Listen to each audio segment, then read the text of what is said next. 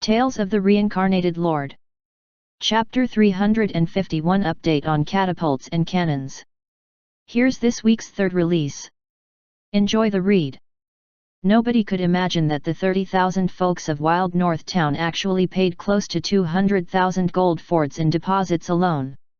Not only would it cover the costs of renovating the whole residential area, it would also be enough for a public square, fountain, park, roads, sewage, and defense facilities, much to Spiel's elation. The costs of manpower and materials would no longer be a burden, as half of the profits filling up the treasuries of the house. If Wild North Town's renovation alone netted them close to 300,000 gold forts, then the 15 towns across Felicitas and Salis would probably enrich the house by another 4.5 million. The one in charge of the town renovation projects, Keaton, however, didn't look too optimistic. After some detailed investigation, he penned a report that stated that the expansion of Wild North Town would increase its area over twofold and encompass the 3 villages surrounding it. The population would also grow from 10,000 to 30,000. He suggested it be named a city instead. The peace the town had experienced over the past decade had allowed its population to grow considerably. Each family had an average of 2 to 3 children and, thanks to the house's initiative for small business and factories in the town, the youths from the villages could easily find jobs there.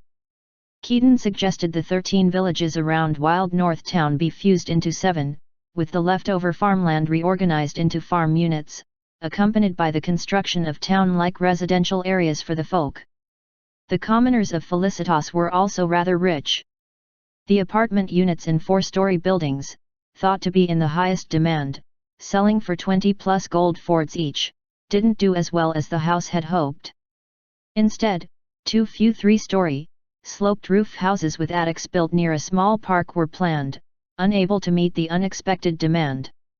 Each of the houses cost at least 60 gold forts and there were 960 planned. 240 would be grouped into a neighborhood, 4 neighborhoods made a borough. The houses were bought out almost immediately. So, Grandmaster Siroba changed his plans and designed 3 other boroughs to satisfy the demand. However, the 4 boroughs combined occupied 2 times the land of the current Wild North Town. Keaton believed the fact that many households in Felicitas had family members who served in the military and the benefits they enjoyed as a result of that, such as the annual income of more than 10 gold forts per house and the decreased taxes, was the main driving factors of their ability to purchase houses. Some households even bought 2 houses for their children to use when they formed their own families. As for the rich commoners that ran successful factories and business, they even purchased all of the units in the wealthy boroughs situated right opposite the commercial district. Lorist adopted Keaton's suggestion but refused to name the town a city. On Grindia, a city represented a settlement that had a population over 50,000 and had complete administrative and public facilities. Wild North Town's continued development would only cause it to have around 30,000 citizens. Lorist didn't think it would grow further. In fact, he felt it might lose some of its inhabitants. The whole of the Northlands would soon become House Norton's dominion, and, as Charade had said, 7 more settlements like Felicitas could still be built. The neighboring area would also be in the house's sphere of influence. Lorist didn't think many refugees would settle down in the Northlands. The Northlands had always had a lot of land compared to citizens, and Lorist didn't think it'd change anytime soon. Having finished his administrative duties, Lorist traveled straight to the eastern part of the Northlands. The new Jaeger Legion was training there. Jusk and Yuri, the commanders-to-be of the Legion, came over to receive him. When Lorist asked about the current combat strength of the Legion, Jusk explained that, so far, only 1 division of 15,000 men stood a fighting chance against Duke Fisibalan's Frontier Legion. The remaining 3 divisions still required a lot of training before they were battle-ready. Jusk and Yuri had already decided they would resume training in the winter so the 2nd Jaeger Division would be ready for deployment in the coming spring. Lorist expressed his satisfaction. Lately, since leaving the Northlands was forbidden, there was no way House Fisibalan could know that Lorist had formed yet another light cavalry legion. It meant that when Tigersore and Firm Rock attacked the Iblia Kingdom the following year and clashed with the Fizibalan forces in Southern and Winston, Jaeger would be able to deal a fatal blow from the rear, catching them off guard and driving them all the way through Wild Husbandry. It would force the Fizibalans to retreat to East Wild to protect the Greater and Lesser Golden Creeks and surrender the initiative to the Nordens. After leaving Jaeger, Lorist went to check on Tigersore and Firm Rock. The two had just returned to the Northlands. During their rampage to the imperial capital, Tigersore played a pivotal part and rushed through one territory after another. Firm Rock, on the other hand, came from the seas to assault Madras. The two's reputations soared almost instantly. The main focus was their relatively low casualty rates. After returning to the Northlands, the two legions rested in preparation to serve as the main force for the next year's campaign. All the household knights were rather excited, apart from Ovides, who seemed rather down. Lorist knew what he was worried about. When Tigersore was on its way back, Lorist ordered 150 of the remaining catapults given to House Kenmays, 120 to House Phelim, and 100 to House Shazan. The remaining 50 were left to Kobo's garrison. All that remained of Thunderbolt Brigade were its members. Not a single catapult returned. He didn't understand why Lorist would just give the catapults away, even if the recipients were their allies. Those were the house's secret weapons. Their campaign across the empire was a testament to the might of the contraptions. The citadels that barred their way were unable to withstand the rocky barrages and fell one after another. Had it not been for the catapults, who knew how many would have had to be sacrificed to occupy the citadels? Lorist patted lightly on Ovides's shoulders. Didn't you notice that your catapult's firing range was getting shorter and shorter? Yes, Your Grace, Ovides nodded. I noticed the catapult's original range of 400 meters decreased to around 300 or so by the time we fought the Royal Defense Legion. I thought it was because of the irregular shapes of the rocks. Lorist shook his head. No, the problem lies with the catapults themselves.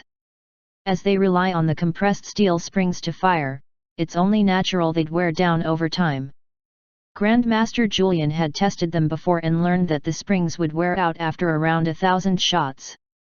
The contortions are hard to spot with the naked eye and can only be noticed under close scrutiny. As a result of the wear, the catapult's ranges are constantly decreasing. Only replacing the springs will remedy the situation. Your Thunderbolt Brigade turned the tables of many battles, and it's no doubt a great achievement on your part. We could have transported the catapults back and switched out the steel springs, but Baron Kimura, in charge of logistics, thinks changing to new ones would save more money. There's no need to be sentimental about the old catapults. Since our three allies have long expressed their interest, leaving the catapults with them and gaining their favor and funds was the best course of action. That's why I followed Baron Kimura's advice. You should go look for the Baron. He's already prepared 500 new catapults for you. During next year's campaign, you'll be deployed defensively most of the time, though. You'll also, once again, leave the catapults behind when you're moved. Will we get replacement catapults then again? Asked Ovides joyfully. No, I will give you an even better weapon.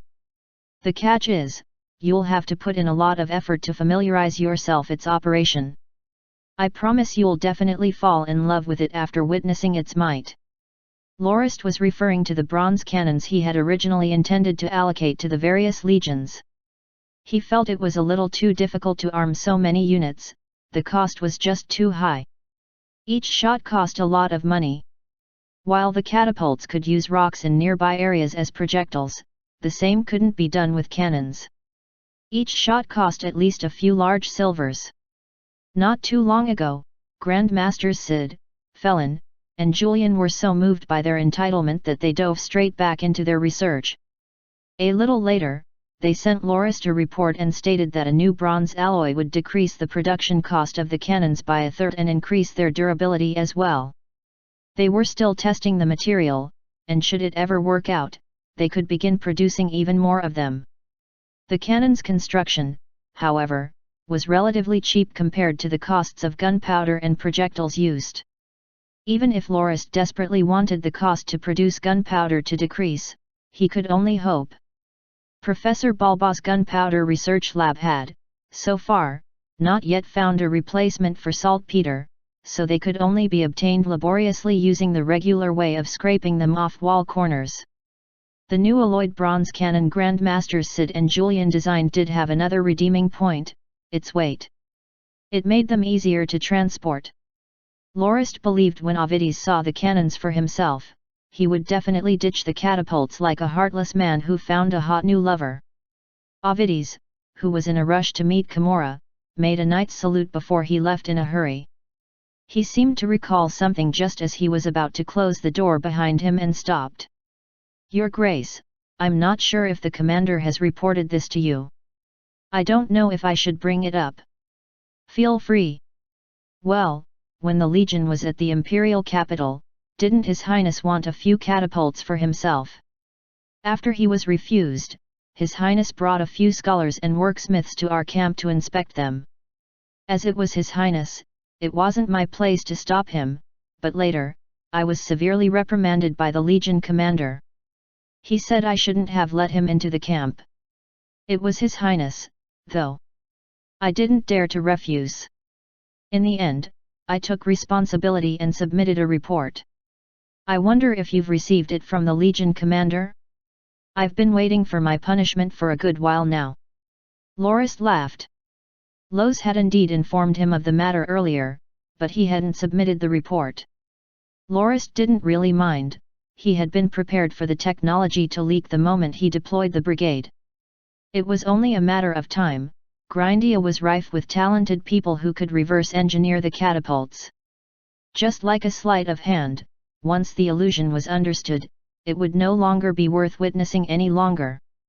While Ovides was a crude man, one who had been a bandit at one point, he was a deserter before that and used to serve as a squad leader in the Chrisan Empire's forces. Naturally, he had an innate fear of the imperial family and really couldn't find it in him to stop the Second Highness. Since his status was far from Loz's, he couldn't afford to not give the Second Highness any face. "I already know. Even if they copy our design, they won't be able to make catapults like ours. They can't fabricate the steel springs we use. They won't be able to replicate them even if they had one in their possession. I forgive you this time, Ovides. But I don't want to hear anything like this again. Don't forget that you're a knight of House Norton. You don't have to care about anybody not your commanding officer, not even a king. Besides, I didn't assign Thunderbolt Brigade to you because of your careful attention to detail, but your courage and work ethic," said Lorist calmly. Ovides's face flushed. He straightened his back and gazed directly at Lorist. "There definitely won't be a next time, Your Grace. I promise," replied he. "Good. Remember it well. Now, go see Baron Camorra." Lorist felt a little annoyed after sending Ovides off. "That bastard was so shameless he even dared to send people to inspect my catapults. Even though he can't exactly make identical ones, the principle behind how they work isn't difficult to understand. It won't take long for counterfeits to start popping up. I guess battles in the future will definitely involve both sides throwing rocks at one another." Just as he sat down to take a sip from his cup of tea, Tarkle rushed over. "Your Grace, something bad just happened. Sir Reedy is being hunted down," reported he. Lorist raised his head ferociously. "What? Wasn't Reedy travelling in the 4 central duchies? I thought he was heading to Moronti next. What happened? Who are his pursuers?" exclaimed he. "Sir Reedy was there when we were setting up our information network, so I asked him to kill a few pests in our way. He was eventually confronted by a messenger from Duke Fizibalin in Handra who accused him of being a spy. In a fit of rage, Sir Reedy killed the man. Now, he's wanted by the 4 central duchies and being pursued as we speak. Sir Reedy killed a good number of their gold-ranked knights, so the 4 central duchies sent 2 rank 1 blade masters after him. Duke Fisibalan also sent Blade Master Xanthai to seek revenge for their messenger. Right now, our informants aren't able to interfere. All we know is that he was last seen near Egret Lake. Blade Master Xanthai. Humph. Lorist spat before he stood up angrily. Prepare my horse. I will find Reedy. Chapter 352 Reedy's Encounters. Fourth release of the week. Darn it, are they no longer bothering to hold back? Thought Lorist hatefully. Reedy was Lorist's first disciple and, in some sense, he was one of the people Lorist trusted the most alongside Howard. Those two held a different place in Lorist's heart than Potter Fang, Charade, Els, and the others. While Reedy was only a 1-star silver rank, he wasn't training in Batla Force. Instead, he was practicing the Dan Ocean Ki refining technique, which Lorist had passed down to him, so he was especially close to Lorist. Naturally, Reedy had no way of knowing that the internal techniques he learned were from Lorist's family in the previous world. He was instead told that they were passed down from the days of the Eastern combat monks. As Lorist's eldest disciple, Reedy had never let him down. In fact, Lorist had expressed more than a couple of times that his disciple was more talented in training than he was, having only taken around 5 years to break through the bottleneck that was the 3rd level of the technique and approaching the 4th. As the Dan Ocean Ki refining technique was an internal technique passed down in Lorist's family of his previous life, it was the only one that non-family related disciples were allowed to learn. It was easy to start and hard to master. The first 2 stages were rather fast on the pickup for most. But only very few actually managed to reach the 3rd level and approach the peak of the bright stage. Breaking through to the 4th level signified one's arrival at the dark stage. As for the 5th, Lorist had heard his grandfather mention that only one disciple had ever managed to reach it, at the end of the Qing dynasty, and became a Grand Master. However, they had lost all contact with him after he joined a resistance movement against foreign invaders. He was never heard from again. Reedy was already near the 4th level and, according to Lorist, was already beyond the abilities of gold-ranked swordsmen. However, he was still a little shy of the level of blade masters. This was Reedy's true talent. Lorist himself had taken more than 10 years to reach the level of blade masters after a dozen years of struggling and his fair share of near-death experiences, but Reedy only used 5 years to catch up. However, breaking through to the 4th level required understanding and insight. At first, Lorist had wanted Reedy to go adventuring on his own to expand his horizons.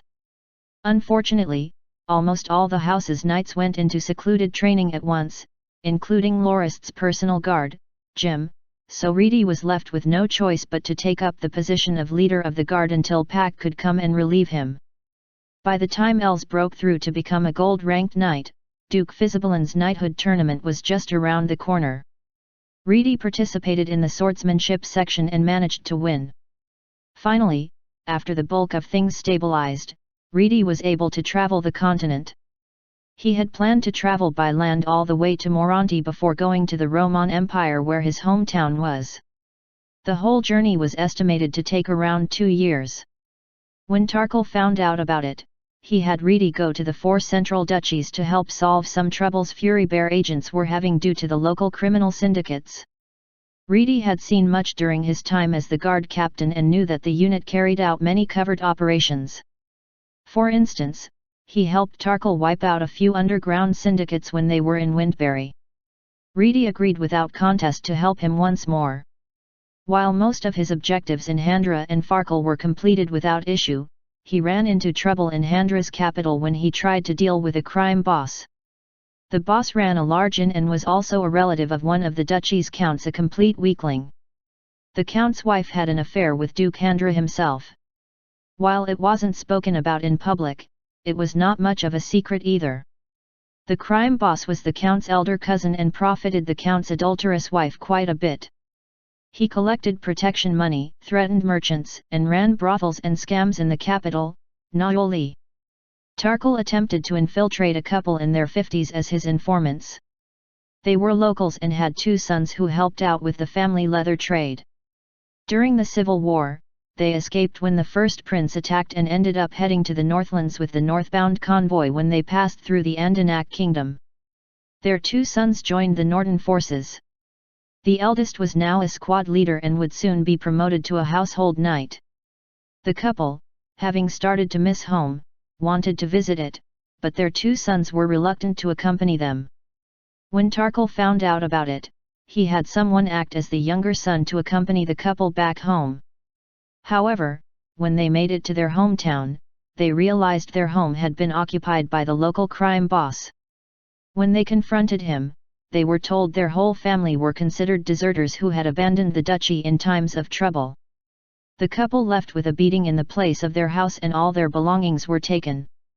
The moment word got back, Tarkal fumed with rage and issued an assassination order on the one responsible. He asked Reedy to uproot the whole syndicate. Thus, Reedy began on his path of bloodshed across the taverns and brothels owned by the crime boss. By the time he was mostly done with the minions, he began to seek out the man himself. Unfortunately, he encountered the noble envoy of Duke Fizibalin who was lodging at the inn belonging to the crime boss. The envoy was a very close nephew of the Duke himself who recognized Reedy as one of the victors from the knighthood tournament and knew he was a member of House Norton. If Reedy had stuck to killing the crime boss and jumping out the inn's window to escape, that would be the end of it. However, due to his constant stream of victories over the last 2 years, Reedy developed a sense of arrogance that prompted him to leave at his own pace after slaughtering the crime boss in broad daylight. He bumped into the envoy. The envoy was stunned and asked why Reedy was there before he assumed he was actually there to spy on him. As he was there to represent House Fizibalin to negotiate a trade deal with the duchy, he was under the impression that his mission was a grave one and jumped to the conclusion that Reedy was, in fact, tailing him. He ordered Reedy's capture without a second thought, accusing him of being a spy in the process. The moment the few nobles and guards following the envoy heard his command, they roared and drew their weapons. In a fit of rage, Reedy killed everyone, which included half of the group the envoy came with. When he saw the envoy attempt to escape, he leaped and drove his sword through him before leaving nonchalantly. The whole duchy was in a state of panic as a result. Having one's envoy killed was no small slight on a noble's reputation. Additionally, the man was the Duke's nephew, not just some disposable noble, so the very least the Handra authorities could do was capture the murderer. Duke Handra raged and sealed the borders before launching an extensive search. At first, the ones sent to confront Reedy were mostly local garrison soldiers. Every time he intended to resupply at a town, he would be entangled by its guards, not that he minded much. However, when one of the gold-ranked knights fell at his sword, the Handra Duchy began to deploy military personnel before ordering all towns and villages to forbid all lone travelers from entering. At the same time, they sent a rank 1 blade master out as well. Reedy's journey began to go south. While garrison soldiers were easy to deal with, he couldn't do much against them if he wasn't even allowed to enter.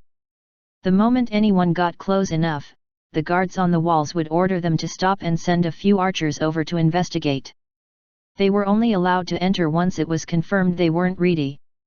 There were a number of times he held a few of the ones sent to investigate hostage, but the guards on the walls still fired their arrows without hesitation.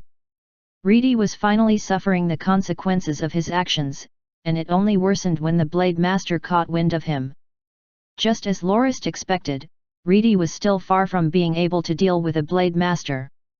Even though he wouldn't be as disadvantaged as a gold-ranked swordsman, he still found it hard to fight on the same level. Fortunately, he was still able to escape when he wanted, so Reedy changed his original route and planned to go through the Shabaj Duchy to reach the province of Mesen, which used to be the Maline Duchy's territory. He would then head to Egret Lake and reach the Andanak kingdom before taking a huge detour to Moranti. What he didn't expect was that the 4 duchies were in it together. Duke Handra's messenger arrived at Shabaj first, and they also began to hunt him. He had only managed to relax for 2 days before he was forced to run for his life again. His anger grew ever worse and more intense, along with it grew his cruelty. When 2 of the Shabaj Duchy's gold-ranked knights were killed, Duke Shabaj also sent out the duchy's blade master and swore to see Ridi's corpse torn to 1,000 pieces. Being the target of 2 blade masters caused Ridi endless trouble. Fortunately, while he wasn't able to handle the blade masters themselves, he was able to defeat their minions easily. The high-up blade masters normally wouldn't act until they got a definitive lead on where Ridi was. This gave him the opportunity to kill off his weaker pursuers before he continued his escape. The small fry became terrified of him, they didn't dare to leave the blade master's sides. Ridi was finally able to take a short breather.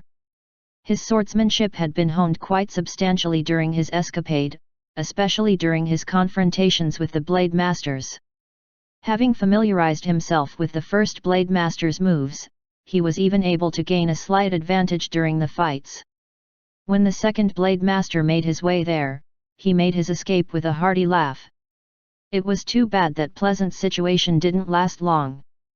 Having not heard anything about the capture of the one that murdered his nephew, Duke Fizzabalin finally decided to send his lover, rank 2 blade master Xanthai, to join the hunt.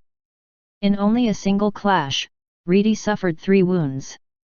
Luckily, he made his escape quickly and jumped into a nearby river, if not, he would not have been able to get away. The last time Ridi was spotted was near Egret Lake. So far, his pursuers were on their way there as well. Even the 4 duchies' combined army, stationed at Center Lake Island, were alerted. Many search parties were deployed to scour the lake. "Map," said Lorist. Howard, who was worried about his senior apprentice brother, had already prepared the map of Egret Lake and laid it out before Lorist.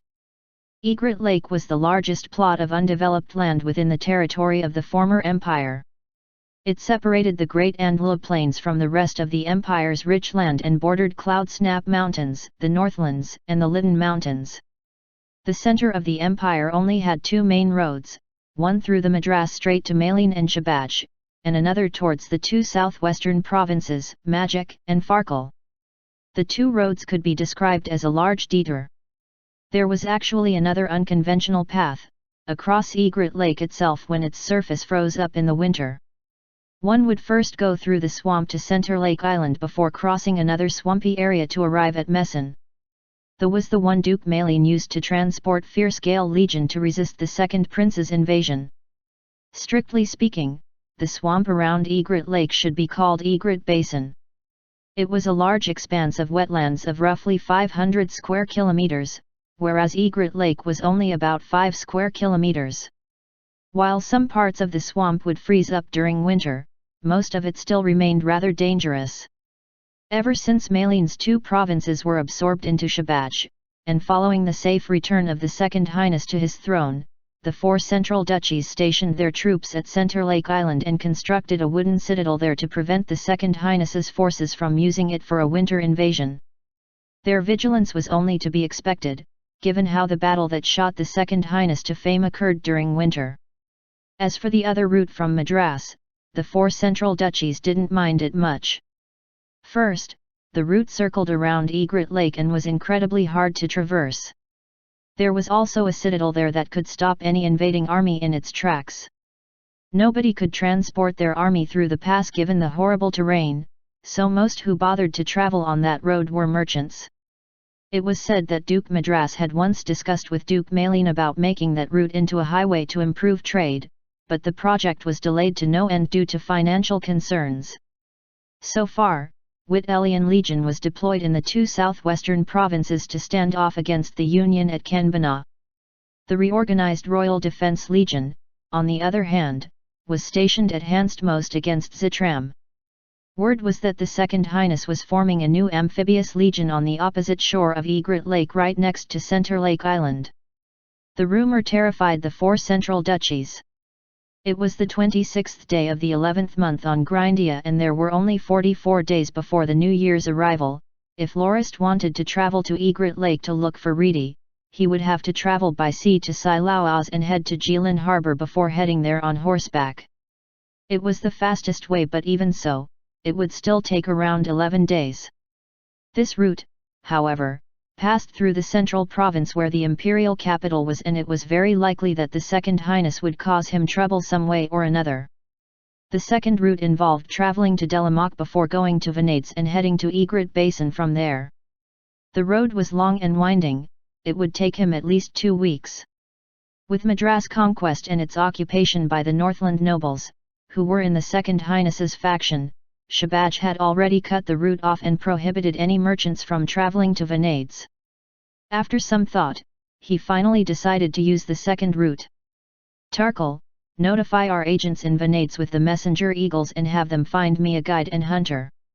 Prepare what I need to search for Reedy. We'll leave tomorrow afternoon. Understood, Your Grace. Chapter 353 Ambush, Pursuit and Assault. Reedy lay flat in the grass, his whole body covered in mud and partially submerged as he paid attention to the barks and footsteps approaching from the distance. I should have been on the run for a month or so by now, right? I can't even remember the date anymore. The weather's getting colder every day, winter must be approaching. Reedy didn't expect his pursuers wouldn't give up even after he had escaped into the swamps of Egret Basin. Not only did they recruit a few experienced hunters from the nearby area, they also mobilized the standing army. Reedy's days were now harder than ever. He was even unable to get any good rest. It didn't take more than 2 hours for the hunting dogs to track him down. He had no choice but to continuously strain his mind and body to their limits to keep himself out of their hands. He finally began to reflect on the arrogance and thoughtlessness he had displayed.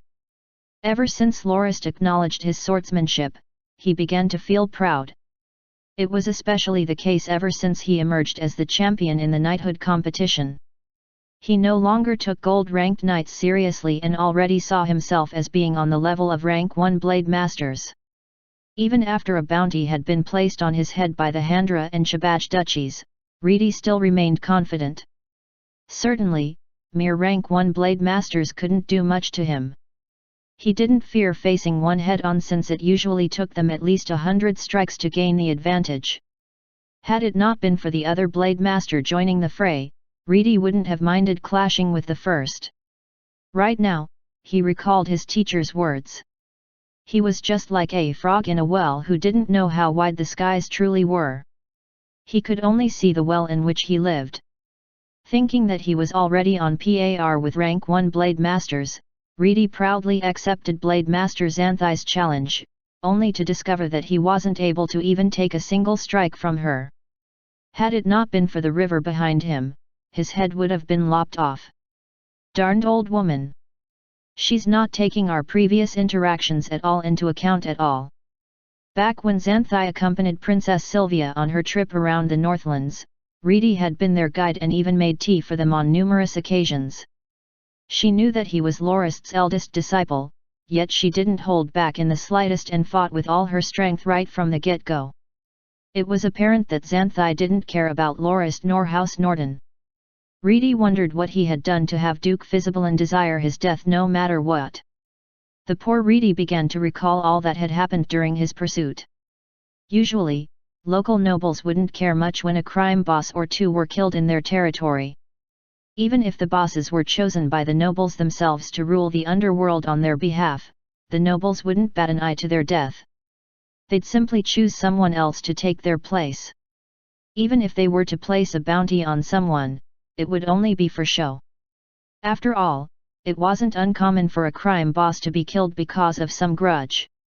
Even if the crime bosses were the noble's relative, the latter usually didn't want to risk the lives of their knights to avenge a mere crime boss. Since it probably wasn't due to the crime bosses he had killed, Reedy reasoned that it had to be the envoy.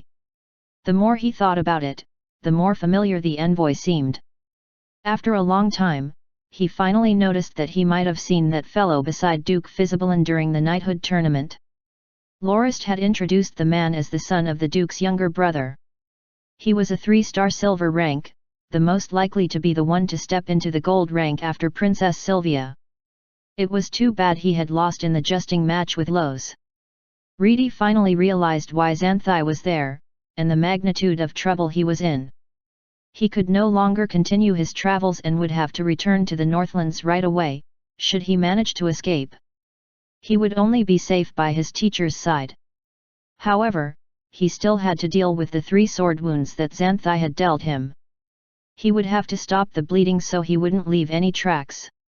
Fortunately, he had trained in the ancient combat technique of the Eastern combat monks, the Dan Ocean Ki refining technique. The method of training was completely unlike Batla Force. Not only did it allow his swordsmanship to grow explosively, he could even suppress gold-ranked knights with his internal energy. The most important feature was that he could use internal energy to temporarily seal off the circulation where he was injured so he wouldn't bleed and leave a trail. After he jumped into the river, everyone thought he would emerge on the other side. However, Reedy chose to remain where he was and slip back onto the shore where he jumped right under their noses. After sewing his wounds shut with the sewing kit he carried with him, he applied some medicine, bandaged them, and turned tail to head to Egret Lake. By the time his pursuers realized he had turned back, Reedy had managed to buy himself a few days' time and even allowed his wounds to recover somewhat. However, there were far too many people on his tail. Even if he were able to reach towns or villages, he wouldn't be able to gain aid there. Only a few days after he entered the swamp, the pursuers brought hunters and hunting dogs to seek him out almost immediately. Currently, Reedy was a rabbit fortunate enough to escape the trap it was caught in. Many of the vital routes to the highlands from the swamp were sealed off, further making it more difficult for Reedy to escape. 3 oily-furred hunting dogs half as tall as a man lowered their noses and began sniffing the grass. Beside the dogs were a dozen soldiers and 2 hunters clad in brown leather. The frontmost 3 soldiers held up half-body shields. 4 pikemen stood behind them. At the tail end of the party were 2 crossbowmen and 3 longbowmen. Each one wore alert expressions and were ready to unleash their attacks at any moment. The 3 hunting dogs gradually approached a spot roughly 3 meters away. When the 2 hunters approached, they relaxed before they turned to the soldiers. "There's no need to be so tense. We can rest for a bit. The one you're looking for is done for," reported one. "How so?" asked the Sodder's leader. "Our hunting dogs only track a human scent as far as this spot.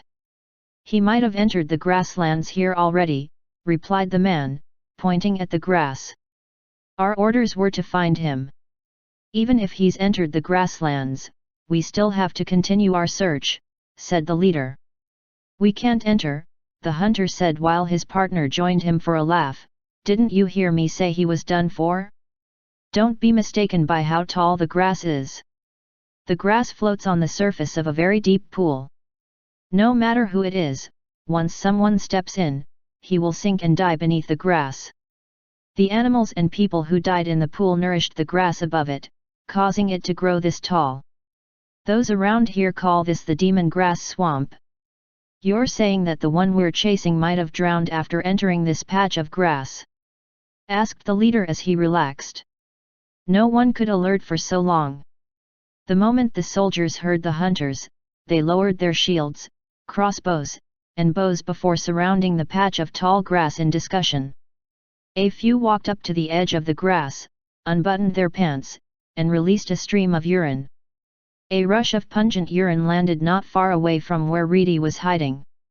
A little even sprinkled on his face, but he didn't move. Ideally, he would convince his pursuers he had died in the swamp. If he was already going to return to the Northlands, he could definitely do without the company of those blade masters. However, as with most dreams crushed by reality, the scenario Reedy imagined didn't come to pass. "Which one of you will make a trip back to report what we've discovered?" he heard the leader ask. "Leader, what should we report?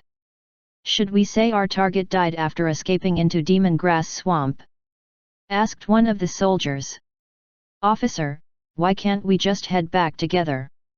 There's no need to make a trip back, is there?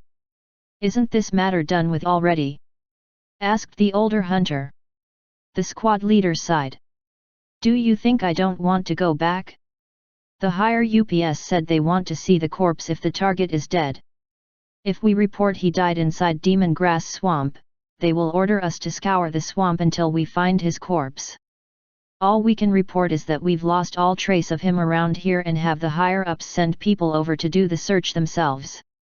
No matter what, we don't dare to tell them our target fell to his death in the swamp," answered he. The younger hunter scratched his face. "Isn't that ridiculous? How could you find the corpse if it's already sunk all the way down there?" "Well, they might bring a torch to set the grass alight before they have us poke around inside with long sticks. Even if the swamp is deep, there's no way he could go very far in. He should still be laying dead somewhere in the shallower parts." Reedy took a deep breath. He launched himself from the mud and dove into the group.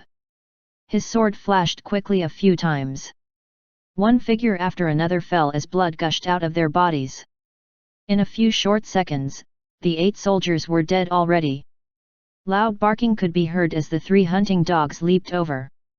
With a sudden turn, Reedy split one's head before he maneuvered his sword to pierce through the head of the second from below. Releasing his sword and doing a roll, Reedy managed to dodge the third. Using his right hand to take a throwing axe one of the dead soldiers carried by his waist, Reedy hacked the final dog's back. With a puff, the dog crashed against the ground, blood leaking out of its mouth as it flailed in an attempt to stand. All that remained were 4 soldiers and 2 hunters. The leader had already got his 3 subordinates to hold up their shields and pikes. When they met Reedy's eyes, the 4 couldn't help but feel despair and panic. As for the 2 hunters, they had already escaped the moment they instructed their hunting dogs to attack. They were already 10 meters away. Reedy laughed lightly before he flicked his leg. A bow and a quiver on the ground by his feet shot up and landed in his arms. The squad leader's gaze tensed up. "Careful, everyone!" yelled he as he tried his best to shrink behind the shields. The whoosh of arrows could be heard 3 times in quick succession. 2 cries of pain rang out from behind the group. The leader turned to look and saw the 2 hunters collapsed on the ground. One had an arrow through his back, the other too. He flushed with embarrassment. He didn't think that being looked down upon by an enemy would be so infuriating.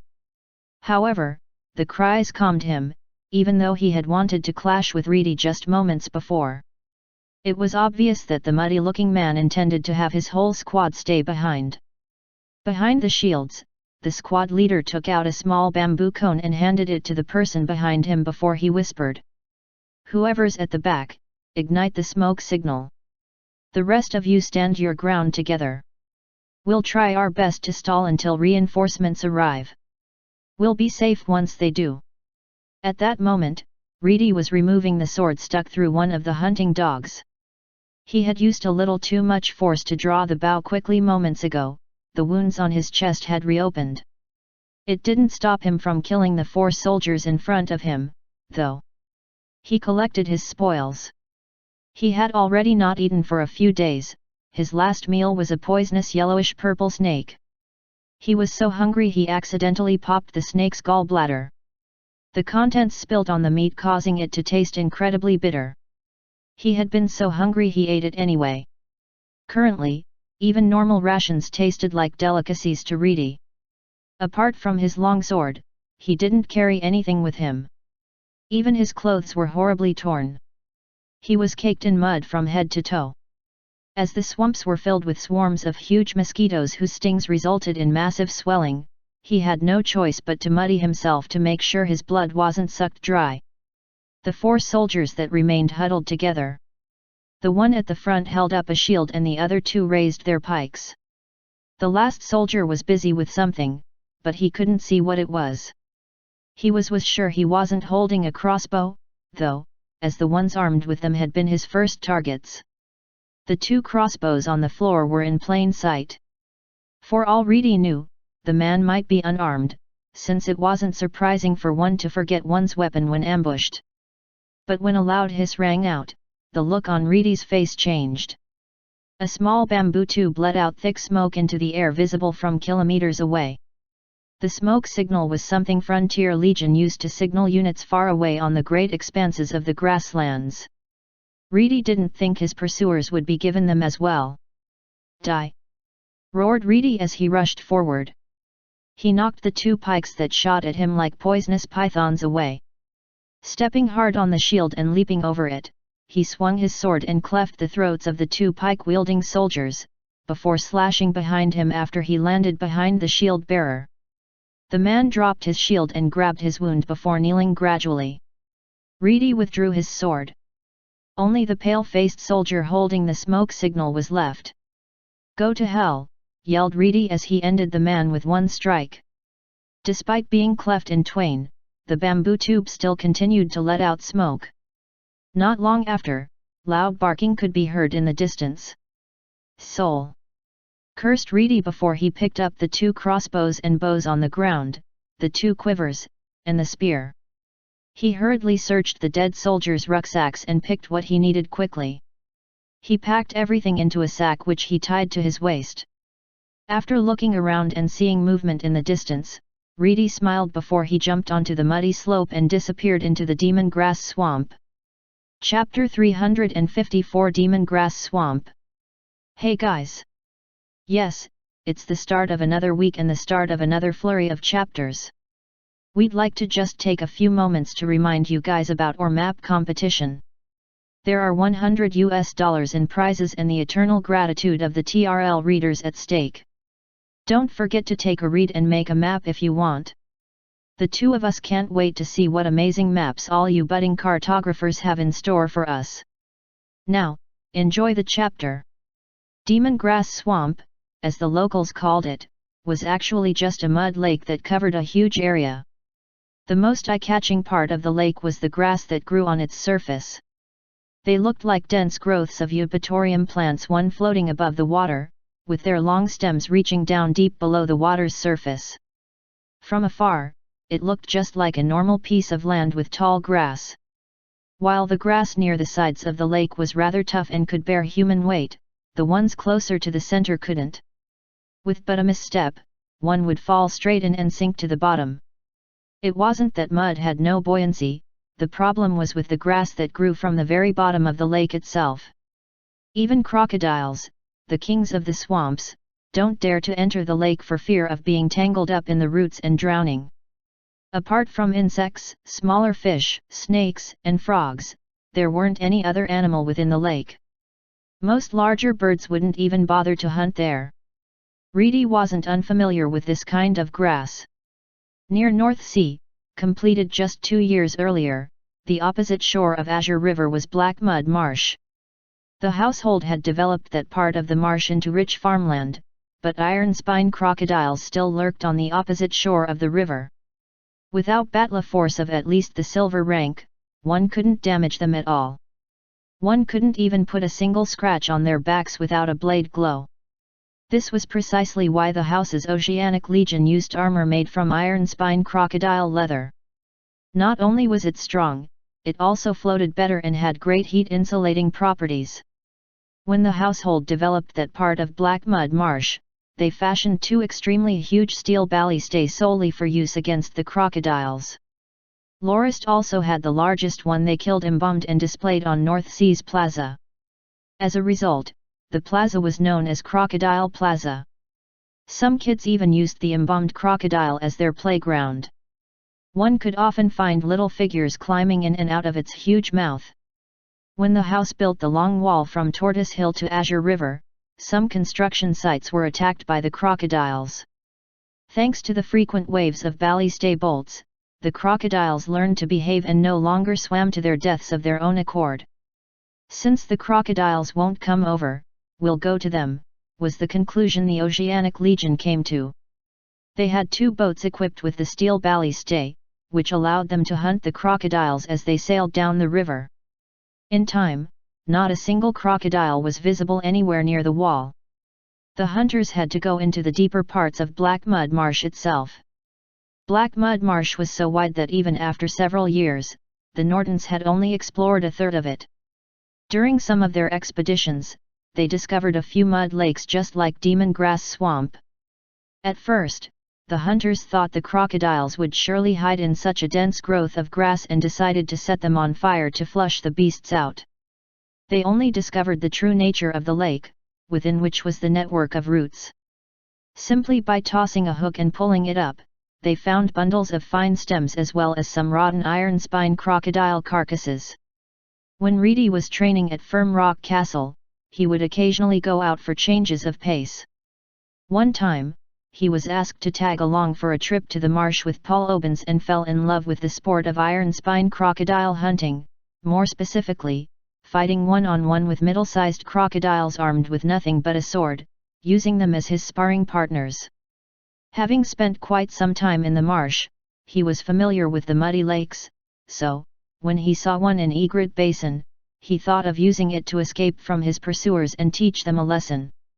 One day, when Reedy had just arrived, he was elated to find such a dense grassland in which he could hide from his pursuers. But after taking 2 steps forward, he noticed something was amiss. Quickly drawing his sword and poking downwards, his blood cooled. "Isn't it all mud below? If I had taken a few more steps forward, I really would have been done for." That night, Reedy cut a few bushes and trees near the lake for wood and used what remained of his torn-up leather armor and some vines to make a rope. He tied the wood together and laid it in the lake. While the mud did have buoyancy and wouldn't cause a living being to sink right away, it was the grass's stems and roots that mainly entangled any living thing that panicked and struggled within. The more one struggled, the faster one would be entangled and drown. Even though Reedy had carefully laid the little wooden raft in the lake, he was nevertheless very cautious when he got aboard. Keeping one's calm was the key when entering the mud lakes. Should one ever make any extreme movements, one's limbs would end up caught between some of the grass stems. First, Reedy gently laid himself on the raft and pulled at the grass in the lake carefully to propel him toward the lake's bank. While doing so was Reedy's only hope of escape, it would have been far safer if he had someone watching over him from the shore. Right now, however, he was alone. He spent the whole night getting ready before he hid amidst the grass not too far away from shore, and he waited for his pursuers to arrive. No matter what, he had to steal some rations. Otherwise, it would be incredibly difficult to survive the cooling weather. The first ones to arrive were the silver-ranked guards of House Visibalin, led by Blade Master Xanthi herself. She had seen Reedy disappear into the curtain of grass as well as the dozen corpses on the ground. "Find him right now." "Yes," replied one of the guards. He took 10 or so others with him and into the grassland. Xanthi didn't think the silver ranks could deal with Reedy in the first place. All she wanted was for them to hold him back and buy her time to make her approach. As long as that quiet attendant of Lorist wasn't allowed to escape, Xanthi was confident she could take care of him. She recalled that Lorist had once personally introduced Reedy as his eldest disciple. She could remember how laughable it had all seemed when she heard that a youngster like Lorist had taken disciples to mimic true masters despite his youth. A few years had already passed since that encounter when House Norton just managed to defeat the Second Prince's army and stormed the Northlands while they were at it. At that time, Xanthi and Sylvia were both trapped in the Duke's mansion at Gildusk. They had even captured Baron Chisenhenard and his gold-ranked knight as hostages to negotiate their release. Unexpectedly, however, Lorist himself barged into the mansion and defeated Sylvia before moving on to beat the Blade Master, forcing her to release their hostages. Despite that, the matter ended without incident after Lorist personally escorted them out of the Northlands. She had always thought of Lorist's victory as a fluke, justifying her loss by believing that she had to hold back and not go too far given she was in enemy territory. It didn't help that she still had some energy left even after she was defeated, while Lorist fainted right away. To this day, Blade Master Xanthi didn't think Lorist was truly her match. As they traveled back to Eastwild, she learned that Sylvia got along with the new leader rather well. Xanthi took the opportunity to find out about the origins of Lorist's sword style through Sylvia. The Count trained in the ancient combat arts of the now extinct Eastern martial monks of legend. It was no wonder his style was so drastically different. It didn't mean Xanthi considered Lorist's skill seriously by any means.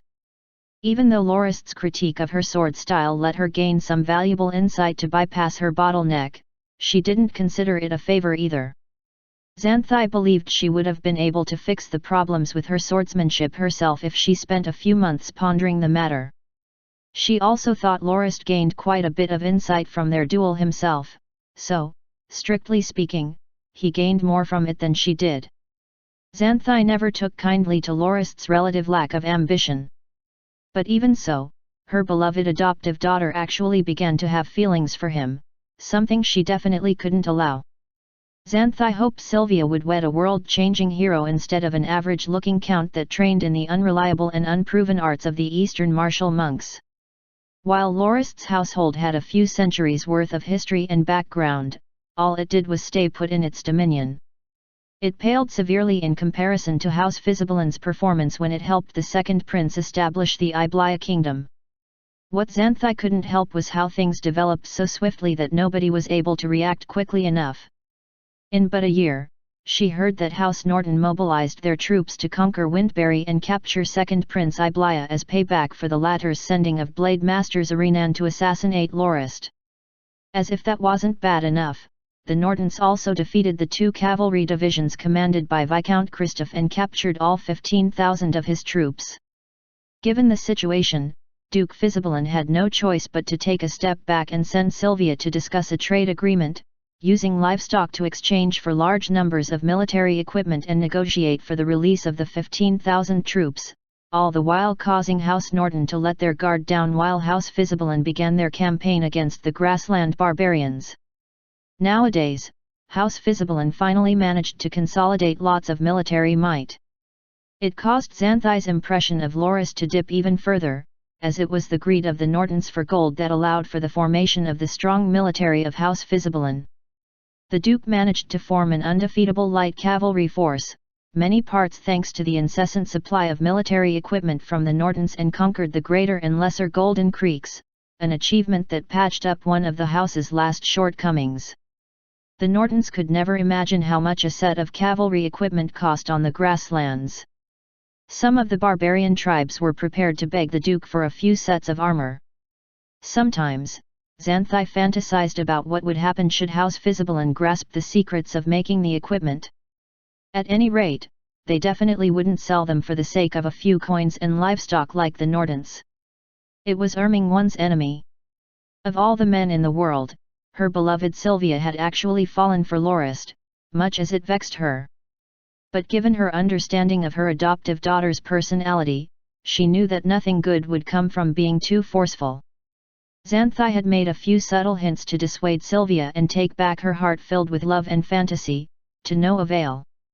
In the end, she had no choice but to force Sylvia to enter secluded training for a few years until she broke through to the 2-star gold rank. Perhaps the passage of time will let her understand the love-struck state she was in is but an illusion, Xanthai had thought at the time. The last thing she expected was that 4 years of seclusion actually intensified her yearning for Lorist, to the point that she went all the way to the Northlands herself just to invite Lorist to participate in the knighthood tournament. Xanthai's plan had backfired completely. Fortunately for Xanthai, the Duke almost flipped out completely against Lorist during the tournament and didn't agree to House Norton's request for the princess's hand in marriage. But back then, Sylvia actually didn't participate in the tournament because of the death of her short-lived, noble-blooded younger brother. Instead, she travelled to the Northlands once more to take her mind off the matters, with Xanthai by her side, of course, so as to not give Lorist any opportunities to take advantage of the princess.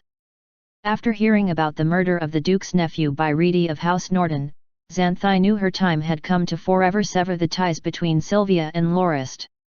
She joined the hunt for Reedy with fervour.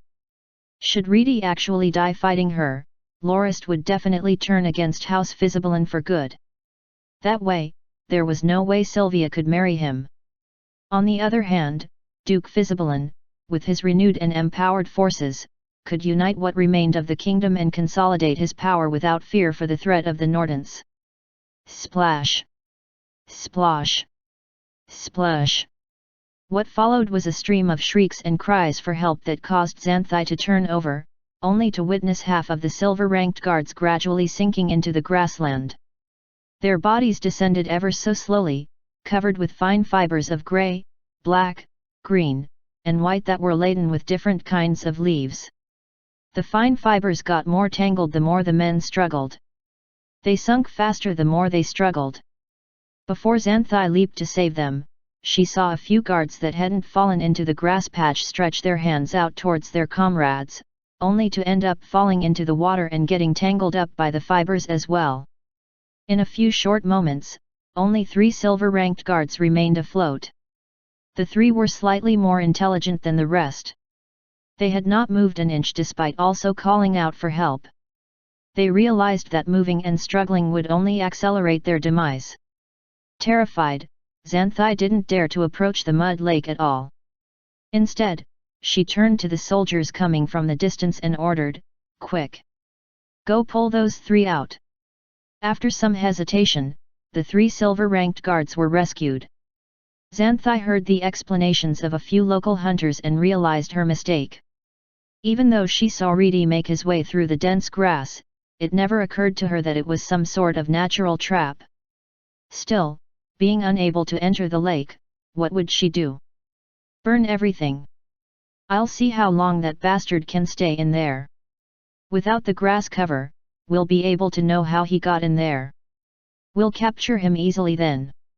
Barked Xanthai as she grit her teeth in anger. But, Madam Blade Master, Demon Grass Swamp is far too big. We'll have to bring lots of fuel. Otherwise, the moist grass won't catch fire, said one squad leader. Get the fuel then. Go, now. As for the others, set up a perimeter around the swamp. Don't let that bastard escape.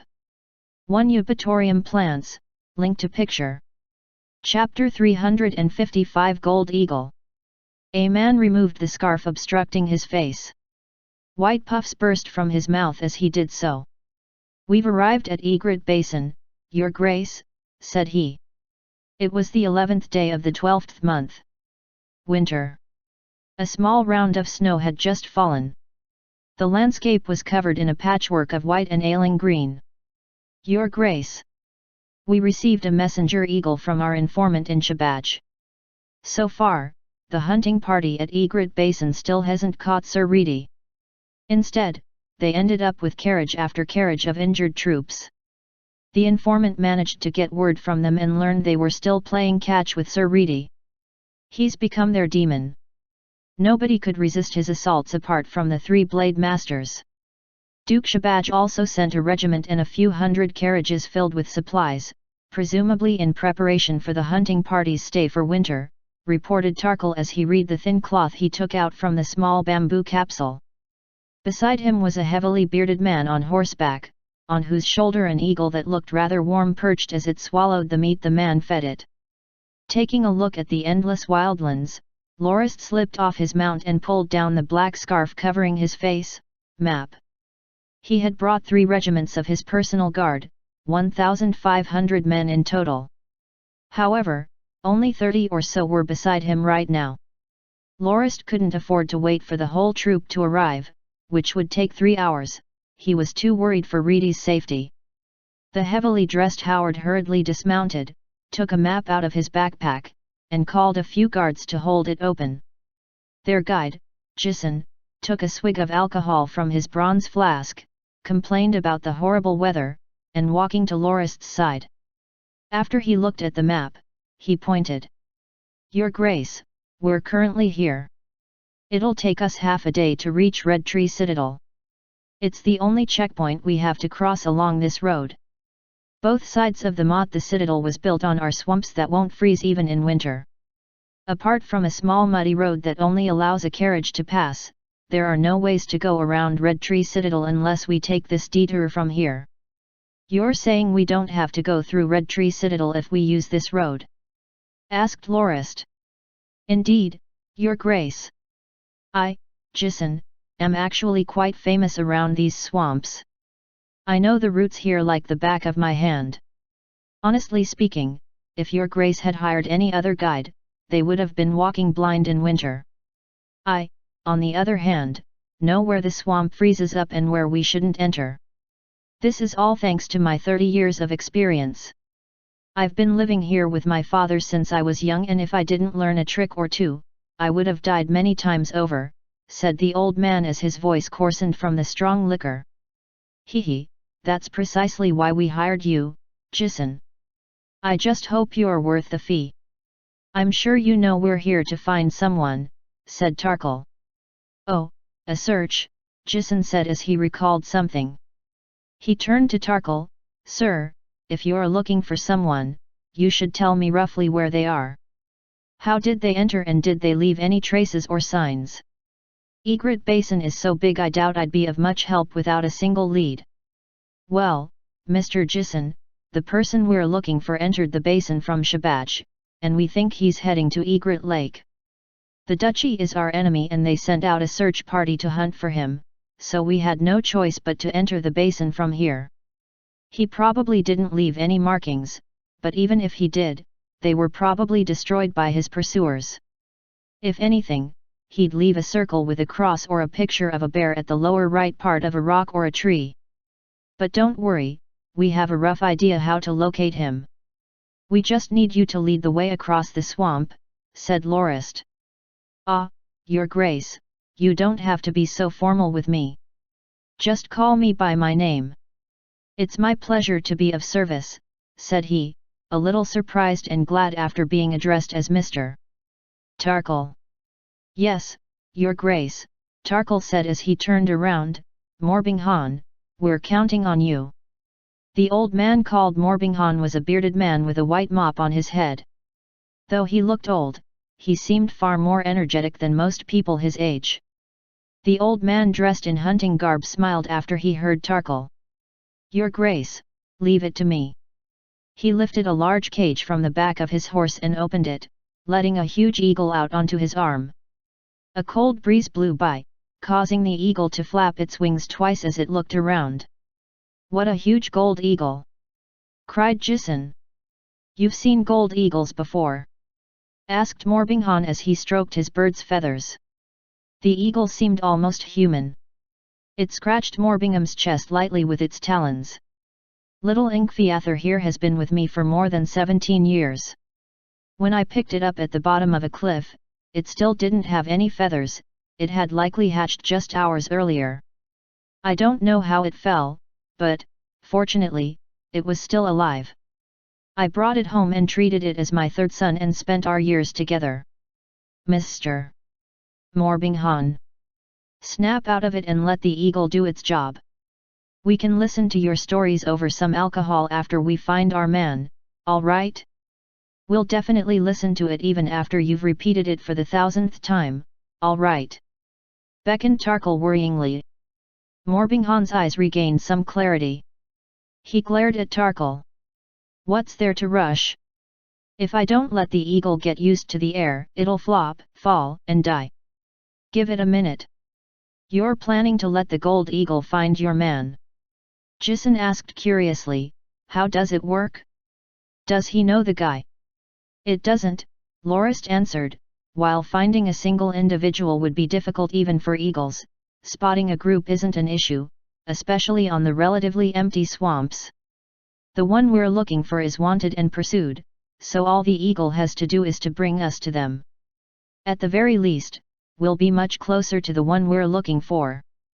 Oh, Morbinghan, look for a campsite or something with your eagle. They should have set up something similar in this weather. I will have Inkfiather search in the lake's direction. Don't worry, we'll definitely find Sir Reedy, replied Morbinghan respectfully. Morbinghan was a special advisor to Fury Bear. He used his years of experience to train messenger eagles.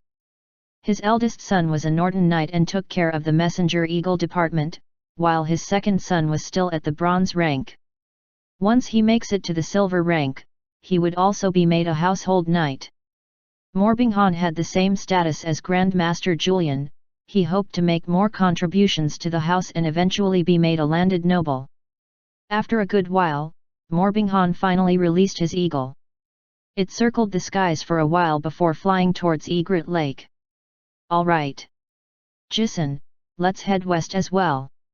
I count on you to tell me where I should and shouldn't go, said Lorist after his eyes returned to the earth. This. Your Grace, we'll have to leave our horses here and travel on foot, Jisun said after some hesitation. Some parts of the swamp can't be traversed on horseback. While bringing them along would be fine, we can't ride them. If one of us accidentally rides into a mud pit, we'll be submerged before we could even cry for help. No worries. You're the guide. I leave the final word to you, Lorist said with a smile. Els, have 2 people stay here and watch the horses. They are to wait for the rest. The rest of you, make sure to bring enough necessities and a few work horses along. We leave first. Order Park and Shus to set up camp here and prepare to send reinforcements. Understood, Your Grace, replied Els. Reedy found himself completely cornered. When he disappeared in Demon Grass Swamp a week ago, he managed to get 2 days rest and recover some energy with the rations he'd looted. His wounds had also sealed and the situation seemed okay. He hadn't expected Xanthai to actually set fire to the swamp.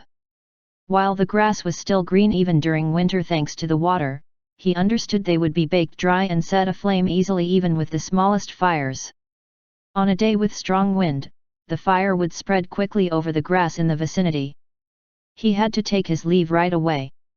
If Demon Grass Swamp was said to resemble a rhombus, his little wooden raft would be a third of the distance to the center. He still had some time to row it to shore. Fortunately for him, the water-filled grass let out lots of pungent smoke, which he could use to his advantage and escape out of sight and prevent the hunting dogs from catching his scent. However, the wind was a little too strong and made the fire to burn wildly.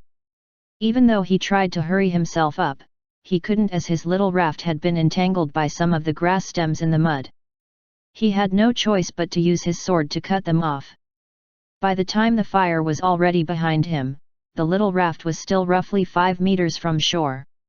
In front of him was a thick wall of grass that prevented his raft from advancing. He held the oar he used to row the boat and tied it up tightly with a pike. Seeing its roughly 3-meter length, he used all his energy to plunge the long contraption into the grass, leaving only a few inches of it above the muddy waters. He clutched his long sword, took a deep breath, and leaped. His right foot landed accurately on the exposed part of the oar-pike stick. The stick slipped slightly and he fell. But right before his foot touched the water, he had already gained enough of a footing to propel himself once more. With a loud splash, he landed in a puddle of mud just beside the shore. His upper body was on the shore while both his legs laid on a thick bunch of grass stems. While he could use it as a footing, he didn't dare to stand up. The direction the wind was blowing made the smoke travel towards the shore. It was nearly impossible to breathe standing up. With his pursuers waiting for him along the shore nowhere to be seen, he cut off the grass that tangled his legs and crawled forward, trying his best to breathe in as little smoke as possible. Demon Grass Swamp burned for a whole day before the lake's surface could be seen once more. Reedy managed to escape the encirclement thanks to the darkness of night and made his way to Egret Lake as stealthily as possible. As his pursuers didn't know for sure whether he had hidden within Demon Grass Swamp, he had an extra night to escape. The next day, however, the small raft was discovered half sunken near the shore, allowing his pursuers to determine where he was heading. He had already predicted his pursuers would notice the traces he left. As he wasn't too familiar with the swampy terrain, he didn't manage to make it far in the night. He had to circle around quite a number of swampy areas without gaining much distance, so his pursuers were back on his tail just 3 short hours later. Even so, they were still separated by a large swamp. He gave his pursuers the middle finger, an insulting gesture he learned from Lorist, and relaxed when he saw Blade Master Xanthai not giving chase. His pursuers were unable to find a method to cross the swamp. The night before, Reedy had somehow managed to cross it by following the tree roots on the ground. Since they weren't too far apart, the pursuing soldiers fired volleys of arrows at him, causing the latter to miss the bough he left at the raft. Right now, he had no ability to retaliate. After cursing a few more times, he resumed his escape. He ran out of rations 2 days later. Had it not been for the trail the water rats left on the snow, he wouldn't have been able to locate their nest. He feasted on them to fill his stomach and had a good night's rest. He would have already collapsed from exhaustion otherwise. Not a lot of snow fell during the night, however. When the sun rose on the next day, his pursuers and their hunting dogs quickly caught his trail, forcing him to go on the run once more. When he finally arrived at a place near Egret Lake, he despaired when he saw a large troop of soldiers with a dozen knights waiting for him. Sandwiched between two groups of enemies, Reedy laughed bitterly and drew his sword. As his teacher once said, "Kill one, make up for the loss, kill two, profit by one." It was time to see how much profit he could make with his life. Chapter 356 Second Highness, The Path Seeker. Here's the third release of the week. I hope you enjoy it. Seeing the knights in front approach, Reedy suddenly thought of something. Where did his pursuers get their mounts?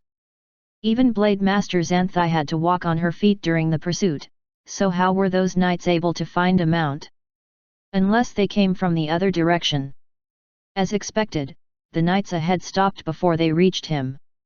"Who are you and the others over there?" asked the knight. Reedy squinted and realized the knights were bearing the tricolored griffin insignia of the imperial family.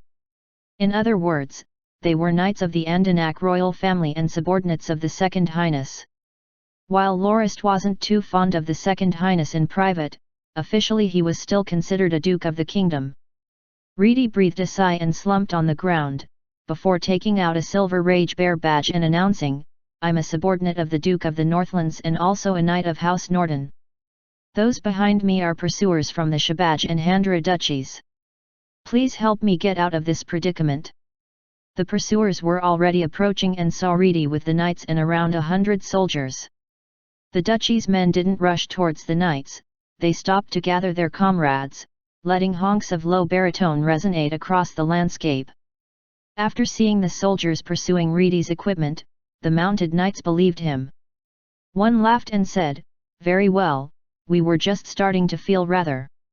I didn't think the duchy would actually serve themselves on a platter like this. Brother, you did well. Let us handle them for you." With a loud cry and a crack of the whip, the knight launched forward. His companions also joined the fray without fear. And so, the 6 knights stormed the snow-covered lands, leaving a trail of trodden snow in their wake. "Hey! Come back, the enemy's main force isn't here yet. There are 3 blade masters behind them!" cried Reedy to the best of his ability.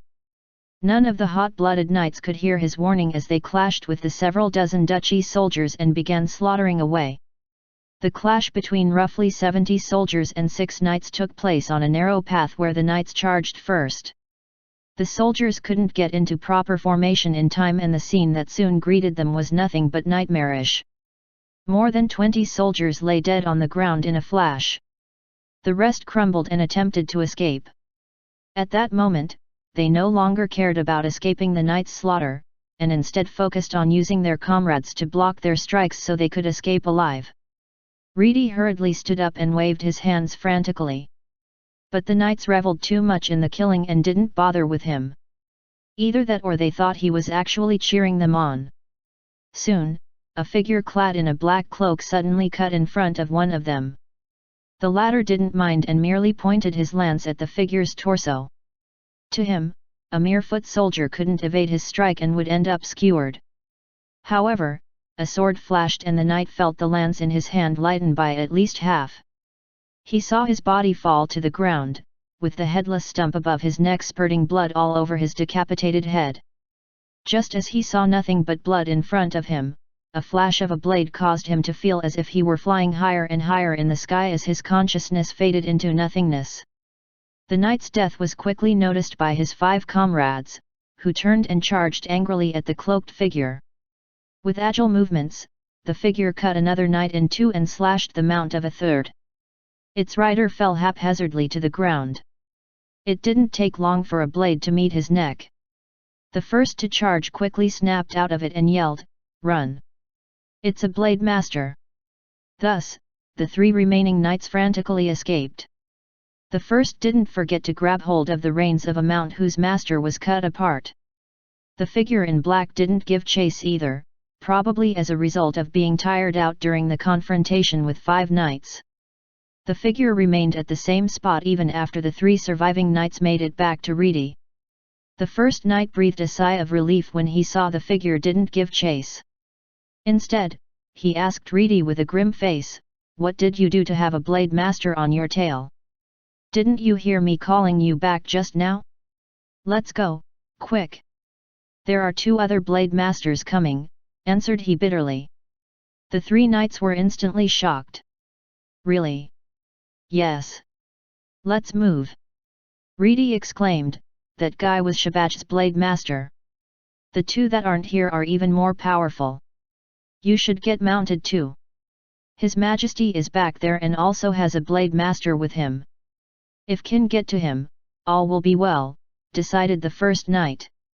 It went without saying that the soldiers who accompanied the knights on their scouting mission would have to turn tail right away after making it there, for the sake of their own lives no less. "I need some food," said Reedy as he mounted the free horse.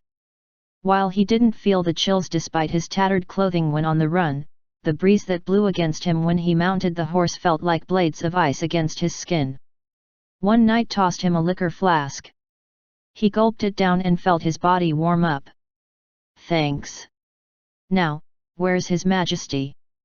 "He's just ahead. We'll see him in about 30 minutes. We set up camp on a mound nearby," replied the knight. "How many blade masters does His Majesty have with him? What are their ranks?" "1 rank 1 blade master, Manst. But we have 2 gold-ranked knights and a regiment of roughly 1,000 men." "No way. His Majesty will also have to move soon as well. I don't think those forces can hold back the pursuers," said Reedy sincerely. "Brother, I'm really curious, what did you do to make them send 3 blade masters after you?" "Heavens, even the Empire's most wanted criminals didn't get this kind of treatment," the knight said. "Whatever, don't say if you don't feel like it. I doubt I'd like to hear you brag. It's better if you tell His Majesty yourself. I bet he would be interested. As for whether we'll retreat or not, that's up to His Majesty. Why did you guys come here in winter? You mentioned you were surveying." Reedy remembered the complaints uttered by the knights earlier and understood the Second Highness was there to find a route he could use to go around the Center Lake Island citadel. Perhaps, he was trying to launch a surprise attack on the 4 central duchies. It was no wonder the knights didn't really mind they were being chased by 3 blade masters. They knew since Reedy was able to escape and encounter them, he would surely be more familiar with the route through Egret Basin. If they brought him to the Second Highness, it would save them the trouble of surveying the route. It was too bad even Reedy himself didn't know how he had gotten through Egret Basin. It was almost a miracle he managed to make it this far. He was at his wits' end and couldn't be bothered to memorize the route. He had only survived thanks to his amazing ability to adapt. He took quite a few risks to travel around by swinging from tree to tree through the swamplands. This was the sole reason he could maintain a good distance between him and his pursuers. As expected, the Second Highness was quick to recognize Reedy when he arrived at the campsite. "Aren't you Reedy, Lorist's eldest disciple? Why do you look so haggard?" Reedy didn't bother with too many formalities and made a simple knight's salute. "Your Majesty, I require a bath and fresh clothes as well as a meal before I can tell you my story." After a bath, Reedy was brought to the Second Highness's tent. The monarch pointed to the table filled with food. "You can eat as you tell me about it. My knights told me you had 3 blade masters chasing you. I'm really curious what caused all this." Reedy wolfed down a piece of roast meat and took a huge gulp of wine before he spoke. "I was traveling in the 4 central duchies and bumped into Duke Fisibelin's envoy sent to forge an alliance between the 2 powers. I killed him, but he turned out to be the Duke's nephew. They've been hunting me down ever since. I think it's been 2 months now." 2 months? The Second Highness exclaimed, shocked. "That can't be. If this were true, my informants should have noticed and notified me by now. I haven't a single word, not a whisper." Reedy continued to stuff food down his throat. I'm telling the truth, Your Majesty. While Handra and Shabaj might attempt to hide the incident, I'm sure you can ask your informants whether they saw a wanted notice issued 2 months ago. I should be the one on the notice. All right. So you killed an envoy and they don't intend to let you off. Since they've been chasing you for so long, I doubt they'd stop until they bring your head to Fizibalan. Don't worry, you're safe now that you've made it here. The Handras and Shabaj Duchy's blade masters aren't a concern, the Second Highness said casually. I'm really curious how you managed to cross Egret Basin. I hope you can tell me. Reedy shook his head. My apologies, Your Majesty, I'm afraid it won't be of much use. There's no way a group of soldiers can be led through the basin. I spent a whole month running from Handra to Shabaj before I entered Egret Basin. It took me another 20 days to make it here. I'm not familiar with the terrain, I just kept heading in the general direction of Egret Lake as best I could and circled around the swamps I came across. I've never considered actually crossing the swamps, and half the time I managed to find a route was thanks to luck. The 3 blade masters and their soldier had to rely on hunters that live nearby, many of whom brought hunting dogs with them. That's why they were able to track me for so long. They are all traveling on foot. Egret Basin can't be crossed with cavalry. Sending only infantry to attack the duchies isn't only risky, it's suicide. Reedy wasn't wrong. The 4 central duchies were not like Frederica at all. With Frederica, one could reach the city in just a night after crossing Cloud Snap Mountains. But Egret Basin, even if the Second Highness brought tens of thousands of foot soldiers across, there was no city or town he could attack quickly. In fact, he'd be exposing his position and allowing the duchy's cavalry forces to wipe him out. Tens of thousands of infantrymen would still fall to the charge of mounted cavalry. What if we wait for winter to set in? Perhaps the swamps will freeze and we can take carriages with supplies as well? Asked the Second Highness stubbornly. Reedy smiled bitterly. I doubt I'm qualified to answer this question. All I can suggest is that you seek out the hunters that live in the swamps and ask their advice. Well, that, said the Second Highness hesitantly. There wasn't anybody living in the part of Egret Basin near the kingdom. The Second Highness couldn't consult anyone even if he wanted to. That was why he sent his subordinates out to scout in the first place. Oh, didn't you say the duchy's soldiers you found natives living in the vicinity with hunting dogs? I just have to capture one and ask them, right? Said the Second Highness after he thought up his magnificent idea. Your Majesty, Reedy sighed, I think it's best you worry about your safety first and retreat. While the blade masters of Shabaj and Handra aren't much, I can easily take more than 100 strikes from either of them one-on-one. Duke Fizibalan sent his lover, Blade Master Xanthai. That old hag's moves are rather odd. Even though she was already a rank 2 blade master a few years back, I couldn't even take one of her strikes during our last encounter. Your Majesty's the leader of a kingdom and bears a heavy responsibility. Since you only brought 1,000 men to scout the swamp, I worry the old hag will target you when she finds out.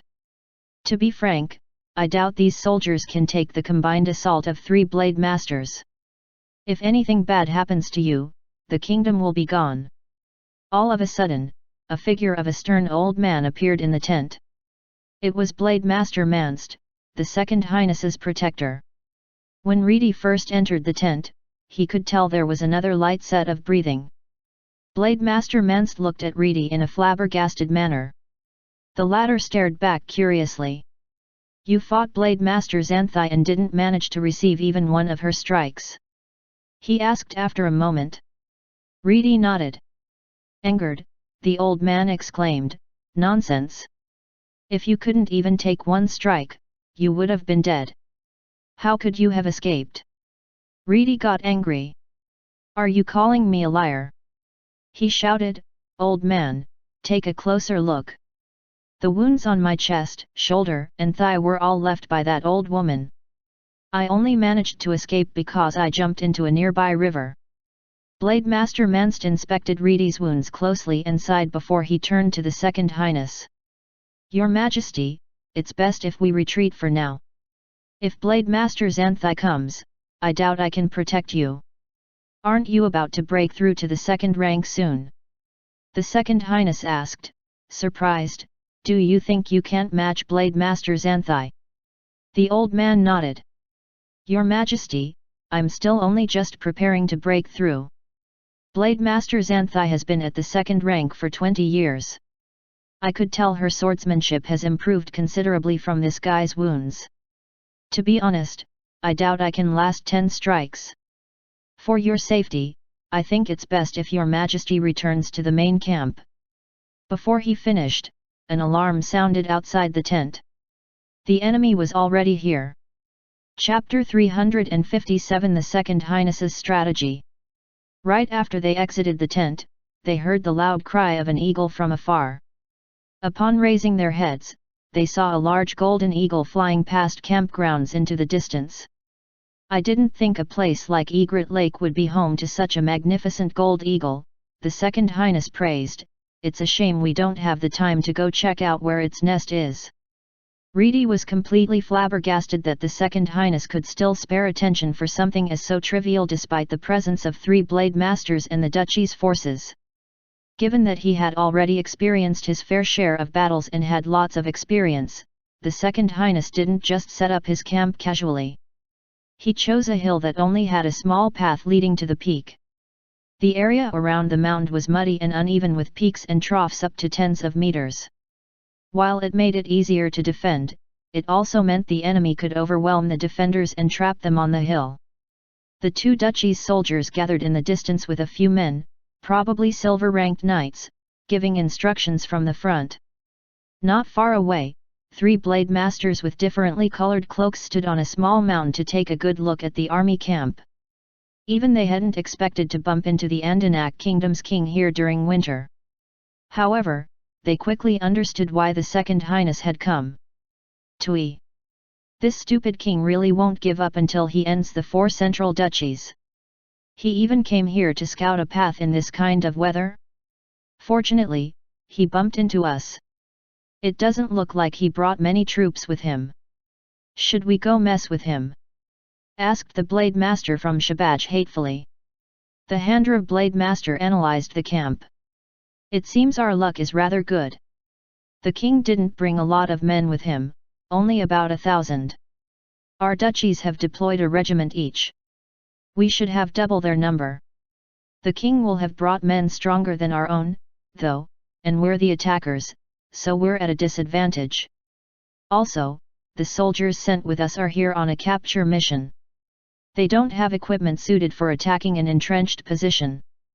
If we insist on taking the hill, we'll have to suffer lots of casualties. There should be a Blade Master by the king's side at all times. If that cursed Norton boy joins hands with the Blade Master, it'll be enough to deal with the 2 of us. The only advantage we have is Blade Master Xanthai and House Visible silver-ranked guards. If she's willing to step in, I believe the king will definitely regret leaving his main force behind. The Handra Blade Master seemed far more clear-headed than the other. He understood Xanthai was the one in charge in the end, so he didn't bother to think up any plans. Neither he nor the Shabaj Blade Master could take 100 of Xanthai's strikes even while working together.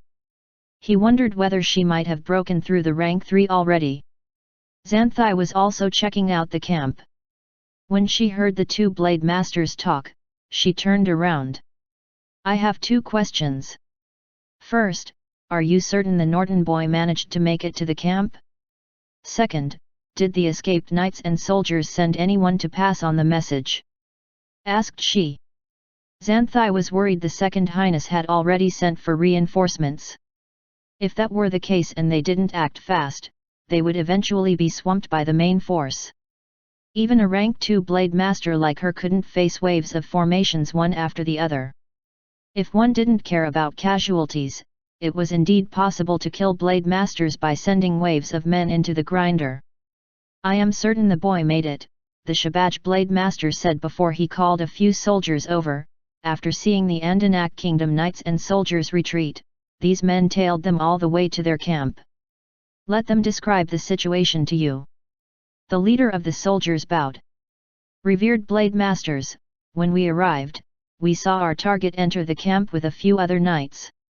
The rest of their soldiers soon entered the camp and the gates were closed.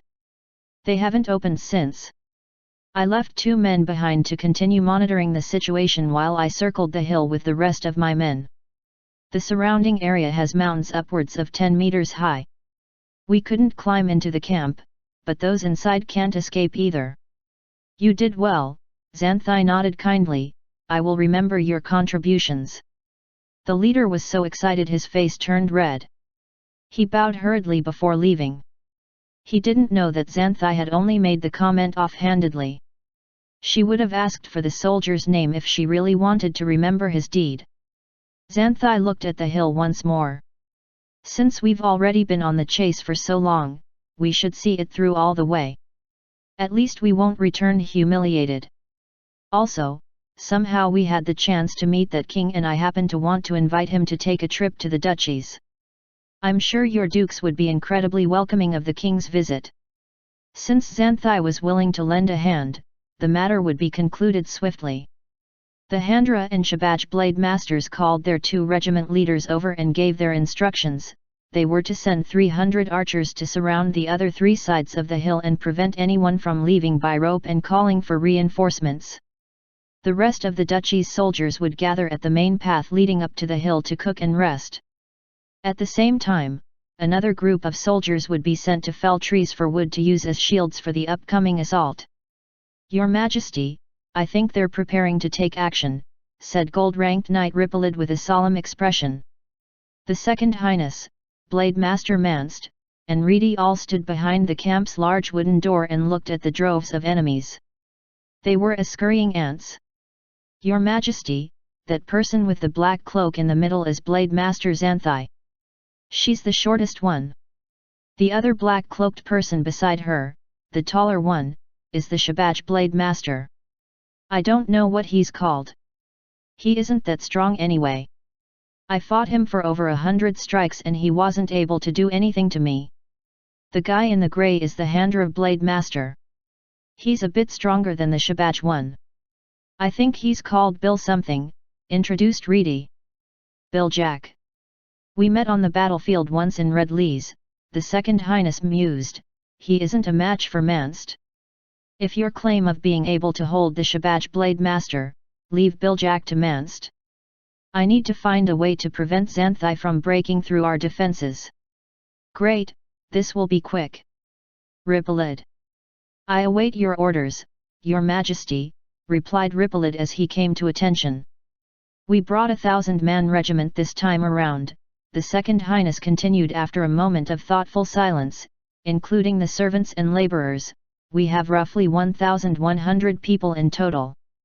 There's also the 3 gold-ranked knights, you, Malva, and I. Fortunately, we have 500 longbowmen, 200 shield-bearers, and 300 pikemen. It's enough to force a blade master of the 3rd rank back. Rippled, split the longbowmen into 5 groups and take up the pentagon formation by the entrance. Next, match the shield-bearers and pikemen into groups of 10. They will be in charge of holding Xanthai's assault back and limiting the battle space to force her into range of our longbowmen. As for you, Malva and I, we will each take 5 silver-ranked knights. Once Xanthai evades the arrow volleys, we'll charge in to force her back into the longbowmen's range. 0 Understood. Yes, Your Majesty. I will start preparing now, replied Rippled as he left in a hurry. Reedy looked at the knight's back curiously. Your Majesty, will you be able to deal with a rank 2 blade master like this? Of course, the Second Highness laughed.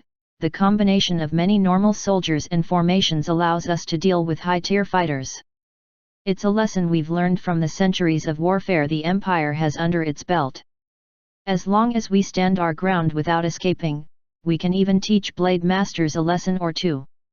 Don't the Norton forces have a similar formation? Well. Reedy scratched his head embarrassedly. Your Majesty, our forces have never run into situations like these before. We haven't had to do anything about it.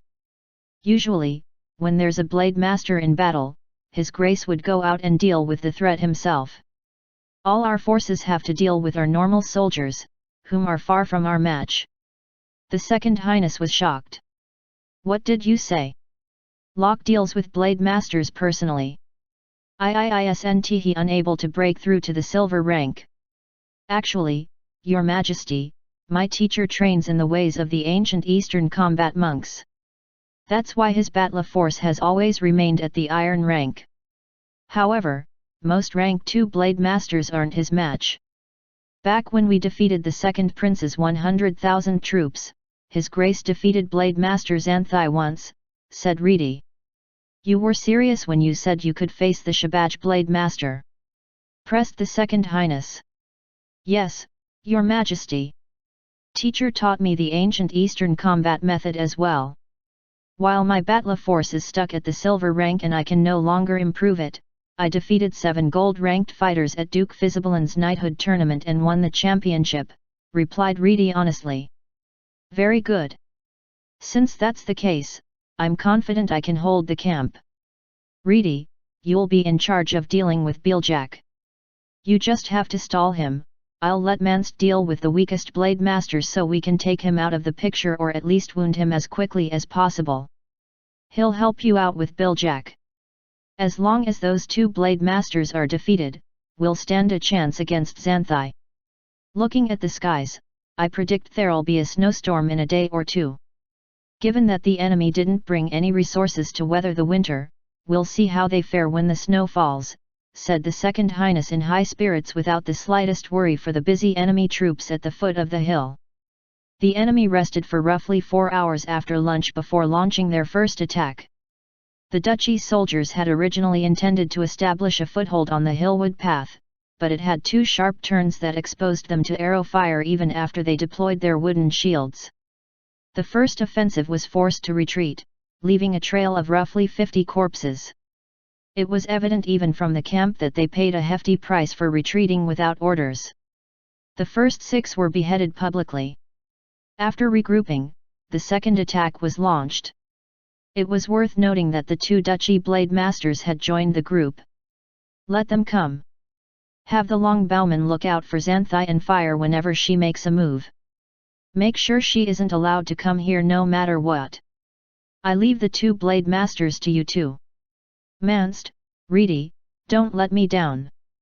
As for the other small fry, I hope you'll deal with them, Rippled.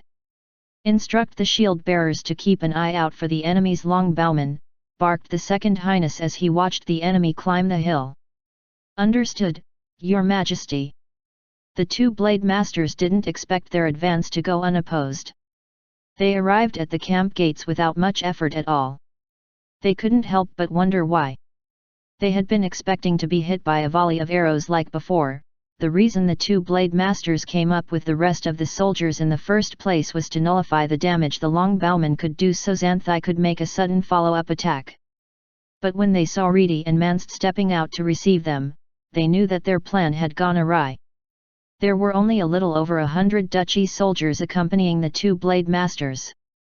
Thanks to the wooden shields were already deployed, there were only 10 or so shield bearers and longbowmen among their ranks, alongside 20 or so pikemen with the rest empty-handed.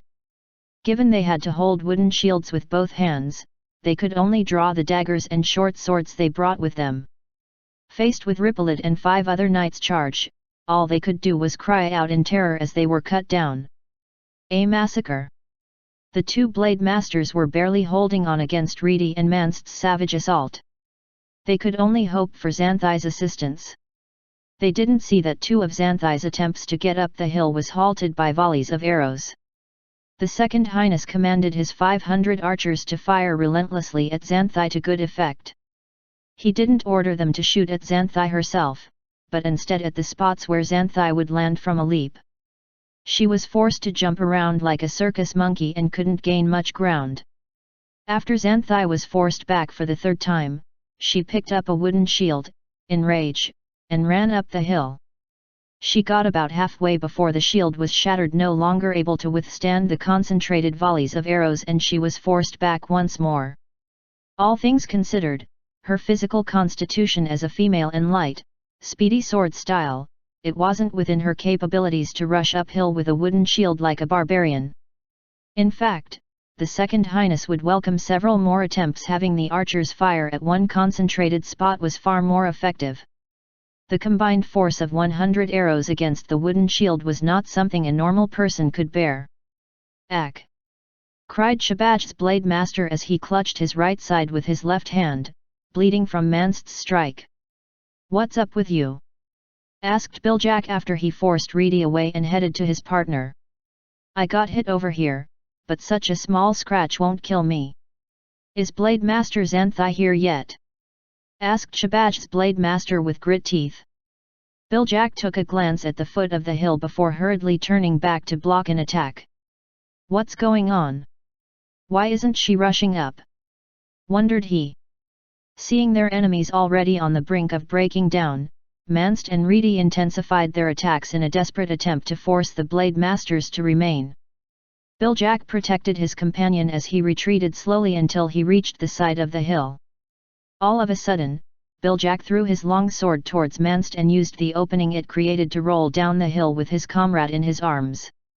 Reedy leaped down and struck out with his sword. He managed to land a cut on Biljak's left thigh. "Ugh!" cried the two blade masters as they rolled down the hill before the duchy's soldiers dragged them to safety. "What a shame! I didn't think those two would actually use such a method to escape.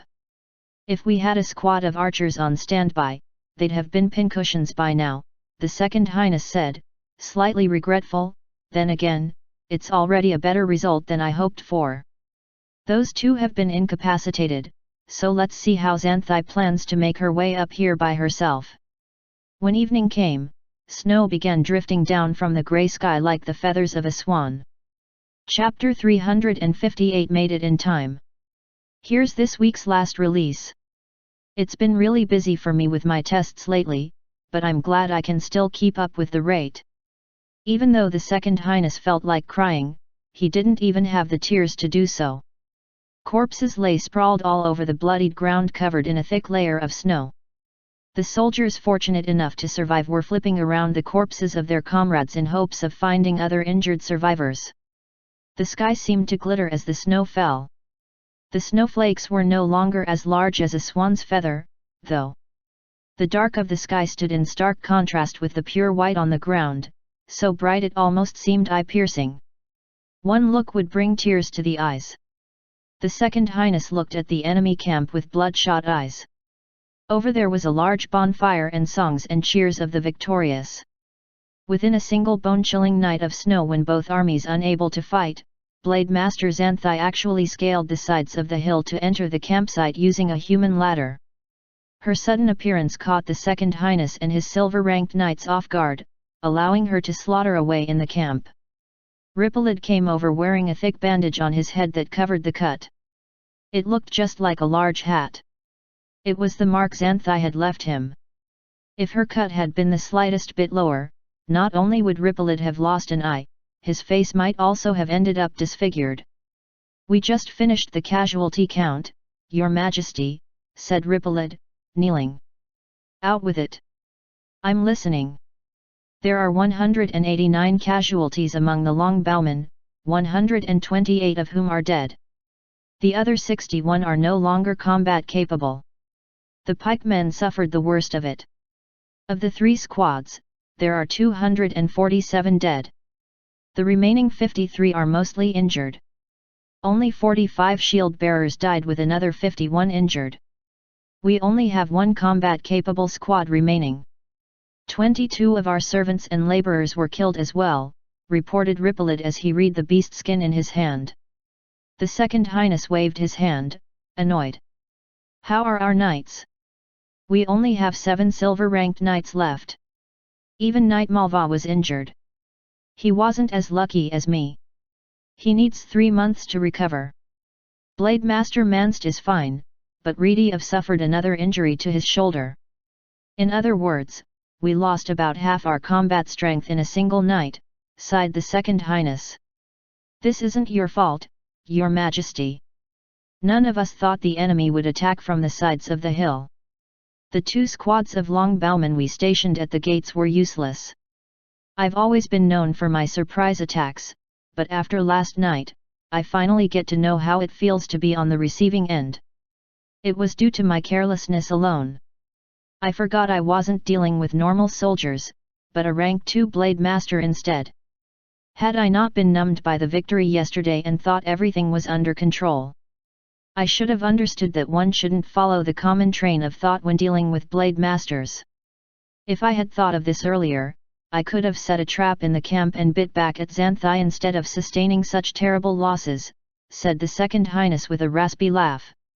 Your Majesty, you shouldn't blame yourself. It is we, your subordinates, who were incompetent and unable to resist the enemy.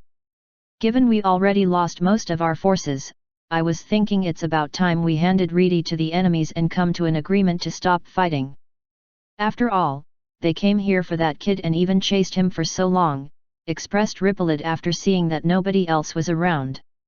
The Second Highness laughed bitterly. Rippled, I understand you make this suggestion out of your loyalty for me and consideration for my safety. But you don't seem to understand that their target changed to me the moment they saw my banner. This matter will not end if we hand Reedy over. Also, as the king, while I can allow my own knights to make sacrifices for my sake, I can definitely not surrender my loyal servants to the enemy for a truce. This is something that goes against the honor of being a king. Seeing Rippled attempt once more to convince him, the Second Highness waved his hand. I know your thoughts. You're going to say that even though the Nortons are on our side on the surface, that's not actually the case, right? I know he's let my hopes down a number of times, but he's still a Duke of the Kingdom and has already paid his dues. Even if there's conflict between the two of us, it's only one concerning our goals. What he cares about is the well-being of his subjects, while I want to reunite the former empire. You should respect the Duke, Rippled. Even though Reedy isn't my knight, I have the duty to ensure his safety. Reedy is Locke's eldest disciple that trains in the ancient combat arts of the Eastern monks like he does. This goes to show how heavily Locke regards this disciple of his. As long as we can tough this predicament through, I am almost certain the Duke will make it up to us. You don't need to convince me anymore. Make your preparations, our enemy will attack the moment the snow lets up. Rippled bowed deeply before leaving wordlessly. Just as the Second Highness predicted, the skies brightened as noon approached. Snow fell no more and the duchy's soldiers below the hill made their preparations to attack. With high morale, they got into formation and prepared to scale the hill once more. Xanthai stood at the very front of the formation with tens of House Visible and silver-ranked guards behind her holding wooden shields. Perhaps, this will be the last battle. The Second Highness had the remaining 80 or so longbowmen split into 4 smaller squads. He no longer had the confidence to halt Xanthai's advance. Blade Master Manst stood beside him with a stern expression, prepared to resist Xanthai should she come over. While he didn't manage to fight her during the night attack, he knew there was no way he could match her. Reedy was standing next to Manst with his shoulder heavily bandaged, the cloth dyed red with blood. It was the mark Xanthai left after the previous night's attack. While he managed to parry 2 of her strikes, the third struck his shoulder. Had it not been for Manst's prompt reinforcement, the next attack would have killed him. Rippled and the 7 remaining knights formed the last shock troop unit. The Second Highness had left Reedy and Manst in charge of holding Xanthai back. Apart from the 8 knights, everyone was there to deal with Xanthai alone. The knights had to hold the 2,000 or so soldiers back. It was practically a suicide mission given the odds. Even if the duchy's soldiers are really that weak, sheer numbers was enough to make up for the difference. The only question was how much damage Rippled and the knights could cause. The bright cry of an eagle sounded in the skies once more. It was the majestic gold eagle they saw the previous day. It was circling the area. Blade Master Manst gave it a regretful look. This eagle's rather intelligent. It knows a battle will break out soon and it'll have enough corpses to feed on later. The Second Highness laughed. Blade Master Manst, you're mistaken. Only vultures and crows like to feed on corpses. Gold eagles are majestic, they won't feed on corpses. I bet it's here just because it's curious why there are so many people down here. After all, Egret Basin should usually be rather quiet, especially during winter. After the low hum of a horn blown at the bottom of the hill, the battle began. The first wave of attacks ended within 30 short minutes with Xanthai unable to wreak much havoc. Even though she managed to make it to the top of the hill, she didn't think the Second Highness would have everyone in the camp target her. Given that it was daytime, she wasn't able to hide easily like she could in the dark of night. Under the Second Highness's flawless instructions, the soldiers forced the Blade Master to retreat after seeing that she couldn't achieve much. Ripollet and the 8 knights were sweating non-stop. They had just managed to stop the soldiers from advancing with the help of tens of servants, so they didn't have to charge out yet. They just had to throw lumber down the mountain to break the formations on the slope, scrambling their ranks and disrupting their synergy with Xanthai. After half an hour of rest, the soldiers at the base of the hill prepared for another attack. This time around, Xanthai no longer tried to enter the camp herself. It seemed she intended to join the soldiers in the climb up the slope so he wouldn't be the focal point of the Second Highness's attack. But right after the duchy's soldiers were given their briefing, loud cries sounded from afar. They rumbled the ears. Almost everyone looked in the direction of a snowy slope to the north. Nobody knew when a silhouette appeared there. The person had 2 long and thin pieces of wood strapped to both feet with each hand holding a black, curved stick. The silhouette pushed against the ground with the sticks and soared down the slope. It really did look like flight to the Second Highness. He never imagined anyone could travel down such a steep slope so quickly and only leave a trail of lines behind. Normally, one would have to walk down the slope step by step or roll downwards horizontally. But the latter method wouldn't work when the slope was littered with rocks. Yet, the figure swerving down the slope could change direction swiftly and made it to the bottom in a few blinks of the eye. "We're saved! We're saved! His Grace is here!" The Second Highness' eyes widened. That's Locke? The Duke of the Northlands. Yes, it's my teacher, the Duke of the Northlands, Norton Lorist. Your Majesty, there's no need to worry anymore. We're safe now, stammered Reedy. Nonsense, he can't deal with more than 2,000 soldiers by himself, right? Xanthai is also here. I worry Duke Norton will be in danger as well. It's best to have him join up with us and face the enemy together, said Ripollet with rolled eyes. Just like the Second Highness, he had never seen Lorist fight before and treated all the rumors about Lorist's ability as tall tales. For example, the Second Highness, even though word of Lorist fighting at the front lines himself was just a rumor made to boost the morale of his troops. There was no way an iron rank like Lorist was brave enough to try a stunt like that. Don't utter crap if you don't know my teacher, Reedy snapped, glaring at Ripollet. His Grace would never do anything he wasn't confident he could do. Since he dares to attack the enemies down there, it means he doesn't even consider them a threat. Apart from Xanthai, the rest are only small fry to him. Ignorant of what those on the hill were discussing, Lorist continued to advance towards the formation of duchy soldiers. Blade Master Biljack was the first to be bothered by Lorist's sudden appearance. Even though he had suffered a strike from Reedy on his left thigh, he was only slightly hampered, unlike the Shabaj Blade Master, who was injured on the right side of his torso and laid resting back at the camp. While he wasn't in danger of dying, he needed at least 3 months to recover. Dragging his injured leg along, Biljack limped forward, drew his sword, and called out, "Stop! Who goes there? Announce your identity and purpose." "Idiot!" Lorist didn't bother to decelerate and handed the stick in his right hand to his left before he drew the long sword hanging by his waist. Since the newcomer was definitely an enemy, Biljack roared and positioned his injured leg to his back with his right leg in front as he turned the sword in his hand into a bolt of lightning and cast it in Lorist's direction. Clang! The loud clash of swords reverberated throughout in the area, yet, Lorist's long sword didn't fall to the ground like everyone expected.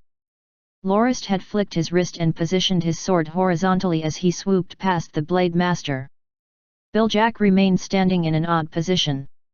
A cold breeze blew by and the onlookers realized his figure shook from the wind. His head fell to the ground, rolling, before his headless body collapsed, dyeing the snow red. Biljak was beheaded with only one strike. Almost all the soldiers gasped in complete shock and took an unconscious step back. They realized someone far stronger than Xanthai had arrived. Even she required 3 or 4 moves to defeat Biljak. This had been confirmed by some of their earlier sparring sessions. Lorist circled around and stopped in front of Xanthai like nobody's business before he stuck the 2 sticks into the ground and took off the skis tied to his feet. He removed his scarf and smiled. "It's my pleasure to meet you here, Blade Master Xanthai. How can it be you? Lorist? Why have you come here? Did you forget that Yuri the Duke of the Northlands?" exclaimed she, shocked. Lorist furrowed his brow. "So what? What stops me from coming over? Even His Majesty is here. Why can a duke like me not come to receive him? I also heard you've been taking care of my troublemaking disciple, so I came here to show you my gratitude." "Oh, really? That's very nice of you," Xanthai said before she laughed wryly. Her expression turned serious and she drew her sword. "Enough with your nonsense. Norton brat, since you dared to come here today, don't think I'll let you go back in one piece. En garde." Becoming one with her sword, Xanthai closed in on Lorist in an instant. Chapter 359 Captive. Enjoy this week's first release. This was already the best Blade Master Xanthais could do. Ever since she broke through to become a rank 3 Blade Master a year ago, she had never executed a move she felt was so perfect it was her ultimate move. It was swift and ephemeral, yet bright like the stars. Seeing Lorist just about to be enveloped by the sword flashes in his surroundings, Xanthai's lips curved into a smile. "Do you still think I'm that rank 2 Blade Master from a few years ago? Humph, I'll show you this isn't that soldier-surrounded Duke's mansion where you acted so haughty. I won't go easy on you this time. You will learn your lesson today, Locke, my boy. Let's see whether you still dare to trick my beloved Sylvia after this. You and the sweet words with which you misled her. I'll only spare you when you kneel before my Duke and sign countless treaties of surrender." Though she already had it all planned out, her confidence was shattered by 3 strikes from Lorist's longsword. Clang clang clang. The sound of clashing metal exploded from the sword's contact point. The starlight-filled surroundings vanished. Not only did the longsword Lorist casually waved accurately parry the 3 killing blows hidden in the starlight, the counterforce from those parries even forced Xanthai backwards in an arc across the sky. She couldn't launch any more attacks. Left shoulder, right torso, and right chest? Oh, and my thigh, Lorist mused as he easily deduced the targets of Xanthai's strikes with a drunk smile. "We haven't met for a few years now, have we? And to think you've become a rank 3 Blade Master.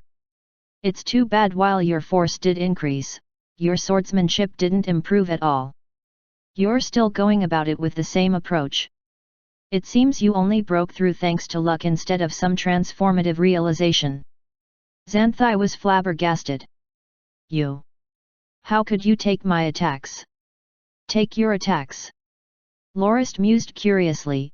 Should it have been difficult? It wasn't to me, at least. I already know your sword style by heart. I can even fight you blind. Didn't you see it earlier?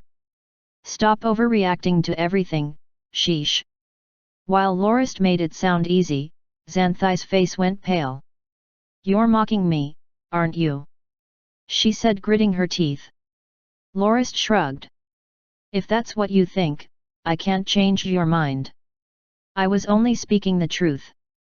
I'll show you!" cried Xanthai as she rushed over again. It was too bad her frenzied attacks were completely ineffective.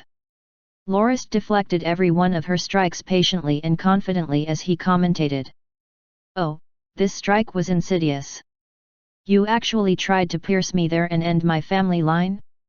Well, you were just a little bit off. Ha, you weren't able to do it. Whoa! You had that move as well? Had, I blocked it anyway. Didn't I give you some pointers before? Mere speed is useless. You need accuracy as well.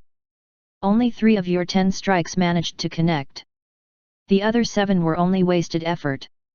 Why don't you understand something so simple at your level? Xanthai was so mad she almost coughed out blood. How is he so shameless, to even mock me during our duel? Lorist used the opening and put his sword to the side before he gave Xanthai a huge kick, sending her a few steps back before she kneeled on the ground and coughed up blood 3 times. Despite having gotten in a cheap strike, Lorist didn't stop. Once one reaches the Blade Master level, one shouldn't only pay attention to the sword in one's hand. One must forge oneself into a sword. This is the true essence of what it means to break through to the Blade Master level, understand? The tricks you manage with the sword in your hand are limited at best. Considering your relationship with Sylvia, I'll spare you this time. You may scoot now. Hack. Xanthai spat out another mouthful of blood before she stood up, her hair all messed up, and rubbed off the trace of blood on her mouth. Raising her sword, she proclaimed, "You don't have to care about what Sylvia thinks. I won't let you be together with her.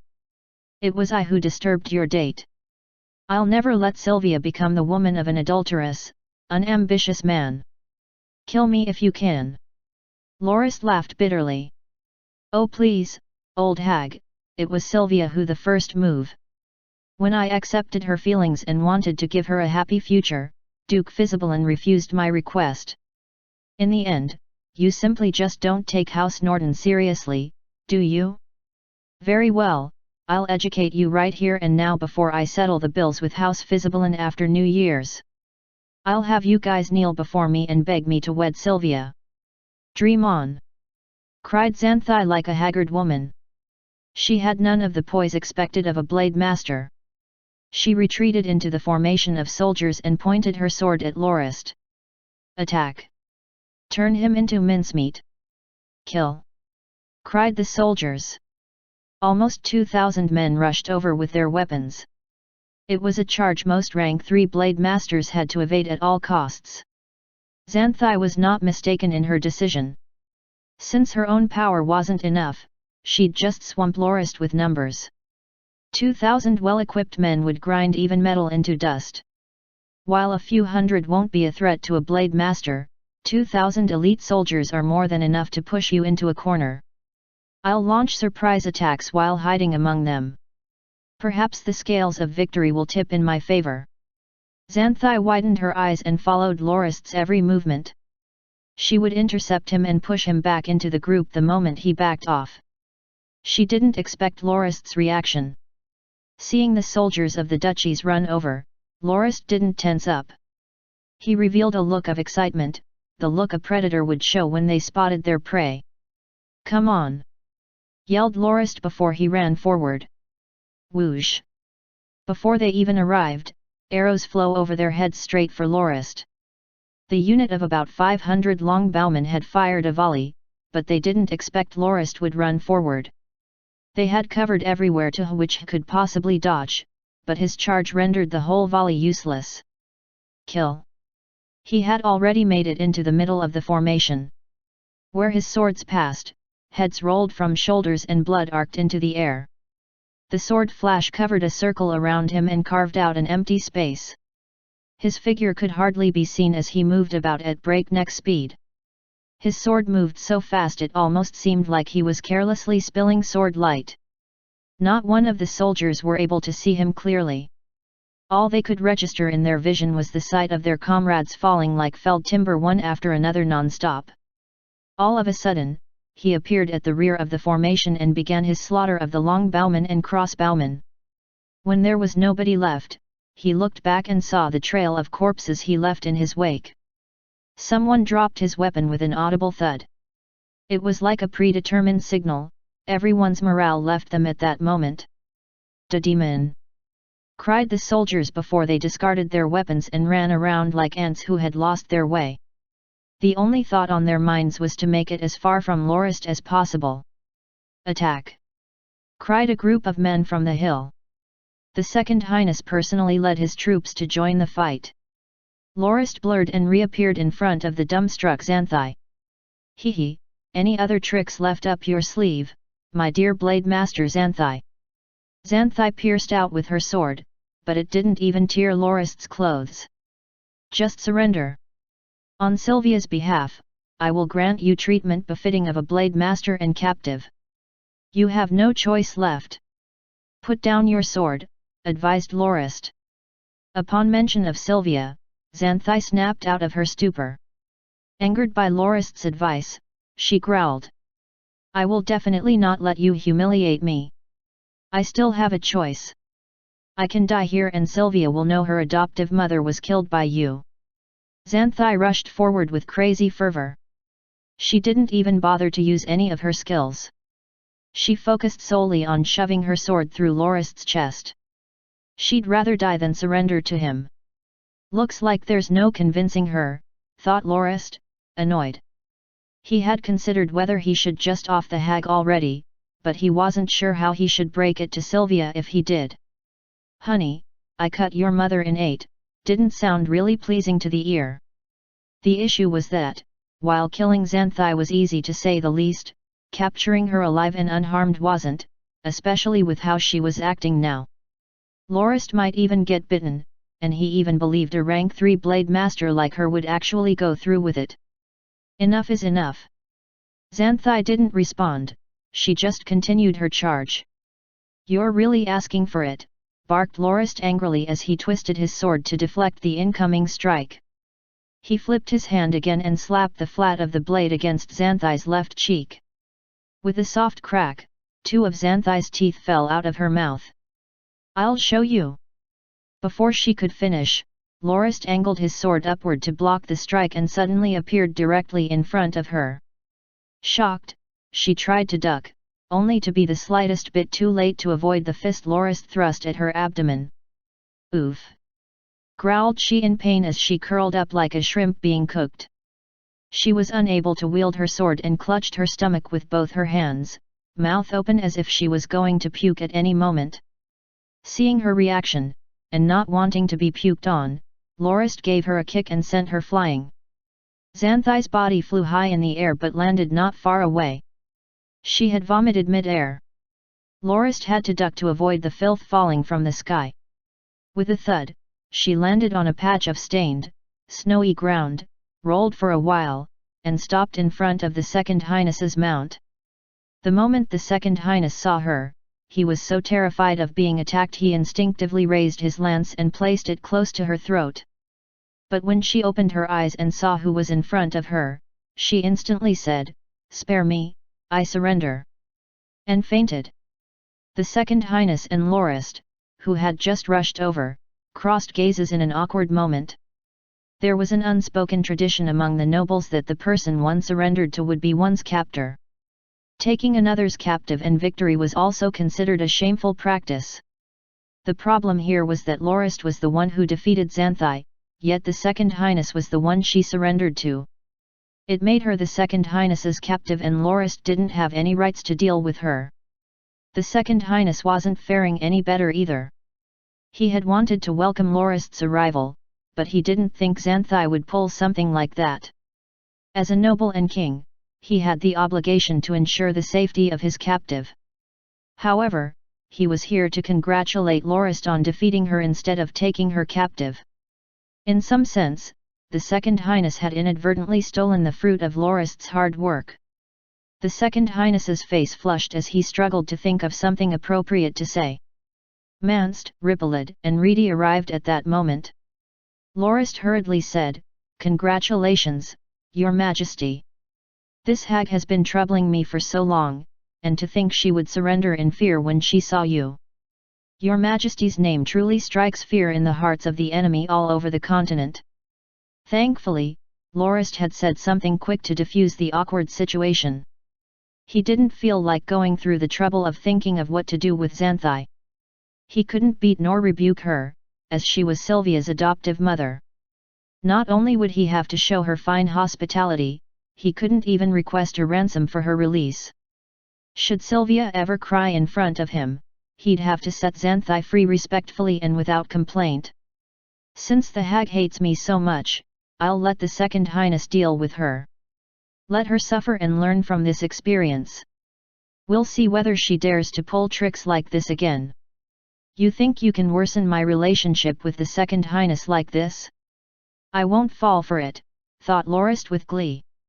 Your Majesty, Blade Master Xanthai is already a rank 3 Blade Master. She fainted from sheer anger and isn't much wounded or in any danger. She'll recover with some rest. It would be best to give her some force-dispersing toxin as soon as possible to prevent her from doing anything when she wakes up. There won't be a need for this, will there? She's a rank 3 Blade Master. She should honor her word, answered the Second Highness awkwardly. Your Majesty, she's a woman. No man alive can predict her next move. She's also a Blade Master. She can easily find an excuse or derive a way to push her mistakes onto someone else and leave without worry. Just in case, it's better to take precautions, insisted Lorist. The Second Highness thought about that snowy night when Xanthai slaughtered his army and killed so many of his nothing. Nodding, he hurriedly ordered, Rippled, fetch the toxin. Understood, Your Majesty, answered Rippled before he left for the camp. Teacher. Reedy finally got a chance to speak with Lorist. Lorist whacked Reedy on the back of the head. You little arrogant bastard. You think getting first place in the tournament is a big deal? Now you know there are so many people stronger than you, right? This time, you were lucky that His Majesty offered you protection until I arrived. If I didn't get news of your whereabouts, you might be a corpse already. Reedy understood teacher was rebuking him out of concern. I understand, teacher. Did you come alone? Lorist smiled and pointed at the slope he had skied down. I wasn't alone.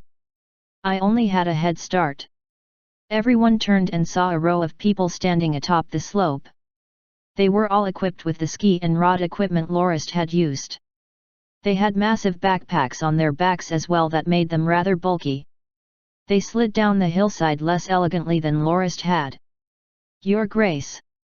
You shamelessly attacked first before we arrived. We wasted our time coming here. Protested Els as he breathed heavily from all the rushing. Chapter 360 Igloo. Here's the second release of the week. Tagging along behind Tarkle, Howard brought the 30 guards and Jisun and the Gold Eagle trainer, Morbing Han, with him. It was rather crowded around Lorist and Reedy. Seeing that Reedy was fine, Tarkle breathed a sigh of relief. He had been worried he would hear word of Reedy's demise along the way because he was the one that requested Reedy deal with the underground crime syndicates. Howard hugged his senior apprentice brother and complained about how tough the journey had been and the interesting things they saw along the way. Els instructed the 30 guards to set up a perimeter around Lorist after removing his skis to prevent any excited Andanak soldiers clambering down the hill from running into Lorist and the Second Highness. The Second Highness had already dismounted and was coming over with a soldier. He analyzed the skis and their poles as he approached. After taking a good look at the whole thing, he put the skis down and stepped on the ski binding. Poles in hand, he gave it a small push, and fell. Lorist struggled to resist the urge to laugh as he helped the Second Highness up. Your Majesty, this is called a ski. It's used to travel on snow.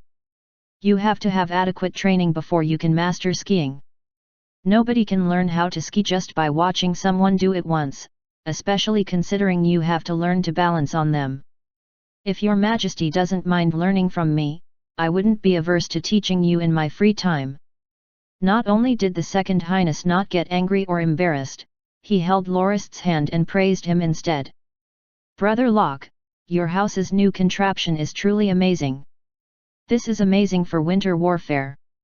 If a whole legion were trained to use skis, we could cover a lot of ground with good snow coverage and even circle around our enemy's forces. We'll have a definite advantage if we can access and attack the enemy's vulnerable rear. As expected of the Second Highness who shot to fame after a battle that took place during winter. The first thing he thought of was military utility. Lorist shook his head. Your Majesty, this is included in the standard winter loadout for our soldiers. While up to 100 people can move together effectively like this in the winter, even faster than horses, I'm afraid I can't use them offensively on the scale of a division, not speak of a whole legion. It's no easy task. The Second Highness quickly understood Lorist's meaning. The winter loadout for around 100 scouts already cost quite a bit. Just looking at the equipment and fur mantles, which were all made of magic beast fur, it could be seen how expensive it was. While Lorist could afford to spend a little more to increase the efficacy of his guards in the winter, supplying a whole legion with such high-quality magic beast fur was a ridiculous expenditure. Perhaps all the other equipment in their loadout combined couldn't even match the fur clothing's cost. "You're talking about this, right?" asked the Second Highness, pointing at the guards' clothes. Lorist nodded. "Your Majesty, skiing and marching in snow are different. While marching is rather tiring, your body moves constantly and generates a comfortable amount of heat. Skiing, in contrast, makes you move against the wind. The cold air will quickly cut through normal clothes and freeze you. And it's just the beginning of your troubles. The other is to make sure you don't lose your way. The winter weather changes whimsically, it would be the end of you if you ran into a snowstorm. But didn't you guys make it here safely?" The Second Highness countered with dissatisfaction, "The last couple of days' weather wasn't that good either." Lorist sighed, turned around and pointed at Morbingham. "That's because we had him, Your Majesty." Morbingham took out a jade-colored bone whistle and blew it. A loud high-pitched sound rang out, much to the Second Highness's surprise. The gold eagle circling around the area flew down and perched on Morbingham's right arm. He stroked its feathers lovingly and brought out a piece of beef warmed by his body heat and fed it to the eagle. Is this the gold eagle you brought with you?" the Second Highness asked, flabbergasted. "Did you rely on it to find us?" "Indeed, Your Majesty. This gold eagle is a precious son to Morbingham. They've lived together for more than a decade. It only listens Morbingham.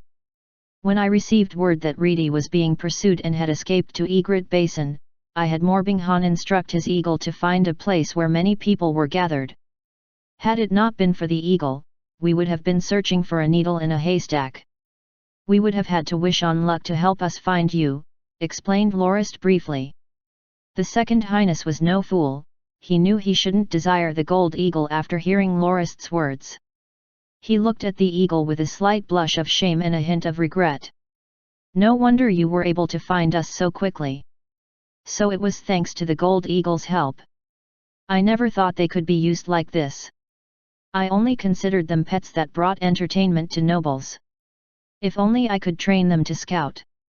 A single eagle could stand in for a scout squad of 100 men." "Your Majesty's idea sounds magnificent," Lorist laughed. "I should go back and experiment. I'd like to see if I could train a few eagles as scouts. Our soldiers wouldn't have worry about falling into a trap or ambush." At that moment, Rippled returned with some toxin and fed it to the messy-haired Xanthi, who had just regained consciousness. She obediently drank it as she stared hatefully at Lorist.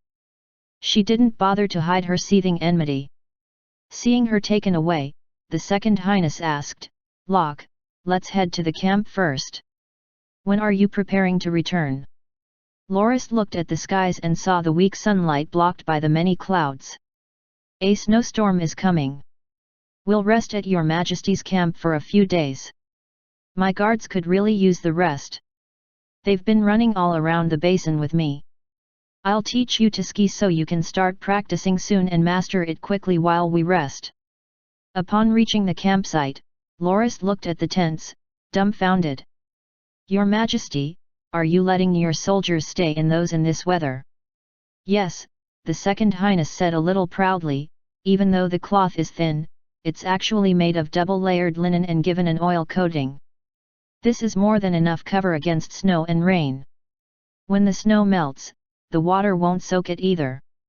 Your Majesty, a storm is coming and snow will pile up quickly. Many soldiers will get frostbite from the cold," said Lorist without hesitation. "Well, that was the case a few years ago. However, we've made some changes over the years as well. We assigned them gloves and extra clothing, so the number of injured should be relatively low. Also, we brought a lot of frostbite medication with us, argued he. This is what we call building a carriage with its doors closed. You should have asked if you had anything you didn't understand. Els, build an igloo outside the camp, you have an hour. Show the Second Highness the right way to camp in winter, instructed Lorist. The poor Els had to get straight to work right after putting his heavy bag down. He didn't get any rest. But when he saw the tents, he knew it would already be lucky if anyone managed to get any sleep in the night, given that one could survive it and not freeze, that is. With a beckon, 20 guards came over to help him. Within an hour, a squarish igloo was built in front of the Second Highness. Its design was really simple. It started with the laying of wooden blocks to use as a base. Snow is watered next to solidify it into bricks. The bricks were then stacked and the gaps between each watered lightly. The liquid was allowed to freeze before the next placed on top. The only hard part was the construction of the roof. First, a few wooden beams were laid over the walls from one edge to the other and watered lightly so the ice would hold them in place.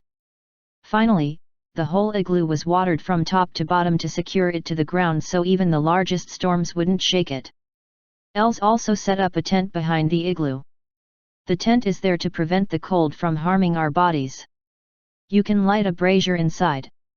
While the outside is freezing, the igloo is actually rather warm. Els will have to make some holes for ventilation. The igloo doesn't have any doors, instead, we use a fur flap to keep the wind out. Locke, my brother, how do you come out with all these great ideas? The Second Highness asked. This discovery isn't mine to claim, Your Majesty, Lorist smiled. It was the great adventurer, Carmen Pride, who lived around a century ago, that discovered this method. I bought his autobiography when I studied at Dawn Academy and this method was recorded in it. You should know I had to deal with the magic beast wave every winter in the wildlands ever since my return to the Dominion, right? Had it not been for these igloos, we'd have lost too many men to the cold, we wouldn't have been able to take out the magic beast wave. Even though you weren't the one who invented this, it was you who actually put what you learned into practice, the Second Highness continued his praise. If it were that easy, why hasn't anyone heard of this method before and tried it out? Being able to apply what you learn gives you the most credit, my dear Duke of the Northlands. You speak too highly of me, Your Majesty. It's still only afternoon, we have some time to build a couple more. It would help if we could use a few of your soldiers. Very well. Rippled. Called the Second Highness. And so, Rippled was made the chief supervisor of the igloo construction project to aid Els with the restructuring of the campsite. The evening's banquet was held in the largest one. The Second Highness was elated as Lorist's arrival spared him the fate of being taken prisoner. Instead, the tables turned on the enemy and he even managed to capture a blade master. A few might have escaped without him noticing, but he didn't care. Leaving for the wilds in such heavy snow was suicidal, to say the least. Lorist left all the captives to the Second Highness. He couldn't be bothered to bring the thousands back. He had spent quite a number of days searching for his apprentice, in just a couple more days it would be the 24th day of the 12th month. The return trip to Firm Rock would take 15 days and Lorist had to rush because he wanted to make it to the New Year's celebration where other nobles and his vassals were awaiting his participation. Fortunately, he didn't have to circle around Egret Basin anymore, he could just use the main path at Egret Lake. It should take just around 10 days to travel to Firm Rock Castle on skis without taking any useless turns. Outside, the storm blew strong. But the candles in the igloo merely flickered, keeping the ones making merry within warm and lit. Blade Master Manst respectfully toasted Loris. Your Grace, do you think Blade Master Xanthi has broken through to the 3rd rank? Loris knew the reason Manst came over to ask that question and nodded. That's correct. When I fought her years ago, she was still only a rank 2. Even though I managed to defeat her back then, I fainted from physical and mental exhaustion and only woke up after 3 days of rest. In my duel with her today, her attacks seemed even more ferocious than before, which led me to that conclusion. I understand what you're trying to say. You're thinking that Blade Master Xanthai is a little undeserving to be called a rank 3, right? If she really were a rank 3 Blade Master, she should have been able to easily kill you instead of having a few of her strikes blocked by you during your fight at the campsite yesterday. I believe you interpreted the situation a little wrong. First, the attack during the night was a surprise attack, and Xanthai used mainly hit and run tactics while you focused on defending the Second Highness with the best of your ability. As Xanthai couldn't afford to clash with you and get entangled in a fight, she instantly stepped back after testing your defense out. Another factor is not the power of her attacks, but rather your advantage in terms of elemental attribute. Your Battle Force attribute is Earth, right? Blade Master Manst nodded. Lorist continued his explanation. Xanti's Battle Force attribute is Wind, so her sword style using light, swift and agile movements. Yours is the complete opposite. You express your swordsmanship through heavy, accurate, and powerful strikes. Even though she trumps you in terms of rank, if you defend with all your abilities, even she wouldn't be able to get the better of you. If there were no other soldiers pressuring Xanthai to escape, you would have lost in around 100 strikes. Also, what do you think of Reedy's swordsmanship? Manst gave it some thought and said, even I wasn't as good as him when I was his age. His swordsmanship is impeccable and he excels in both offense and defense. Lorist laughed and said, but even he got injured by Xanthai during their clashes because his Battle Force attribute is metal, an element that considers the best defense to be offense. That's the reason he was easily crushed by Xanthai from being unable to block those formless strikes like the wind. Manst mused in deep thought, oh, so that's the case. Thank you, Your Grace, for your insight on the matter. Raising his own golden cup for a toast, Lorist said, you're welcome. Let's drink to this. Wiping the sweat from his forehead, Lorist thought, you really believe what I made up just like that? You didn't even consider the fact that Reedy no longer trains in Battle Force. How would he even have Battle Force attribute? Chapter 361 Drinking Session.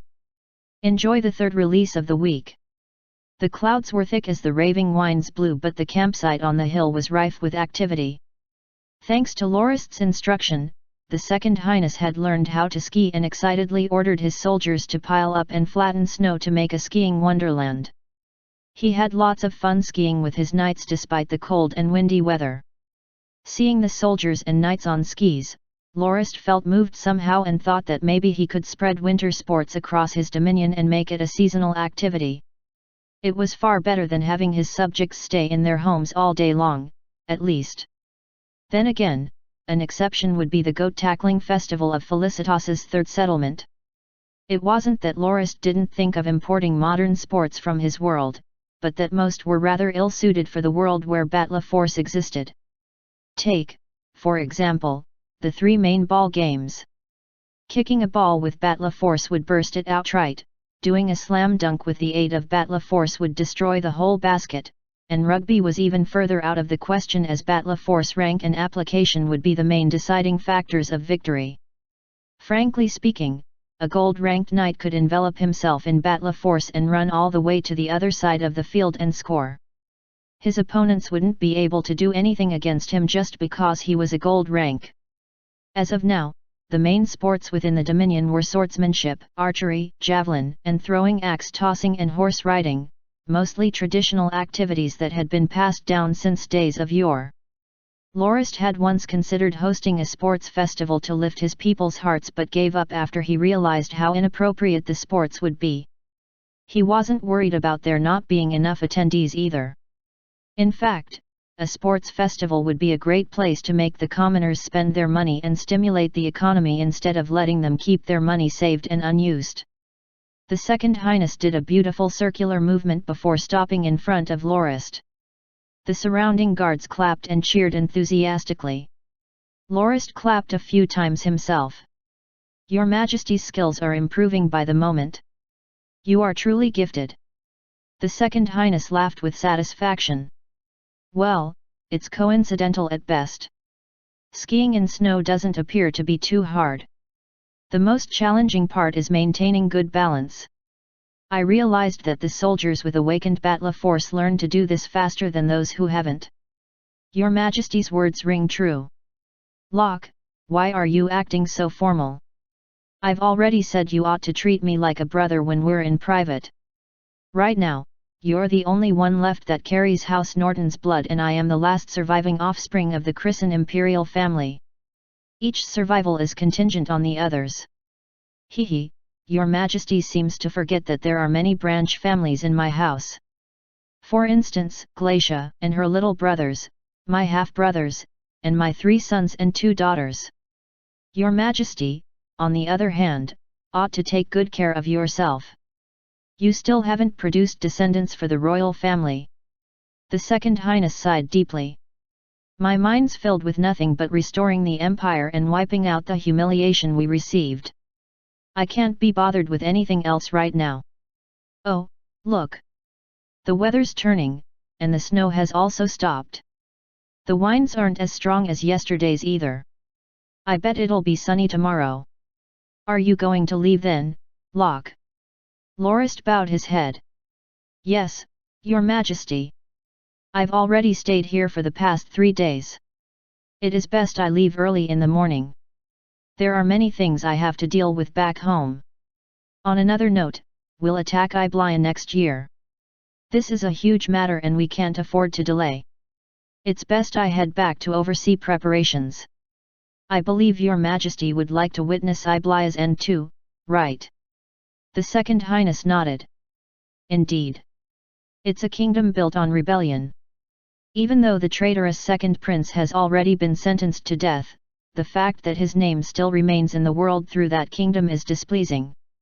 I rely on you in this matter, Brother Locke. I hope your forces can wipe that accursed thing out as soon as possible. Hehe, ending the kingdom is not an issue just the Nortons will face. Duke Kenmay's, Baron Falim, and Baron Chizin's forces will join the fray too. Only with the combined forces of the 4 houses can we ensure success. We will have to deal with the invasion of Duke Fisibelin's cavalry forces as well as the 4 central duchies' raids against southern once we're finished. Perhaps ending this war will take more time than we think. Lorist was already prepared for a long war after attacking and exterminating Iblia. However, the Second Highness didn't appear to be the slightest bit moved, as if he didn't hear what Lorist had said. Removing the skis from his feet and kicking the snow off his boots, the Second Highness raised his head. Since you're leaving tomorrow, let's have a drink tonight, just the 2 of us. Consider it a little parting celebration. Is that all right with you? Lorist smiled as he saluted. Naturally. It would be my pleasure. That night, Lorist brought only Howard and 2 skin sacks filled with fine wine to the meeting. The wine was actually brewed according to a rice fermentation method from Lorist's past life. It involved choosing the finest grains of rice and fermenting them in a very complicated process. The result was a really strong white wine with a high alcohol content that was only reserved for the enjoyment of the house's higher UPS, as it was produced only in limited quantities due to the large amount of food required. The Second Highness's igloo was rather empty. There was no one beside the 2 chefs working outside. Lorist had Howard heat the wine outside before he stepped in. The Second Highness leaned against the table in deep thought. Lorist had no idea what was going through his head. He didn't notice Lorist's arrival. He only snapped out of his stupor after Lorist had called him thrice. He hurriedly invited Lorist to take a seat and ordered his chefs to begin serving the food. The Second Highness sat in the main seat with Lorist to his left. Baked apples, smoked turkey, roast meat, and various vegetables were served shortly. Raising his wine cup, the Second Highness said, "In the wilds, good food is hard to come by. This is definitely far from what I can offer you at the imperial capital. I hope you don't mind, Brother Locke." Lorist raised his own cup in response. "There's no need to go through such trouble, Your Majesty. The food is most delectable, not to mention the honor of dining with your majesty personally. Cheers! The Second Highness downed his cup of wine just as Lorist did. Thank you. Your Majesty, I brought some alcohol I brewed myself, but it's far stronger than what we usually have. You'll have to taste it slowly to appreciate the taste. I wonder if you'd like to give it a try. Very well. Let me have a taste, said the Second Highness curiously. Lorist clapped and Howard entered. He poured a cup for himself before pouring half a cup for the Second Highness, who looked interested only in warming his hands with the chalice. Your Majesty, this kind of wine is drunk in the winter to warm you up. You have to make sure to drink it in small sips like this, said Lorist before he did his demonstration. The Second Highness chuckled. He felt drinking wine so sparingly was a little too stingy. He took a mouthful of wine immediately. Even though it wasn't a full mouthful, it was hot enough to cause him to redden up. Ah, it's hot. It burns like fire. After a good moment, the Second Highness returned to normal and had a look of understanding. I see now, Locke.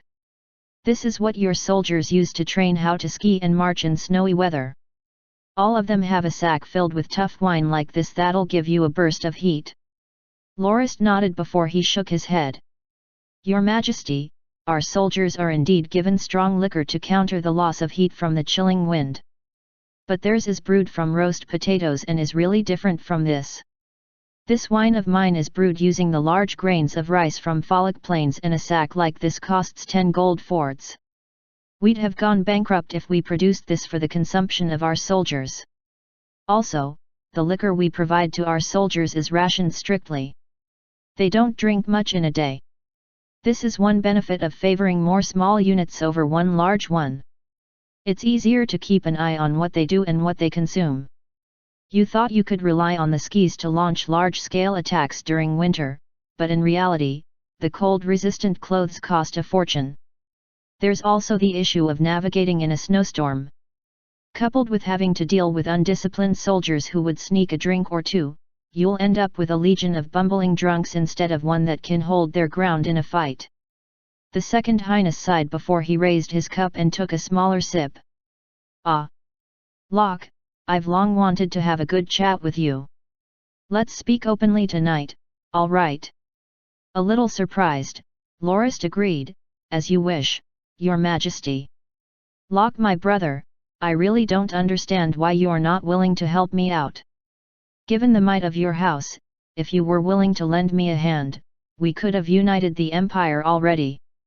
By then, your reputation as my loyal subordinate would be recorded in the annals of history for future generations to remember. Your Majesty considers our might impressive, but have you considered how we got it in the first place?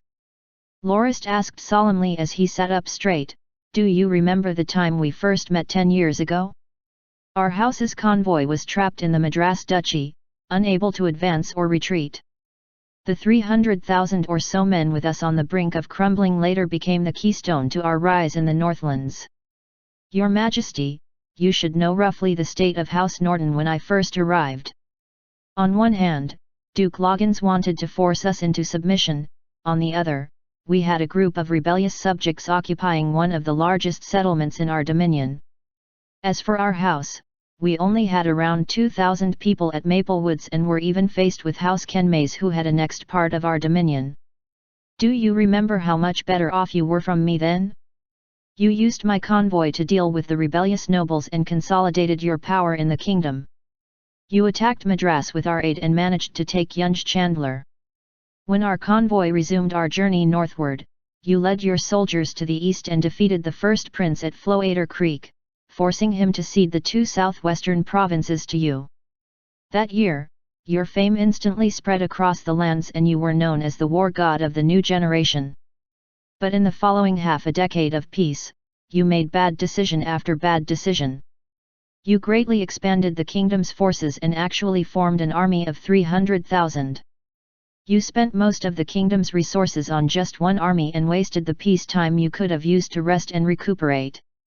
The Second Highness opened his mouth to speak, but Lorist didn't let him. Please don't interrupt me, Your Majesty, let me finish. Perhaps you did have your reasons. I know you've always wanted to reunite the empire and bring it back to its former glory. But you forgot that war is not only a matter of pitting one army against another. For instance, can you be sure how many of your 300,000 troops are actually fighting for the sake of your ambitions? The empire's civil war raged for 7 whole years, and it took another 3 for the situation between the nobles to stabilize. Does your Majesty remember the 100,000 plus refugees loitering around in the kingdom with nowhere to go? They were originally proud citizens of the imperial capital who had been left homeless by the war. Half joined us, while you used the nobles you recently massacred to settle down the other half and finally brought peace to the kingdom. What the commoners want most is a life of peace and stability, but you've neglected that desire and merely promised to make it up to them after you united the empire. It's also why the kingdom's nobles supported Queen Carrie's coronation when they heard of your losses in Red Lees. It all happened because you failed to fulfill your empty promises. When you were busy building your army again, those refugees that followed our convoy managed to gain a peaceful life. House Norton abided by our promise to no longer subject them to the sufferings of war. Apart from resisting the magic beast wave and the second prince's attacks, we stayed within our dominion mostly and instead developed it. We focused on improving the quality of our subjects' lives. We spent lots of money developing our dominion in an effort to provide our subjects with a safe home even when we were mocked for being cowardly little bears that didn't dare leave our cave. I'm sure you saw how prosperous our dominion was during your visit. But did you wonder even once what kind of price we paid for that prosperity? If you didn't form your army in a hurry to conquer more land, your kingdom would have been just as prosperous. You already missed your chance once. For the sake of the empire's reunification, as long as you are able to focus on development for the next decade, you'll definitely achieve your ambition. After hearing Lorist's earnest speech, the Second Highness continued to sip the wine without a single word until the cup was empty. Brother Locke, perhaps this is the greatest difference between the two of us. My goal is the reunification of the former empire and bringing us back to the days of our prestigious past. You only reach out to another place after you develop what you already have fully. I'm afraid I'm unable to sit still and develop the kingdom like you did your dominion. I'm constantly worried that a complacent and peaceful life will extinguish this lifelong ambition of mine. I might end up addicted to peace and become unwilling to forsake it for my ambition. I've had much time to reflect after I reclaimed my throne and will definitely no longer throw all my resources single-mindedly into the military. I will also learn as much as I can from you by properly controlling one area before moving on to my next target, and will try to increase production alongside our military force. But I hope I have your support. I need you to supply some of your weapons, revealed the Second Highness with a tone of one pleading for help. Lorist kept silent for a moment.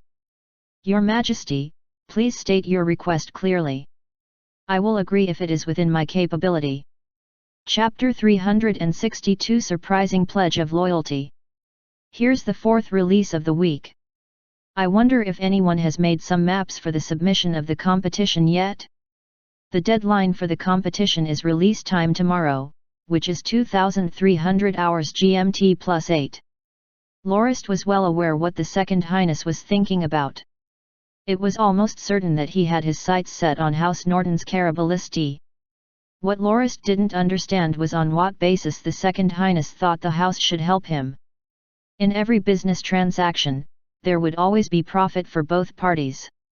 What would House Norton gain then if he helped him reunite the empire? In terms of contributions, House Norton easily trumped all the kingdom's other noble houses, and there was no longer anything the Second Highness could provide that they didn't already have.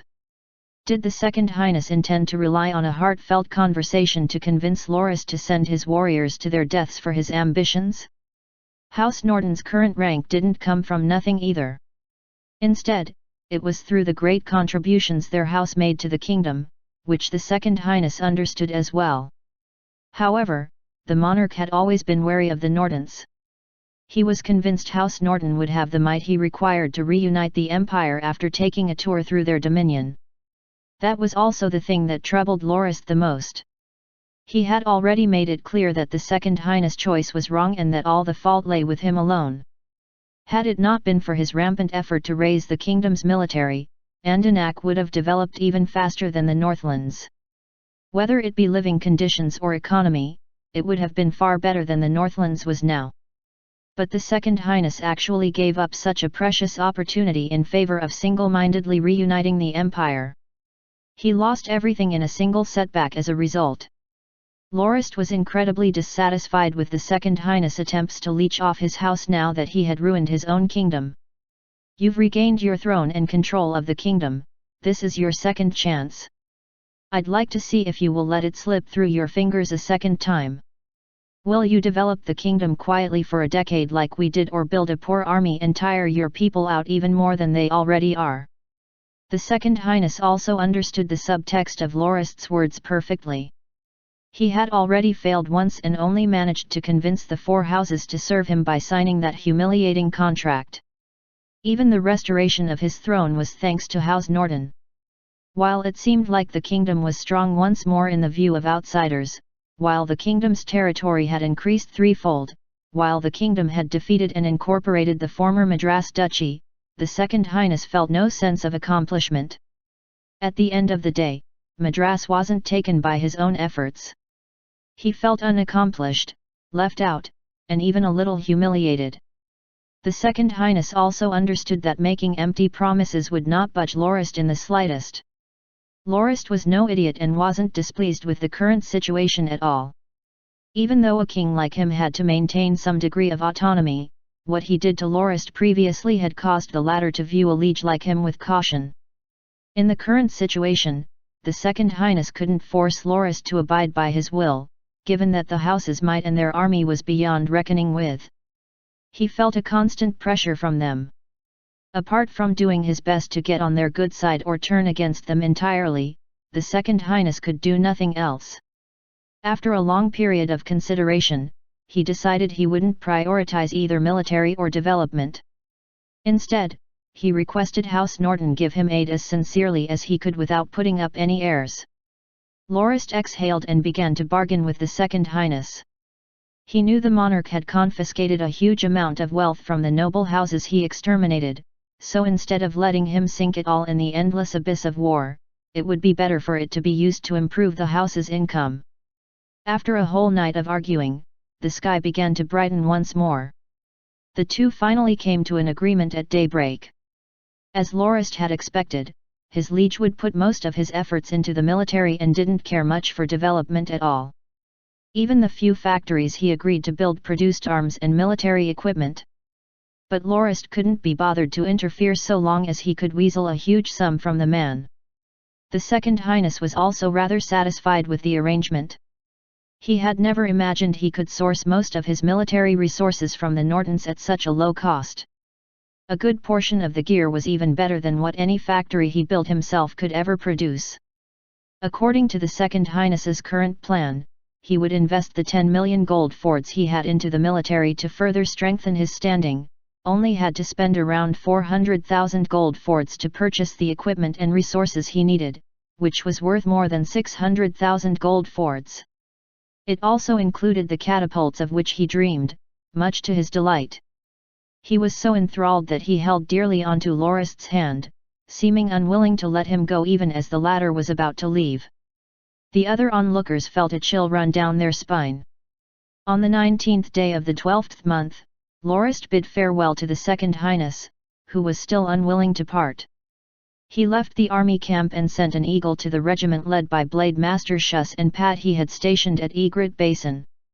They were ordered to withdraw to Venades and await his arrival. On the 22nd day of the 12th month, Lorist and company arrived at Venades. They began their journey once more after a day of rest and arrived at the lower stream of Metropolis near the floating bridge. After crossing the river, they travelled at a leisurely pace and eventually made it back to Firm Rock Castle on the evening of the 34th day. Thank the protection of war god Singwei. My prayers have been answered, Charade exclaimed as he tugged on Lorist's sleeve. Your Grace, I was worried sick that you wouldn't be present for the first celebratory event our house is hosting on New Year's. Just imagine what it would be like if you missed such a grand gathering with all your vassals and knights. It would most certainly be the most disgraceful moment of the house in its 3-century-long history. Stop complaining, Lorist snapped, didn't I make it back in time?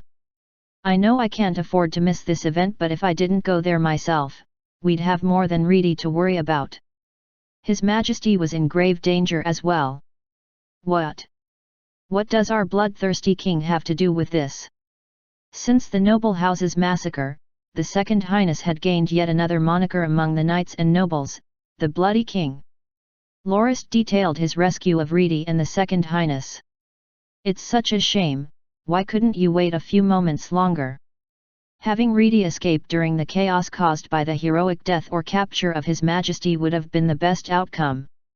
What are you talking about?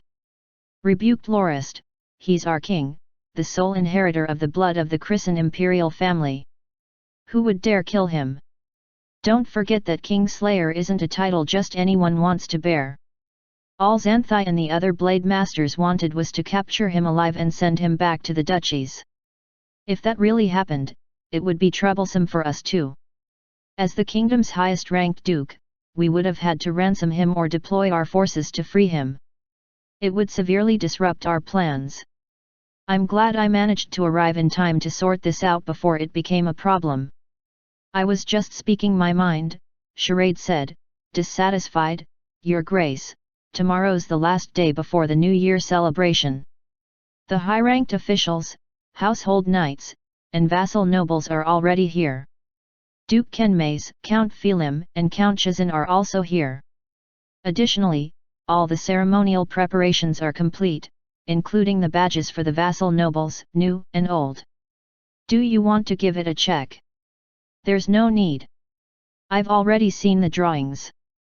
It'll be fine as long as it doesn't go against any regulations. I'm very much assured about this since you're the one in charge. If there's nothing else, I'll go get some rest. Also, tell Duke Kenmays, Count Phelim, and Count Chazin that I'll dine with them tomorrow afternoon, said Lorist before he headed for the rear of the castle. Your Grace, I understand your trip has been rather tiring, but I'm afraid there's something I need your decision on immediately, said Charade as he flipped open a folder. What? Asked Lorist as he stopped. It concerns Viscount Ades, Viscount Zinderson, Baron Kloss, and Baron Wade from Winston, Charade said with an odd expression. They came over to pledge their allegiance and even brought some of their family members to be political hostages. Look, here's the pledge letter they wrote. What did you say? Lorist asked without receiving the letter. He stared at Charade, confusion written on his face. Aren't they Iblean nobles? I recall staying at Viscount Ades's little town for a night when we went to Windbury last time. Why has he brought his 3 allies over?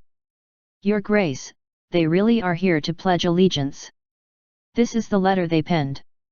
I already told them you weren't present and asked them to come back after New Year's, but they refused to listen and insisted on meeting you no matter what. They've already been waiting up for 2 weeks, said Charade after he successfully stuffed the letter into Lorist's hand. Lorist gave the letter a quick read as the attentive Howard hurriedly brought over a candle from the wall. After reading the 4 pledges, Lorist ordered, Charade, have them meet me in the study in an hour. I'll take a bath and have a meal in the meantime. I'll ask them why they want to pledge allegiance to us in such a hurry later. Lorist turned to Howard and patted his shoulder. Didn't you hear Sir Charade say Count Phelim is here? Your beautiful fiancé is no doubt here as well. I'll do fine without you for a while, wash up and meet your little wife. Be sure to behave during the night, okay? You're still young after all. Your Grace. Scowled Howard angrily. He only did so for a moment. He couldn't resist the urge to see his fiancée and ran off, tomato-faced. Charade laughed himself to tears. Don't forget to have Reedy come here. As Lorist's study was filled with classified documents, servants were not allowed to clean it up. The ones who carried out that task were usually Reedy, Howard, Els, Pat, or even Jim, the people Lorist trusted the most. However, since Reedy entered seclusion training, Els formed his own family, and Jim was sent off to carry out a secret mission at the gunpowder research lab. Following his recovery, Howard was the one put in charge of cleaning the room. Now that Howard's been given a short break, Charade asked Reedy to replace him for the moment. Otherwise, Lorist and he would have to clean the study on their own. After bathing and having something to eat, Lorist headed to the study and saw Reedy finishing up with the cleaning. The fireplace was lit, its heat erasing the cold that had built up during the owner's month-long absence. Seeing Reedy making some max, Lorist started thinking. Howard has a fiancée already, and Els is married, but Reedy's still single. Maybe I ought to ask him if there's a girl he's interested in. It's about time he found himself a wife. Before he finished his thought, the door to the study was given a knock.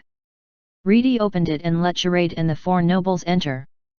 They all wore expressions of delight and disbelief, as if Lorist had returned and offered them lifeboats when they were sinking. Lorist stood up and apologized sincerely. I'm really sorry to have made you wait so long. I had to deal with an unexpected incident concerning my disciple and only just made it back. I heard you've been waiting for more than 10 days and even wrote a letter of pledge to the house.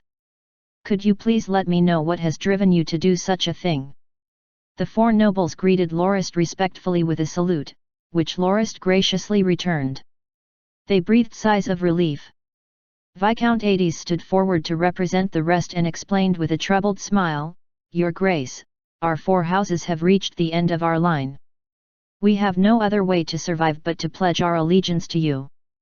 Following the Viscount's explanation, Lorist and Charade understood that the four houses had been forced into their current predicament by Duke Fisibalin. Either they accepted the Duke's conditions or they watched as their houses were torn apart. Only through pledging their allegiance to a powerful house like the Nortons could they survive. The 20,000 cavalry the Duke brought with him to Windbury for the knighthood tournament last year didn't leave once it was over. Instead, they dug in. After Malene, the biggest threat to House Fisibalin, the Duke turned his sights to Windbury.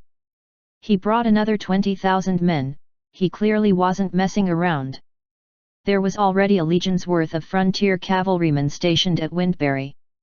With this legion in hand, Duke Fisibalin lashed out at the nobles in the capital cruelly. He didn't bat an eye.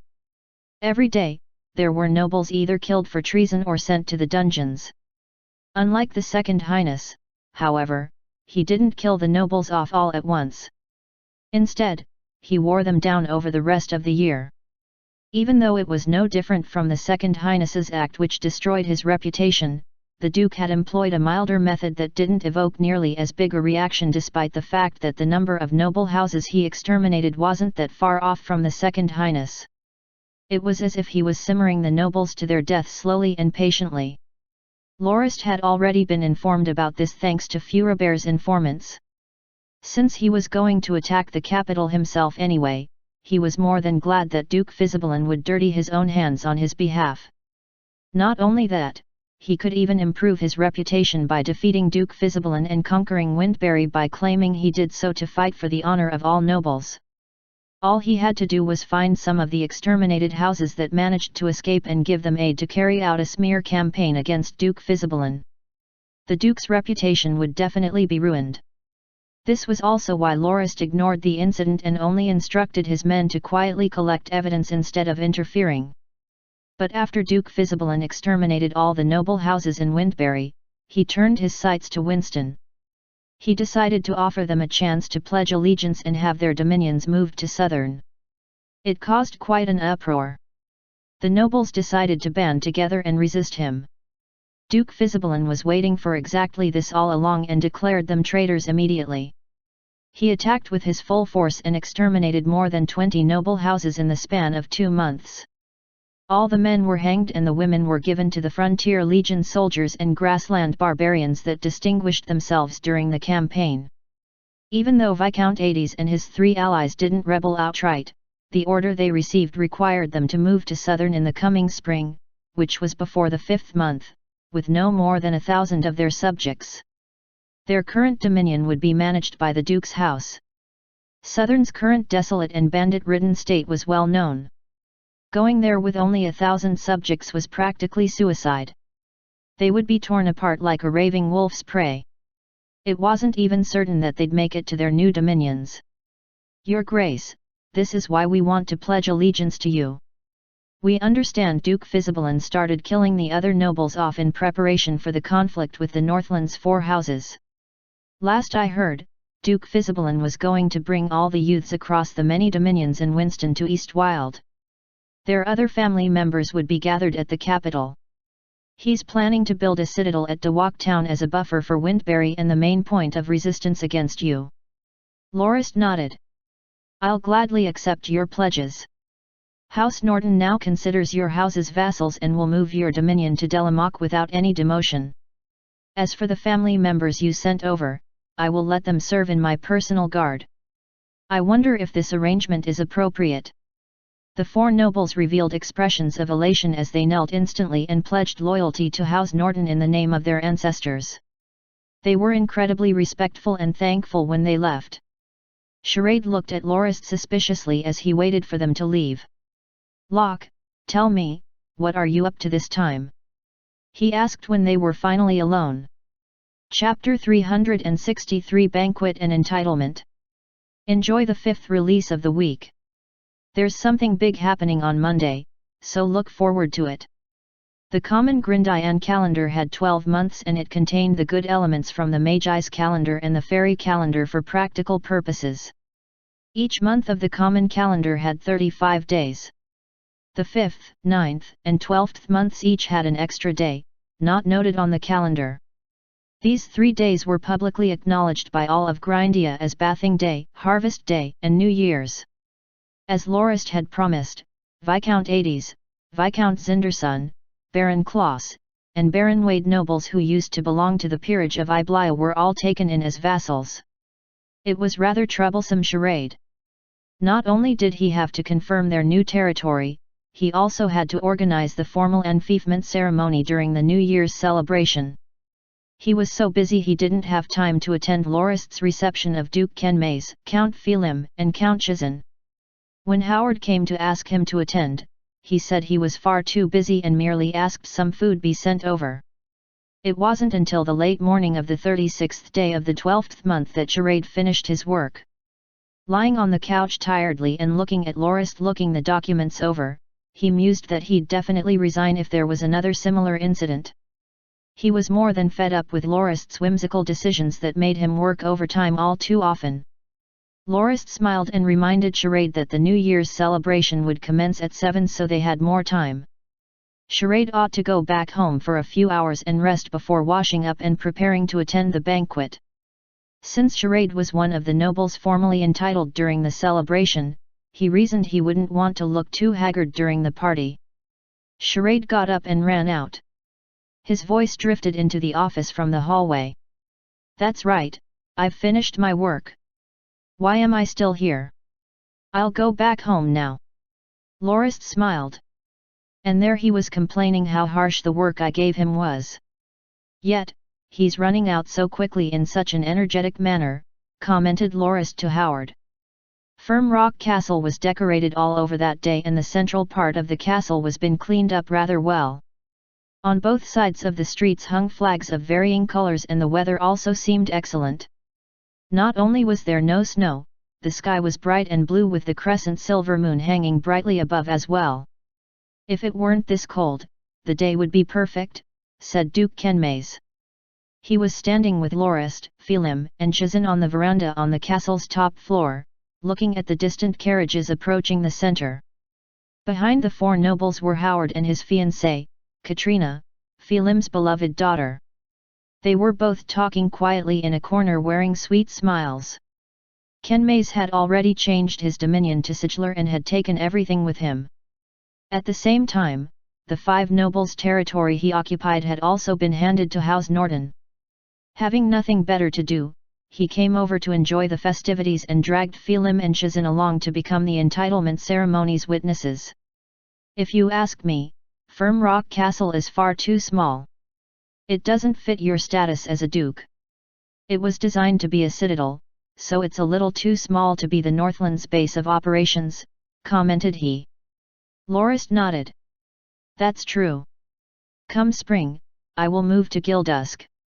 It's a convenient place from which to oversee the war soon to take place in Winston and Southern.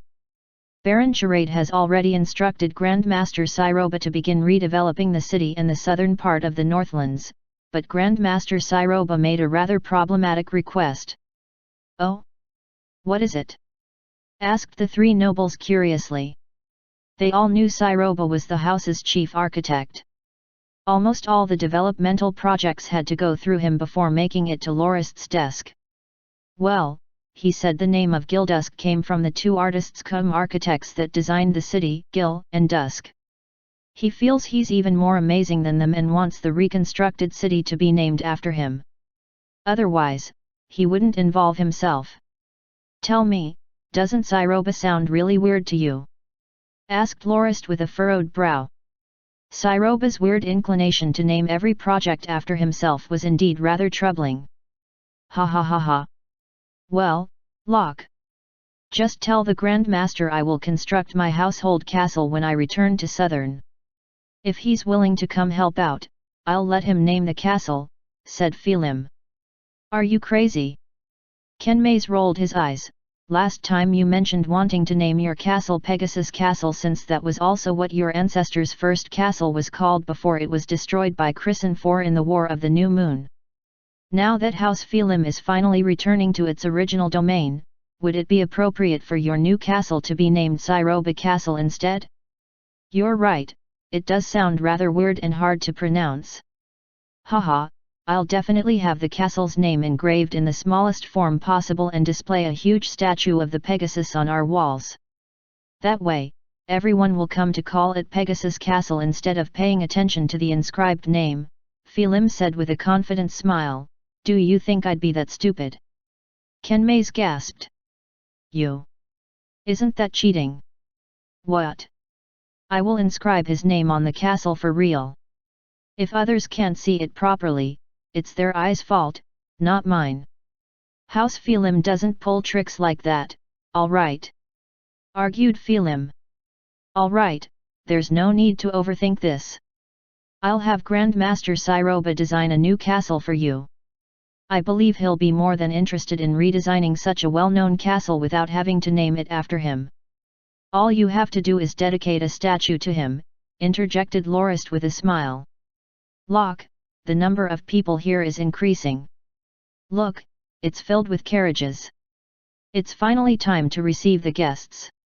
How many years has it been since I attended something like this? The last time was before the second prince was defeated. Asked Ken Mays as he turned to the plaza. If you like parties so much, why didn't you just host your own banquet? You're also a duke. You're more than qualified to host a banquet. Don't tell me House Ken Mays doesn't even have enough money for a simple banquet. Said Lorist with a laugh. Ken Mays sighed. Talking to a banquet idiot like you is really off-putting. Don't you know the most important thing of a banquet or social event is the attendees? The more the merrier. What good would a banquet do if I hardly have any household knights or vassals? There's no point hosting one just for my house. You could promote a few knights. It's not like there's anyone to stop you. They aren't qualified yet. Their contributions are still lacking. Additionally, my father said it was thanks to House Norton and luck that House Ken Mays managed to make it this far. All we should do is mind our own business and pay attention to our dominion since the external affairs of our alliance are all dealt with by you. We only have to fulfill our duties as your allies and will be compensated in kind. I really have to say, your father is a cunning man. Not only is he using us as his shield, he even gets to taste some leftover blood, praised Lorist. It's to be expected. Who asked House Norton to be the strongest? If there's anyone that has to take hits for us, it's you. Don't the rest of you agree? Asked Ken Mays, confiding in his comrades. Phelim and Chizan both laughed. Without Lorist, there wouldn't be the alliance. Neither would their houses have been able to soar to such heights and even solidify their titles among their peers. Ken Mays' words rang true in that Lorist was indeed their leader that had to take care of his subordinates. Well, it's about time. Should we head down now? asked Shizan after taking another look at the carriages. All right. Let's get going. Best not let your ladies wait, agreed Lorist. He was chaperoned by Telesty of Nico Academy. She brought her 2 daughters along. The moment they met, Lorist was shocked to see how slender Telesty had become. After asking about it, he learned that she was stressed from having to take care of the academy and her 2 daughters. Losing sleep was something she had to deal with on a regular basis. Locke, had it not been for the fact that today was also an entitlement ceremony, I wouldn't have left the academy. My schedule is really far too tight, there's too much I have to do. Stop advising me to stop. This is a choice I made for myself, said Telesty. Lorist sighed deeply and gave her a hug. My dear, the sea of knowledge is vast and endless. Even a sailor has to rest and recuperate once in a while. Kenmei's chaperone was a voluptuous noble lady, the widow of some count long passed away. Philem's chaperone was his beloved daughter Katrina. Shizan came with his concubine, Kenmei's cousin, as his chaperone. It seemed the beauty from House Kenmei stood a chance of being made the matron of his house. Lorist led the group with Telesty at the front. Applause and cheers thundered in the hall as the group entered. The banquet's organizer, Charade, represented the house in the welcome speech. Lorist gave a light-hearted speech that basically outlined the plans for the next year, and stated that House Norton was confident their might and courage would bring them all to victory in the upcoming conflicts. Their allies' trust was thus, of course, not for naught. What on earth did you have me read? Lorist complained afterward, this isn't like me at all. Do you have any idea how embarrassed I was up there? I worked on this all night, I didn't even sleep. Charade rolled his eyes. Besides, you checked the speech yourself this morning. You should have complained then. Soul, Lorist gasped as he wiped the sweat from his forehead, I didn't think you would write something like this, so I didn't remember to check. Nobody reminded me either. Whatever, Charade shrugged, it's not like they were all paying attention anyway. It's mostly just formalities. What they're anticipating is the entitlement ceremony, so there's no point complaining about the speech now. The entitlement ceremony soon began. First was the re-entitlement, or demotion, of the 17 nobles relocated to Delamoc. Thereafter the 5 Northland nobles House Kenmei's kept followed suit. Next came the 2 Madras nobles whose beauties had pleased Lorist and managed to save their houses by becoming vassals. Finally, it was Viscount Hades and the other 4 who joined the faction at the last moment's turn. They used to be Iblean nobles, but now they were Lorist's vassals. The last one to be entitled was Baron Dina, whose title was given to Lorist's lover, Dina Ariatali, temporarily until her younger brother matured. The ceremony was simple. Charade announced the names and rank of the house to summon the nobles. They would go up the stage and salute. They received the silver tray Howard brought over containing the deeds of entitlement and the deeds to their land, as well as a decree signed personally by Lorist along with their identification badge which bore the insignias of the respective houses. Lorist remained seated on his throne. His right hand held a sword and his left hand was outstretched. The pose was one a liege assumed when accepting a vassal's pledge of allegiance. The left hand represented grace and acceptance, while the sword symbolized caution and might. Each noble would receive the silver tray and pledge their allegiance by kissing the back of Lorist's left hand, before bowing and leaving. After the vassals were entitled, it was the turn of the 14 new houses.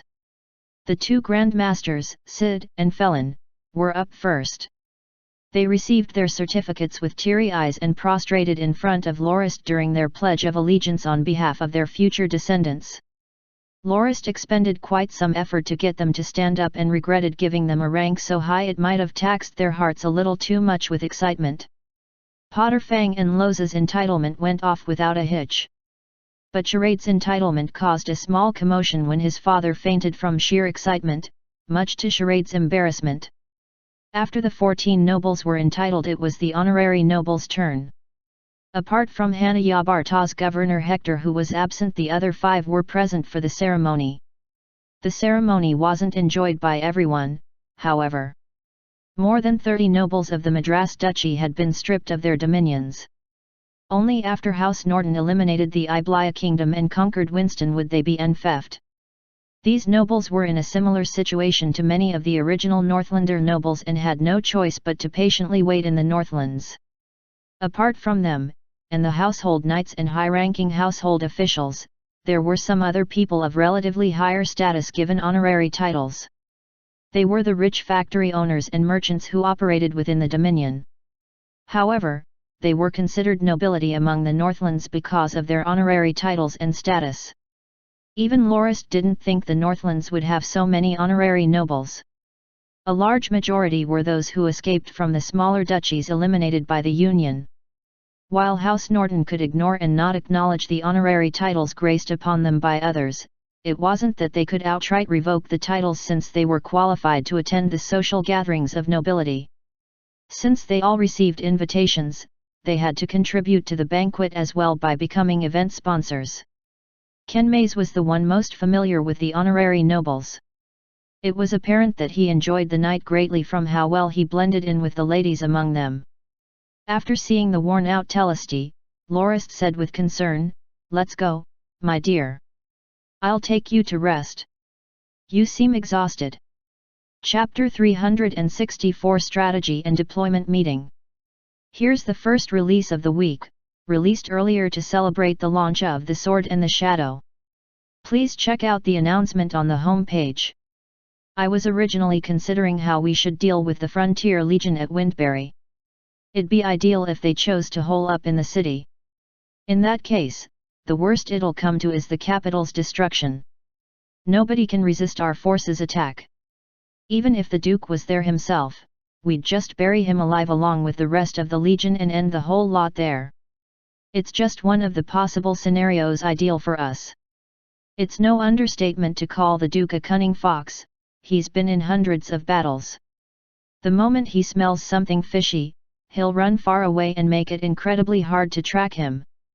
The moment he hears about our troops being sent to Windbury, he'll no doubt give up on the capital and move all its food and wealth away. He might even take all the youths as well. We'll only be left with the old and the sick. Even if we manage to take Windbury, it'll only be a worthless ruin. The Duke will no doubt continue his retreat with all the valuable resources and manpower. When we conquer Winston and head to Southern, he'll find a battlefield large enough for him to employ hit-and-run tactics. He'll definitely exploit the Frontier Legion's mobility to sabotage our supply lines and cut us off from the support of our conquered land while also grinding down our troops' morale. He knows if he drags the battle on, the day our troops wear out and crumble will no doubt come. They were in a large meeting room. Following the 3-day-long New Year's celebration, everyone involved, from high-ranking household knights to knight generals, were gathered in the room, listening to Lorist give a briefing on their strategy. It was the third day of the first month of year 1778. Lorist had formally mobilized the House's Carabalisti to Iblaya against the Frontier Legion of House Fisibulan. According to various sources, House Fisibulan's total force is around 240,000. Naturally, the Duke won't pour all his forces into this conflict. He has to defend the Greater and Lesser Golden Creeks as well as East Wild. Coupled with the forces defending Wild Husbandry, they likely have around 120 to 150,000 men they can deploy against us. There is a possibility he will recruit more soldiers from the grassland barbarians, so there should be another few tens of thousands serving House Fisibulan. We don't really care for our enemies' numbers. But this foe will be a completely different beast from the ones we've faced so far. The main difference is their mobility. It far exceeds our forces. When we attack Southern, we must take great precautions to defend our supply line incredibly well. This will decide whether we can cut off the Duke's support from the duchies. We have to give it our all even for something as seemingly trivial as this. In our original plan, we will gather Tigersaur and Firm Rock as well as House Felim's Pegasus to force our way through using our numbers. It'll force the Frontier Legion to retreat to Winston. Firm Rock and Pegasus will invade Southern once this is achieved. Pegasus will be in charge of eliminating bandits while Firm Rock will set up citadels and moats at locales with ideal terrain. We will lock Southern down complete to limit where Frontier can go. Tigersaur's mission is exterminating the waves of cavalry stationed at Winston to protect our supply line to Southern. We'll also take the most important citadel at the border of Winston and Wild Husbandry, Pedro. This way, we can sever any communication between the two provinces. As for Jaeger, currently stationed in the eastern part of the Northlands, they will be put in charge of attacking Wild Husbandry. I don't require our newly formed legion to suppress the Fisibolan forces at Wild Husbandry effectively. They just have to keep the battles within the Fisibolan dominion. Making Wild Husbandry the battlefield to limit our enemy's ability to mobilize troops would be ideal. This plan has the benefit of being reliable and stable.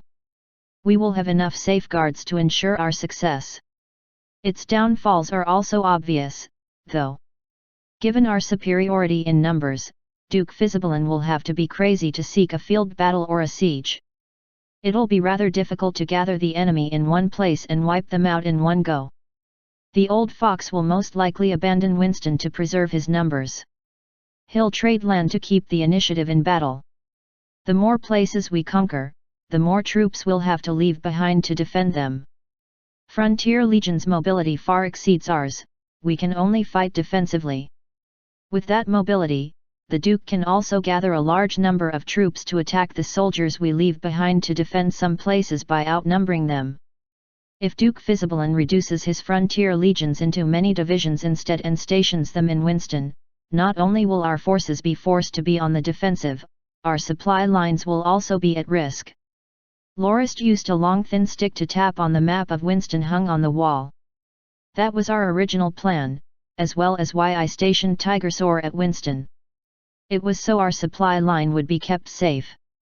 However, thanks to Viscount 80s and the others joining our side, there's another way we can exterminate the Frontier Legion.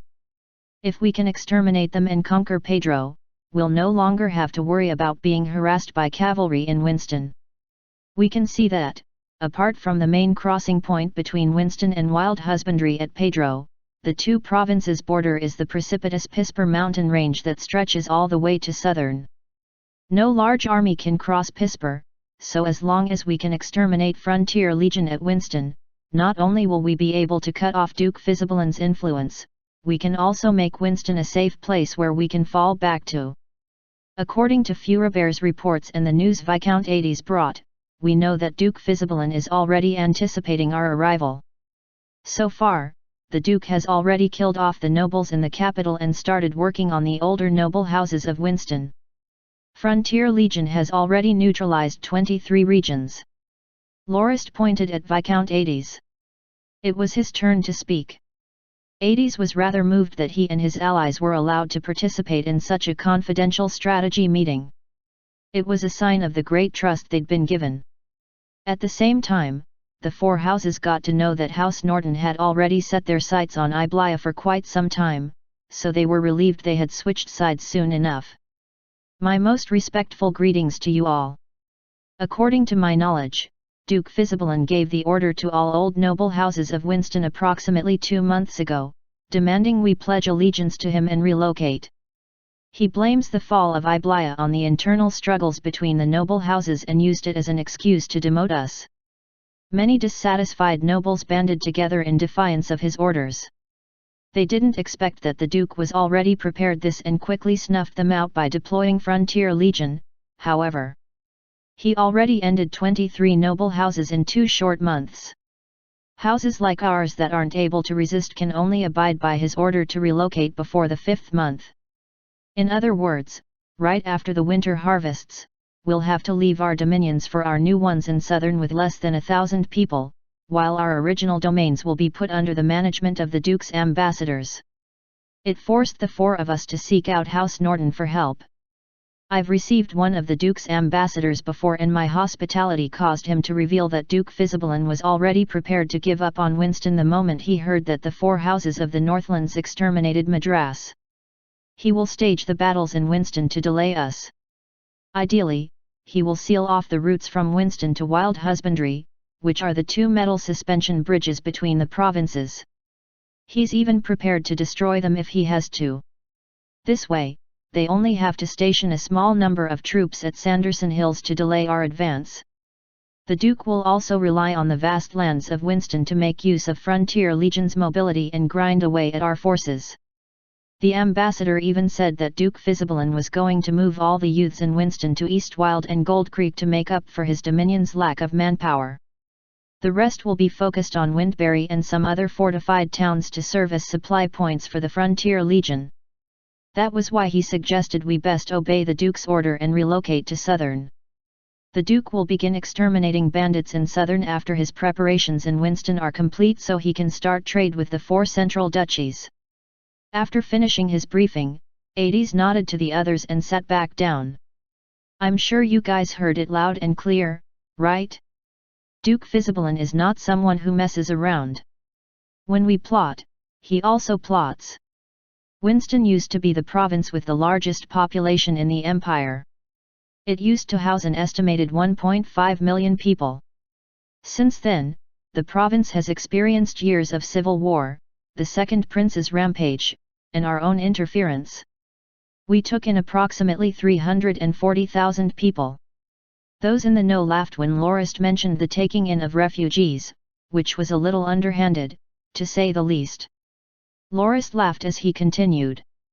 There are an estimated 400,000 people still in Winston, around 70,000 of whom are in Windbury. The rest are mostly the subjects of the province's nobles. The nobles that actually developed their dominions and put in the effort to stimulate the growth of local production, like Viscount Ades, Viscount Zinderson, Baron Kloss, and Baron Wade, are few and far in between. Their territories have a combined population of nearly 40,000, thanks to the success and prosperity of trade at Viscount Ades's town, Dawak. They also managed to gather large numbers of refugees to kickstart farming efforts. Right now, Duke Fisibalin is targeting nobles like them. The nobles that move to Southern will receive military support to combat the bandits and resources from the Duke. The new dominions there will eventually effectively contribute to the extermination of the bandits and limit their influence and growth. Naturally, it would be quite troublesome for the Duke if the nobles there end up being killed off by the bandits instead. There's no doubt it'll intensify the nobles' dissatisfaction. We will not allow Duke Fisibalin to move all the youths of Winston to his dominion. Baron Potter Fang, Baron Malak. The 2 newly entitled nobles stood up upon being named by Lorist. You 2 will lead Firm Rock to Dawak in Viscount Ades's dominion in 3 days. Viscount Ades, Viscount Zinderson, Baron Wade, and Baron Kloss will aid you in this matter. Since it's currently winter with most of the routes sealed off, Duke Fisibalin and Frontier Legion will not expect us to make our move now. Your mission is to move the subjects of these 4 nobles to the Northlands. Thereafter, you will disguise yourselves as their subjects to resist Duke Fisibalin after the harvest during the rainy season. Viscount Ades and the others should also be able to prepare a general force of 6,000. Coupled with the youths from their dominion, it should be possible to form a force of 20,000. To resist these traitorous insurgents, Duke Fisibalin will have to mobilize Frontier Legion. The moment they leave the capital, we will exterminate them at Dawak and take the city with ease. Understood, Your Grace, said Potter Fang and Malak in unison as they sat back down. The crucial point of this arrangement is that we don't attract the attention and suspicion of the Legion's scouts. We will need the help of Viscount Ades and the others. Your Grace, please be assured they will not suspect a thing, said Ades. Lorist nodded.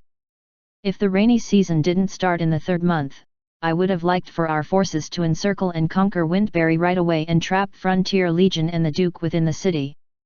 It's too bad our forces would find it incredibly difficult to stage a siege in the rainy weather, not to mention the fact that we can't bring our catapults along. It would be incredibly disadvantageous to have our troops stationed outside the city in the rainy season. A plague can spread pretty quickly under those conditions.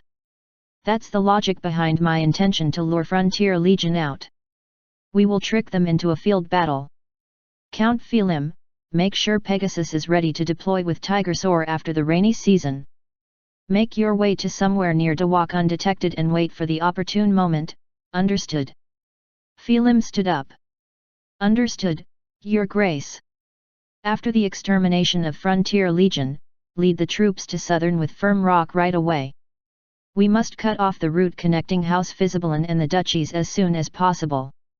If the duchy's forces join up with House Fisabelan, Count Chazin's household legion and Tigersor will be the first to join in as reinforcements.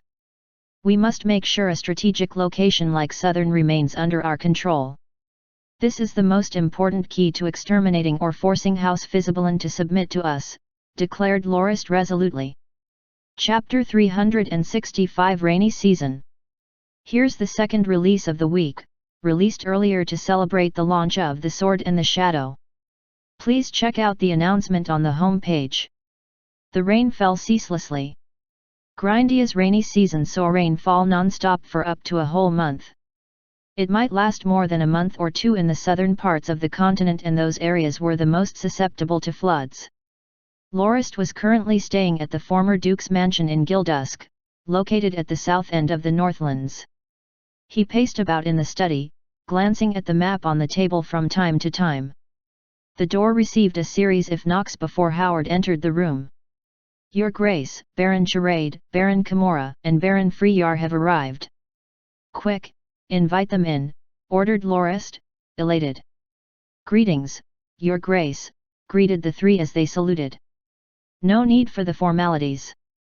I hate having to keep up appearances in front of insiders. Take a seat, said Lorist with a wave of his hand. What would you like to drink? Fruit wine, tea, or Max? Asked Lorist. Your Grace, I think I'll have a cup of your special brew instead. It's been really moist lately, so having some of your wine to warm up would be ideal, said Charade. No way. We're going to have a meeting. I can't have you getting yourself drunk. Don't push it if you don't have good alcohol tolerance. This is not normal wheat or fruit wine. You can drink those without much problem. Drinking a small cup of strong liquor is like drinking 5 bottles of fruit wine in one go. If you want some, I'll let each of you take a bottle with you to enjoy at home. I hold you to your word. Hee hee. 1 whole bottle. Howard, you better remember this well. I guess I'll have Max for now, brightly smiled Charade. Soul, I got tricked again. Kimura requested tea and Freyar asked for fruit wine. It's already been raining for about 2 weeks. It will continue in the Northlands for another 10 or so days. After the rainy season, I will head to the front lines. The war will also start then. Whether we can expand the Northlands' influence will depend on the outcome of this war. After I head to the front lines, Baron Charade will be in charge of the affairs here. Considering that it'll be drawn out, the Northlands' development in the next 2 years will be in the southern area. We will set up settlements Haven, Harvest, and Vigor. They're to be modeled on Salus. Each settlement will have 6 to 8 towns. Also, have 8 knight manors constructed so that future gold-ranked knights can be rewarded.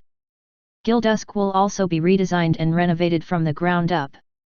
It will be called City of the Bellowing Bear and will be the Northlands' capital.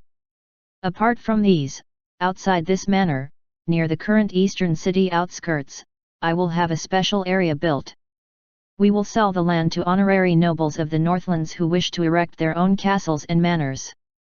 The castles they intend to build must first be certified, of course, and we must keep a blueprint too. Additionally, only those with honorary titles given by our house will be qualified to purchase land. It will be auctioned off to the richest buyer, naturally. Lorist shrugged as he continued, we have no choice but to do it as the war with House Fisibelan will no doubt cost us a lot. This plan was drafted by Baron Spiel. Currently, House Norton stands strong and the honorary titles we acknowledge are worth quite a lot. I believe our profits will range from 100,000 to 1 million. If we include the profit generated from the sale of land, the house will earn up to 3 million. The construction of castles will no doubt require materials and manpower, so it'll also help stimulate our economy. That's why I agreed to let the honorary nobles build their manors there. Baron Charade, as the chief supervisor of the Northlands, you have to pay attention to these 3 matters. You may put Shadekampf in charge of designing the 3 settlements. Apart from Salus, Felicitas, Redriver, and Great River, which has just finished construction in the eastern part of the Northlands, Shadekampf will be responsible for the other settlements. The fellow has already garnered lots of experience and will definitely be one of your most valuable aides. You should first consider Gildusk's renovation. The city will be the center of administration for the Northlands, so everything has to be perfect. The other matter concerns the special area where the honorary nobles will be able to purchase land. You will head the pricing negotiations since you're the best at it in the house. Don't disappoint me. The last thing concerns Count Phelim's subjects. After we conquer Southern, Count Phelim will move his subjects to his original dominion in batches. You have to help out with the move. The Northlands will only truly belong to House Norton after their relocation. Charade stood up to show his dedication. Your Grace, please be assured that your orders will be carried out according to your specifications. Lorist nodded and turned to Freyar. Baron Freyar, you will be relocated here from your previous post at Silauaz because of the upcoming campaign. This time around, you'll be deployed on the battlefield. Freyar smiled excitedly. Your Grace, I've always looked forward to being sent back to the front lines. Staying at the rear for so long is making me rust up. Lorist waved his hand at him. Come and look at the map here. The local defense legion is our largest unit, with 25 brigades forming 5 divisions of 75,000 men in total. You will relocate here to plan the legion's defense stations as well as coordinate the divisions on missions in Winston. The 1st Local Defense Division, including the 1st to 5th Brigades, will be stationed at the Old Dominion near Firm Rock Castle. They'll be spread across Firm Rock Castle, Hyde Bowl Citadel, Tortoise Hill Citadel, North Sea, and Black Edge Castle. Originally, Black Edge Castle was the main base of the Rage Bear Knights. However, they will follow me to the front lines this time around and will be stationed nearby in the future. Black Edge Castle will have to be defended by the 5th Local Defense Brigade. The 2nd Local Defense Division, including the 6th to 10th Brigades, will be stationed to the south of Firm Rock Castle. More specifically, the Metal Suspension Bridge in the eastern part of the Northlands, Hendliff Suspension Bridge in the south, the Floating Bridge on the Metropolis River, the Citadel in the western part of the Black Edge Mountains that connects to the internal part of the Dominion, as well as Gildusk. The 3rd Local Defense Division, namely the 11th to 15th Divisions stationed at Silauaz right now, will be moved here and put under gold-ranked Knight Jade's command. The 4th Local Defense Division, including the 16th to 20th Brigades, is currently stationed in Delamock. 2 of the divisions are located at Kobo and Venades, with the other 3 supervising the 100,000-plus captive laborers currently building the main highway. The division's commander will be Baron Belnick. Freyar, you will personally command the 5th Division, 21st to 25th Brigades. There are some strategic positions we have to take in as soon as possible when we invade Winston. They are Pedro, Dewak, Windberry, Twilight Lake Town roughly 50 kilometers from the capital, and the mountain stronghold, Seahack, the crossing point from Winston to Southern. Apart from Windberry, the other 4 places have to be renovated into fortified citadels. Seahack used to be a crossing point between the 2 provinces, but it's been worn down after many battles. We'll have to erect a new citadel there to secure Winston properly. If we can exterminate the Duke's Frontier Legion stationed at Windberry as planned, then our renovation and construction efforts will proceed without problems. But if it doesn't go according to plan, you will have to hold your stations while you complete your construction efforts. Duke Fisibalin will definitely not leave us to ourselves to fortify those locales. He will definitely do everything he can to hamper our progress. This is the main reason I ordered you to relocate here. Freyar laughed out loud and thumped his chest. Your Grace, the local defense legion is particularly adept at defense. Even if we don't have fortified citadels, we still have our own ways to make the enemy bleed. To be honest, I'm getting more and more impatient to set foot on the battlefield. Lorist punched Freyar's chest as he laughed. I trust you will carry out your duties to my satisfaction. Freyar performed a knight's salute. The local defense legion will not let you down, Your Grace. The last one to receive orders was Baron Kimura. I called you here to appoint you to the position of Logistics Commandant. You will be the Chief Logistics Officer of our forces, so every shipment of resources to the front lines must receive your screening and permission. You will control their allocation as well. Kimura nodded respectfully. Yes, Your Grace. We have long been preparing for this war. From weapons to food and vehicles for transportation, we have almost everything ready. This is a summary of our inventory, said Lorist as he handed a thick folder to Kimura. However, there are a few things that you have to pay attention to. For your escort, I have already ordered Firm Rock and Tiger Soar to each send a brigade of retired soldiers. Viscount Hades and the other old nobles of Winston have also picked out elite soldiers to form a division of security troops to take care of the convoy's safety. You won't have to worry about manpower on that front. You also have to pay attention to the 1 million gold fords worth of resources, House Kenmaze's 500,000 gold fords, as well as Count Chazin's resources worth 300,000. Everything is support for Count Phelim's relocation to Southern to settle down in his family dominion. Since Southern is more or less a wasteland right now, they will not be able to set up a stable foundation without our aid. As this shipment is only for that, I want you to place extra care and concern on it. Our houses have more than enough for our troops, so you don't have to worry about that. The largest problem we might face, however, is the allocation of manpower. On the one hand, our house will try to stop Duke Fizibalin from moving Winston's youth to his dominion. On the other, we need you to relocate the youth. I'm sure you've heard about the renovation and construction efforts following the occupation of Windberry when I talked to Freyar just now. We will no doubt require lots of manpower. I've already ordered the Dominion to mobilize 4 experienced construction units, each number roughly 100 men. That's why we still require approximately 4 units of 10,000 comprised of Winston's able-bodied youth to facilitate the construction effort. If the war turns out well and we successfully exterminate the Duke's Frontier Legion and complete the Citadel's construction, the workforce will have to head to Southern and help Firm Rock set up the defensive infrastructure there. Moats will have to be dug for the implementation of our iron cage tactic. Other than that, if we have any captives, we will use them to work on the roads between Winston and Southern. All the equipment and resources will be transported to Windberry once it's secured, and your logistics operations center will be moved there as well to make it easier for you to support the war effort in Southern.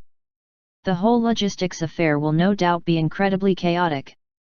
You're the only suitable person of which I can think. Do you have any thoughts on the matter? Kimura nodded and simply.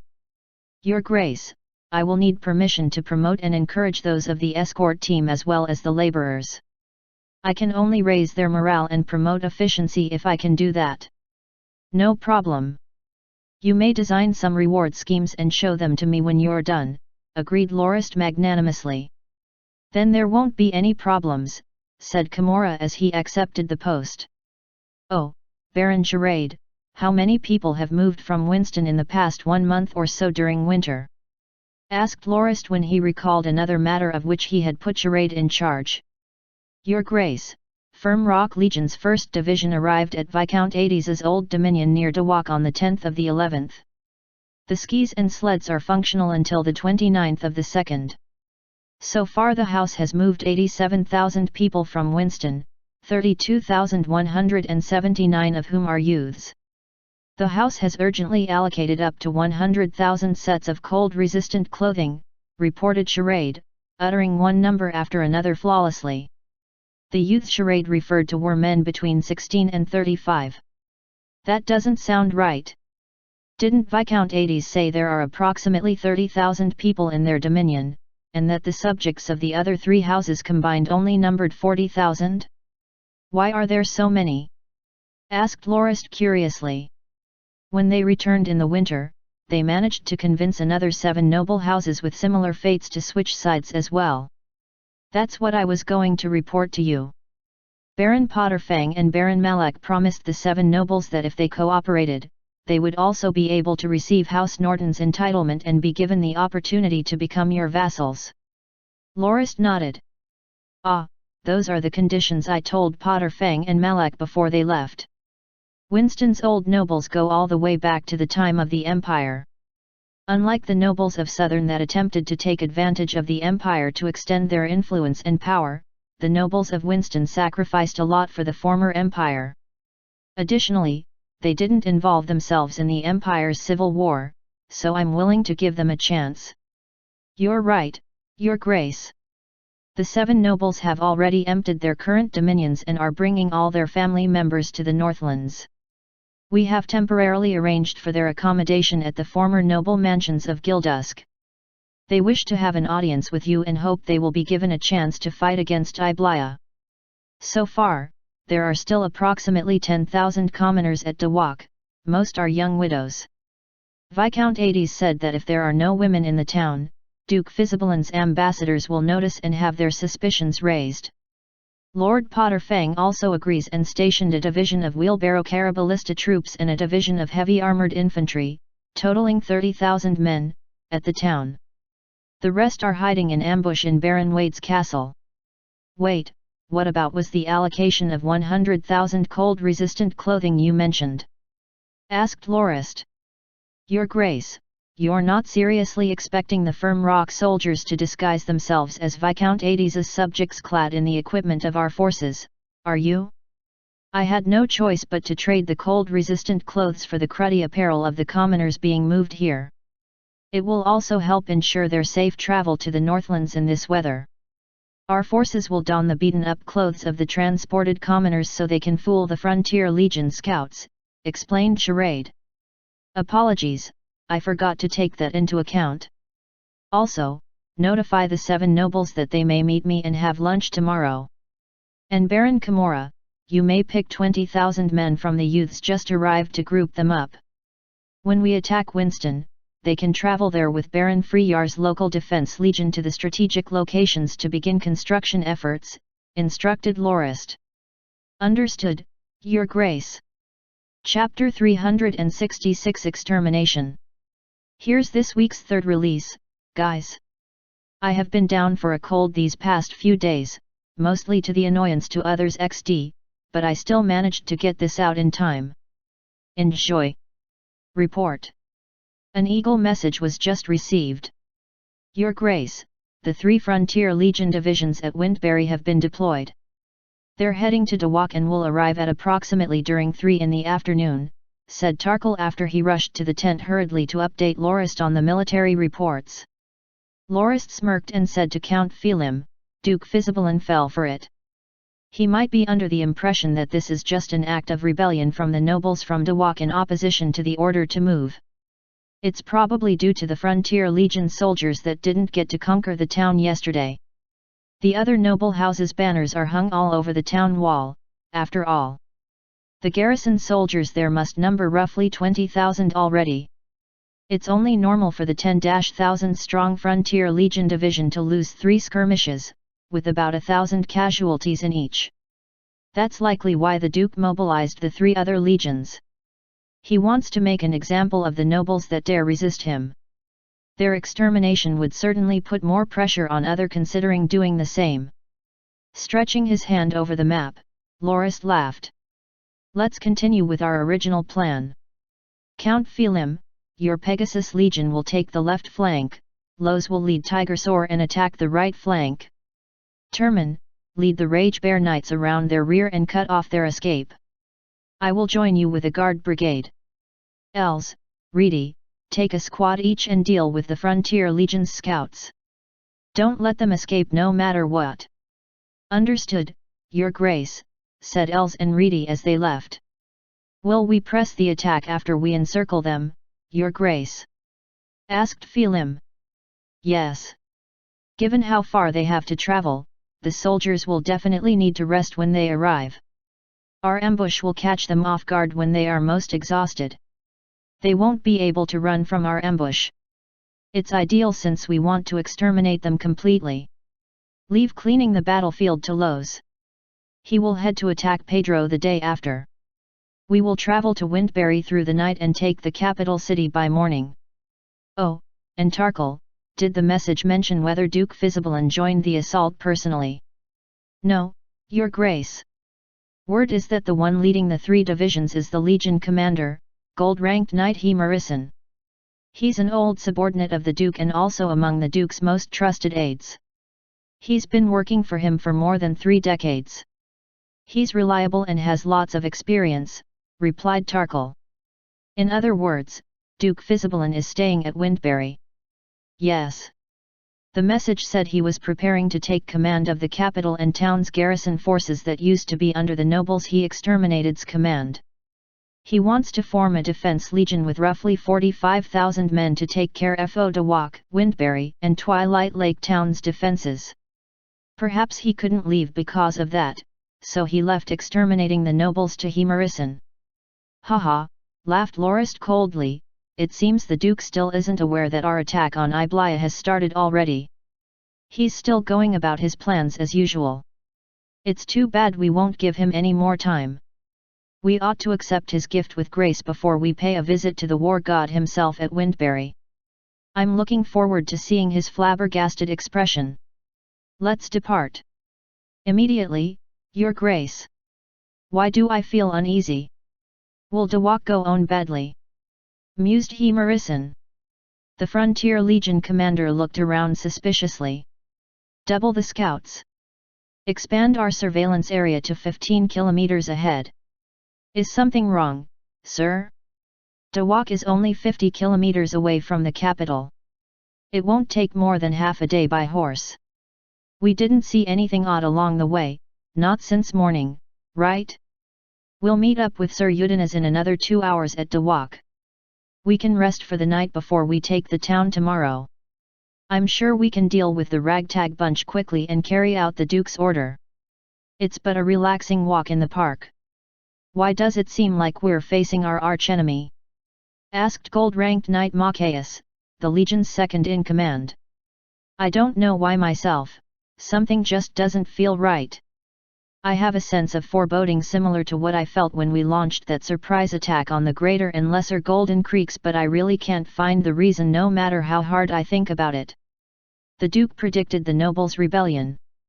But we didn't think they'd manage to rally another 7 or 8 nobles and gather a force of 20,000. They even made Sir Udanas suffer such a loss. It seems these nobles intend to fight a defensive battle now they just harvested their winter wheat. They want to force the Duke to take a step back by prolonging this confrontation. Even so, the traitors will definitely regret it the moment we arrive. Even though we're light cavalry, we pack quite a punch, laughed Himarisan.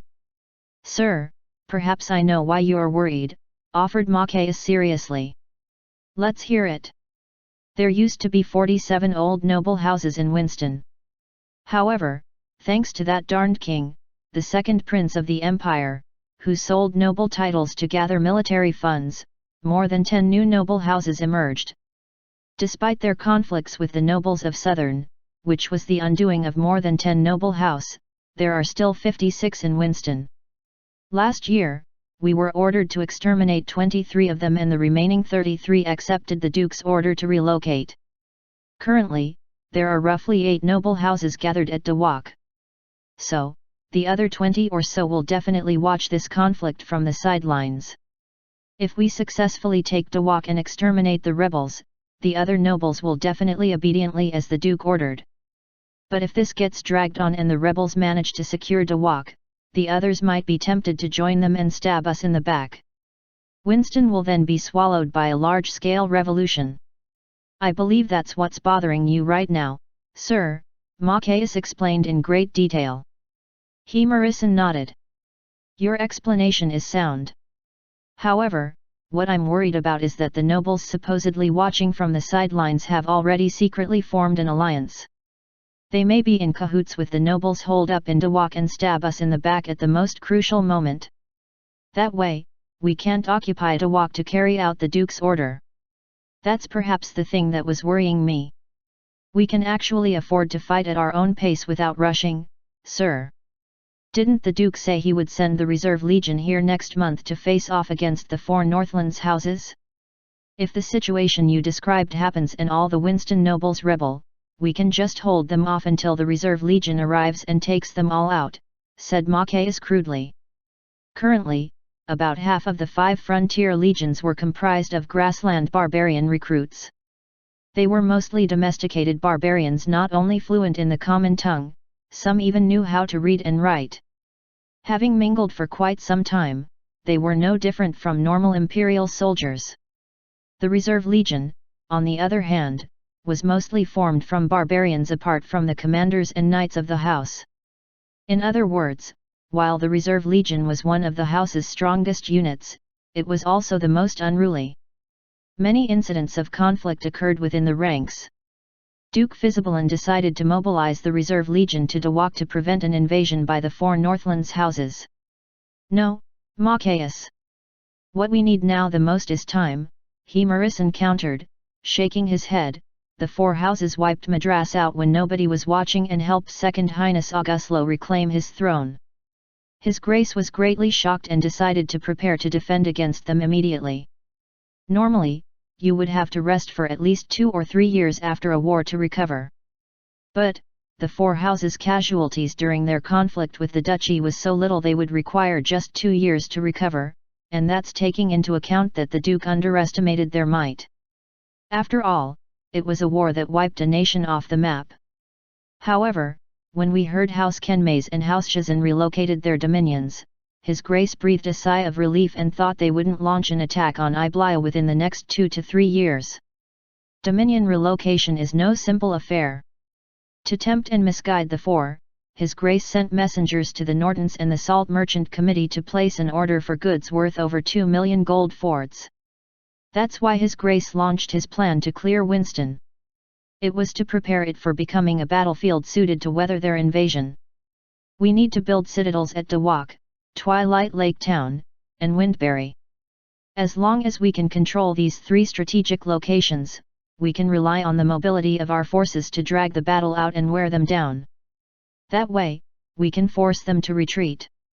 If we fail to take Dawak, the remaining 20+ houses will rebel and escalate the conflict. As long as this conflict persists, it might attract the 4 houses. Even if they haven't recovered their might, our house is similarly unprepared for it. Should we clash with the 4 houses right now, it will greatly affect the house's plan. What we want the least is to attract the 4 houses' suspicion and ruin the Duke's plans. Macias nodded solemnly. In other words, we just have to crush Dawak right away and let the spectating nobles preparing to rebel see us hang the noble houses hold up within right away so they can continue to head to their assigned dominions in southern obediently. We can easily reorganize the manpower in the dominions those nobles left behind and complete the mission without problems, right? Correct. Oh, the scouts are back. Let's see what they have to say. A scout rode quickly like the storm and came to a sudden stop before he reported. Sir, situation normal 15 kilometers ahead. We didn't spot anything noteworthy. Thanks for the hard work. Keep up surveillance and report anything you see right away, he Marisan ordered, waving his horsewhip. Right away, sir, said the scout before he left in a hurry. Increase our pace, ordered he Marisan as he turned to the orderly behind him. Around 2:30 in the afternoon, Knight he Marisan and Knight Macias made it to Dawak with their 3 divisions. The 3rd Division commander, Udinaz, had long been waiting to receive them. Sir, the camp is set up. Do you want to rest now? There's no rush, Udinaz. Tell me more about the situation. We can go check out Dawak's fortifications afterward, he Marisan said as he waved his hand before he turned to the orderly beside him. Have Sir Karichak and Sir Benbrike come over and survey the town's defences later and discuss our plan of attack. Understood, sir, said the orderly as he turned and left. The 1st Frontier Legion of House Fisibelan numbered 46,000 divided into 4 main divisions and 1 logistics division. Its commander was 3-star gold-ranked Knight he Marisan, also the 1st Division's commander. Its second-in-command was 2-star gold-ranked Knight Macias, leader of the 2nd Division. Gold-ranked Knight Udanas was the 3rd Division's commander and was at the 2-star gold rank.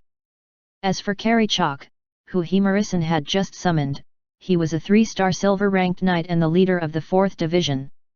Ben Breikhand was a 2-star silver rank and the leader of the Logistics Division. While Himarisan was commander of the Legion, he was extremely polite and cordial towards the 2 silver-ranked knights, Karichak and Ben Breik. After all, they were knights bearing the surname Fizibalan and were distant relatives of the Duke himself. They were considered members of the house. "Sir, we arrived yesterday morning and launched 3 attacks after we set up camp. We used the grapple horse jump during the 2nd and 3rd attacks and managed to scale the walls, but the enemy numbers up there were too high. Too few of our men made it up the walls, hence our failure," said Udanas regretfully, as he explained the reasons for his 3 failed attempts. The grapple horse jump was a technique that took advantage of low defensive walls.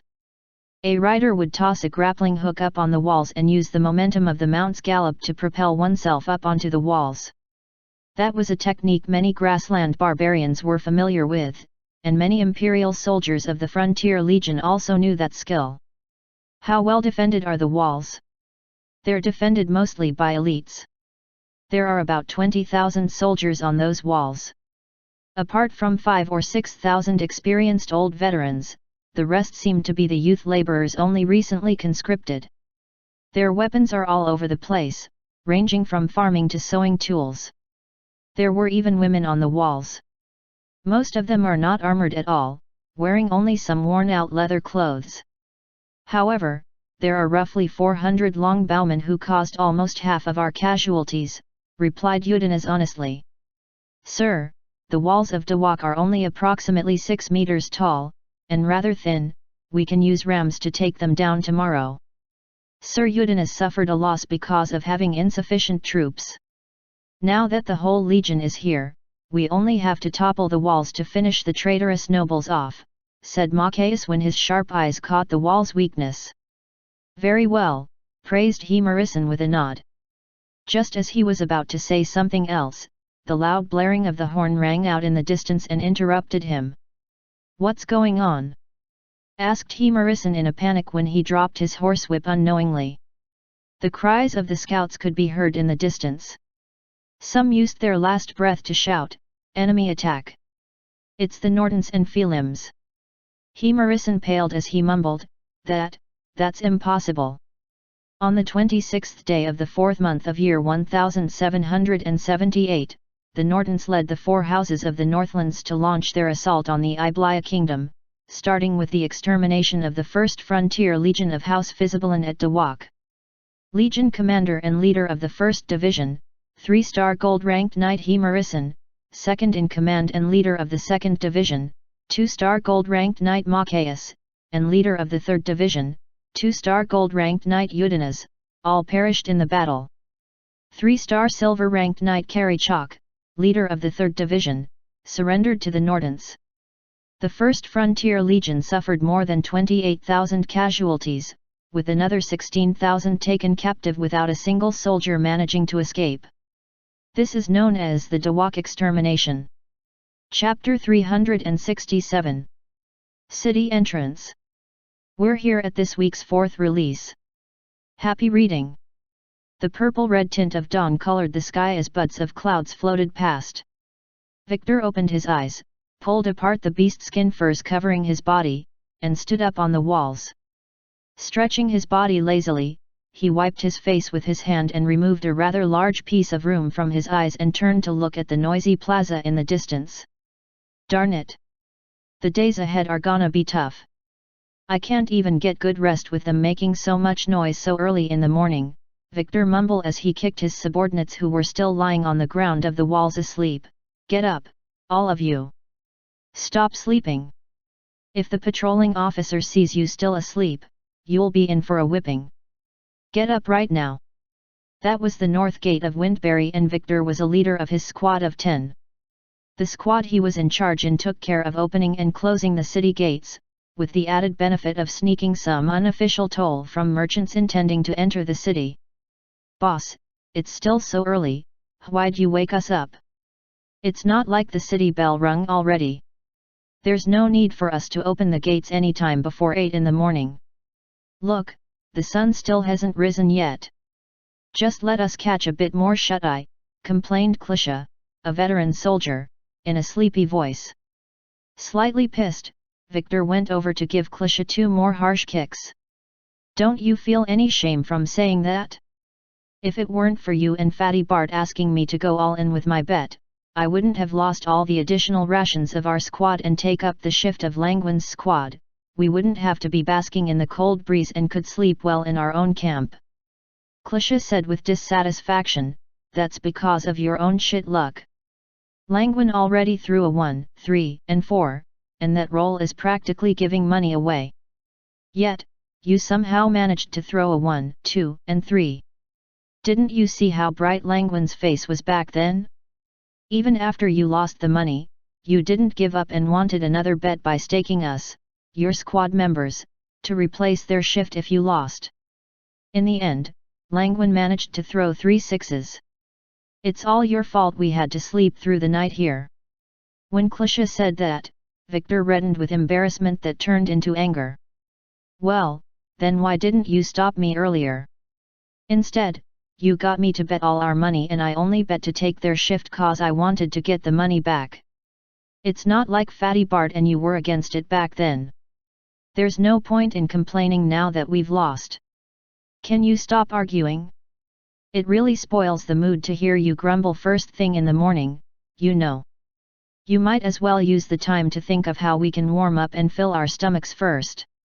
Those lazy bums at the camp will only send us food at 9. Not to mention that they'd have to serve that master and those other idiots first. Perhaps, the food might not come before 10, said a fat old soldier who was leaning against the wall and clutching his beast-skin fur tightly. Klisha directed his grievances to his new target and said, Fatty Bart, is eating all you can think of? You're already so fat. Annoyed, the fat old soldier barked, it's got nothing to do with you. I won't fuss over every little thing like you rascals who don't see the bigger picture. Just get over the fact that we've lost. There's no point getting hung up on it now. The only thing I regret is helping that stupid Duke out. We've never had a good day since he came. We lost our post as guards of the palace and were sent to look after the city gates. Not only did we lose our bonus pay, even our salary was cut by half. It's all thanks to that darned Duke.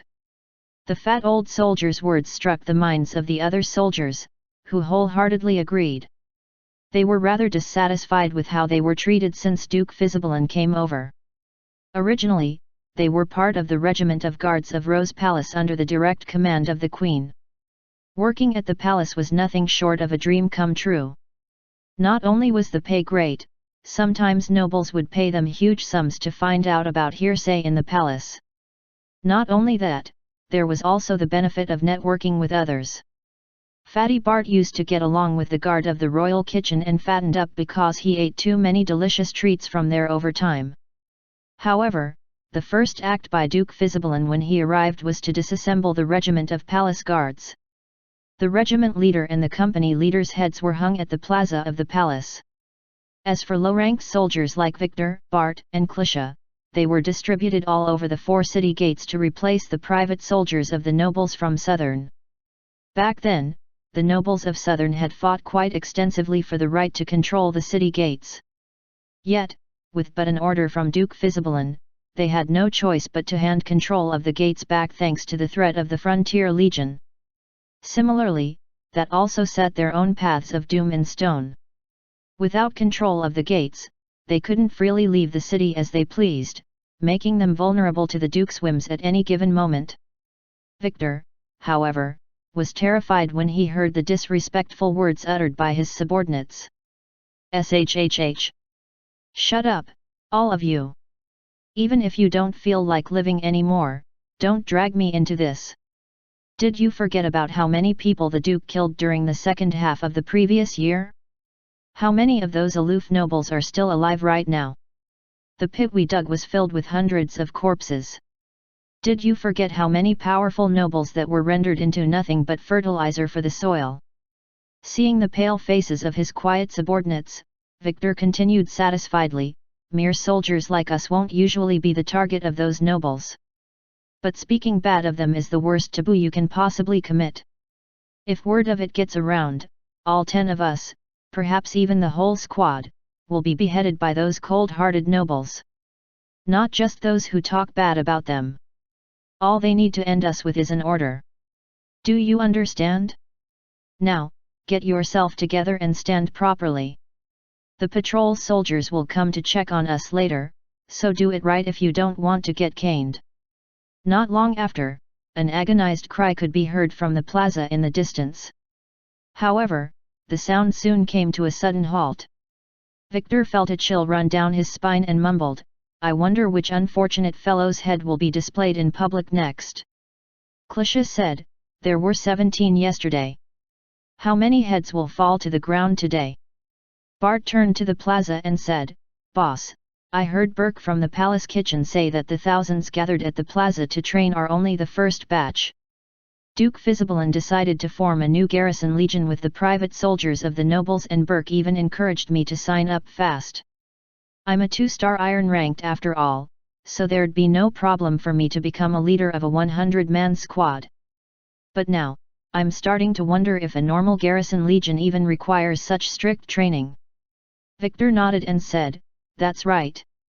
I heard squad leader Boston say that this garrison legion is held to the highest standards of discipline, even higher than normal standing armies.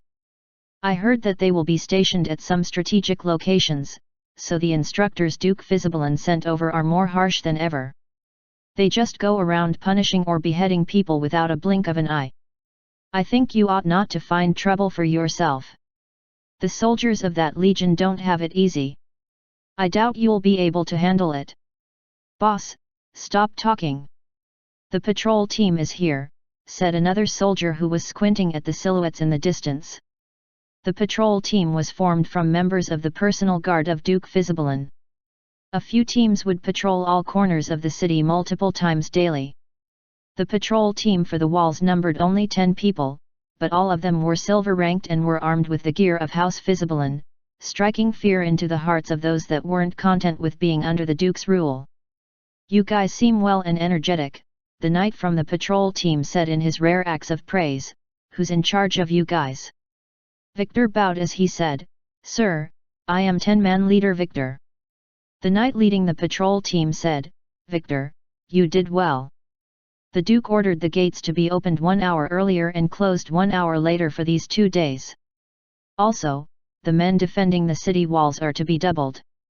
I believe your squad leader has received the order already." "Oh, why is that?" asked Victor curiously. The knight didn't mind the question and explained the reason for that order.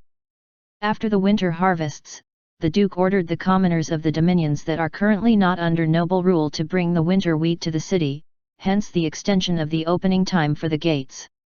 Also, 1st Frontier Legion was deployed yesterday, and we believe a messenger will come during these 2 days to send a report. We're leaving the gates open for longer so that we don't miss the messenger, understood?" Victor nodded as the patrol team took their leave. Bart said excitedly, "Boss, if the transport team is here, we can get a sack of winter wheat for porridge. Porridge made from fresh winter wheat is just so delicious." "We'll see. Go check if that's the transport team over there. There's such a huge convoy heading here, a little earlier than expected." "Clisha, ask squad leader Boston why the additional men assigned to the gates aren't here yet." "We won't open the gates until they come," said Victor as he looked at the long convoy approaching the city. The men sent over by their squad leader were none other than Victor's nemesis, Langwin's own group of 10. Langwin used to be a mercenary and was of the 3-star iron rank, yet nobody could recall what he went by in the past. Langwin was but a nickname of his. At that moment, the bell within the city rang 7 times. After a short pause, it rang another 7 times. It would ring another 7 more times before the time reporting protocol concludes. "Time's up. Langwin, open the city gates." "We'll stay here since running up and down like this is just too tiring," shouted Victor from the top of the walls towards Langwin's group below. Langwin cursed, I thought I could take some time off after winning against you yesterday, but that darned Boston sent me on another job. I still haven't had my breakfast, you know. I hope his member doesn't ever stand again even after seeing that young wife of his." Victor and the rest atop the walls laughed heartily, before Victor recalled something and shouted to Langwin, "Hey, the transport team is already here. Get a sack of winter wheat from them. We'll make some porridge at the tower over there." It wasn't know whether Langwin heard what Victor said. All he did was nod before instructing his men to open the gates.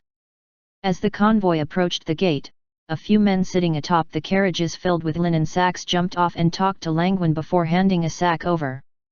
Langwin stepped aside and let one carriage after another enter the city. The one who handed Langwin the sack remained at the gate and chatted with Langwin.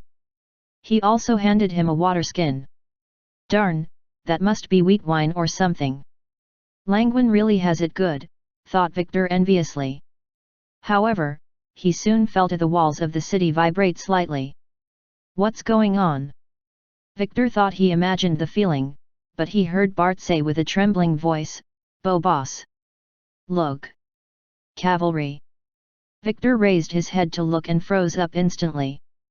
Countless numbers of cavalry troops could be seen swarming towards the city, and they didn't seem to be 1st Frontier Legion that left yesterday based on their armaments.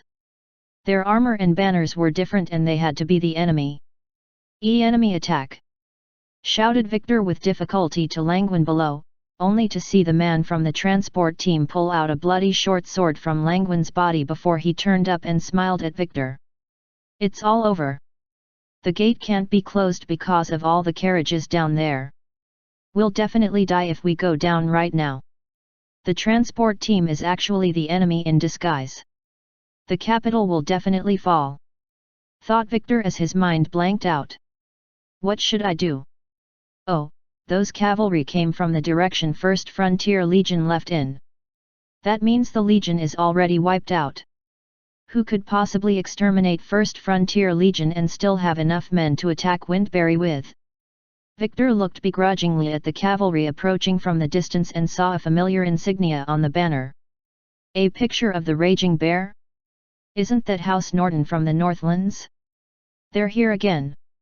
And there's also a banner with a Pegasus. So House Phelim is here as well. Clang! Victor discarded his weapon and kneeled down on both knees upon the walls. "Bosun, what are you doing?" asked Bart in confusion. "Drop your weapons and kneel like me now. I'm making sure that you get out of his alive.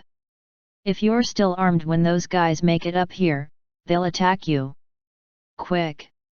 Discard your weapons and kneel behind me!" cried Victor as quickly as he could. Lorist was the first to ride all the way into Windberry. His target was Rose Palace because Duke Fizibalin was over there. As long as he could capture the Duke, the rest of the plan would be a no-brainer. House Fizibalin without the Duke would become malleable as clay for Lorist's purposes. With Duke Fizibalin out of the picture and Blade Master Xanthi held captive by the Second Highness, House Fizibalin would have no one to lead them. Since Viscount Christoph was someone Lorist could easily deal with, all he had to do was to wait for Sylvia to come crying to him and beg for House Fizibalin to be spared. She would definitely agree to any condition Lorist brought up by then. Well, that's thinking a little too far. First, I need to catch that slimy old Duke, thought Lorist as he wiped the drool off from the corner of his mouth and continued riding towards Rose Palace. Behind him, the soldiers bearing the banner of House Phelim and the Rage Bear Knights were flooding into Windberry through the north gate. Els, who had pretended to be part of the crew of the transport team to jam the gates with the carriages, was busy looking for a mount so that he could join up with Lorist. After wiping out House Fizibalin's 1st Frontier Legion at Dawak a day before, Lorist brought his guard brigade, Rage Bear Knights and House Phelim's Pegasus Knights with him. They left for Windberry at 7 that night. Potterfang and Malak would follow behind them with Firm Rock Legion, and Lowe's and Tigersaur Legion was tasked with clearing up the battlefield. At first, Lorist wanted to mount a night attack on Windberry, but he realized that his men and horses were already tired out when they were about 5 kilometers away from Windberry. Having no other choice, Lorist ordered his men to set up camp and rest. After all, even the strongest men couldn't handle fighting after a whole night of travel right after the battle to wipe out First Frontier Legion. Guess we have no choice but to attack head-on, thought Lorist. However, before 6 in the morning, the scouts patrolling in the distance noticed a large convoy traveling towards the capital. After asking around, Lorist was delighted that such a convenient method of entering the city had fallen right into his lap. Els and Reedy brought the guards to masquerade as those of the transport team and quickly managed to take over the North City Gate, causing Windberry to fall to their hands just like that. The loud blaring of the alert horn finally rang out, causing the city bell to ring non-stop in response to the enemy attack. The patrol teams bravely resisted their foes, only to be reduced to nothing but bloody corpses soon enough. The two large golden doors of Rose Palace was finally visible before Lorist. He drew his long sword and rushed straight towards the tens of soldiers standing guard at the palace entrance. Chapter 368 Escape. The fifth release of the week is finally here. Hope you guys enjoy the read and CYA next week. Duke Fizibelin woke up really early in the morning. With the coming of old age, his need for sleep diminished.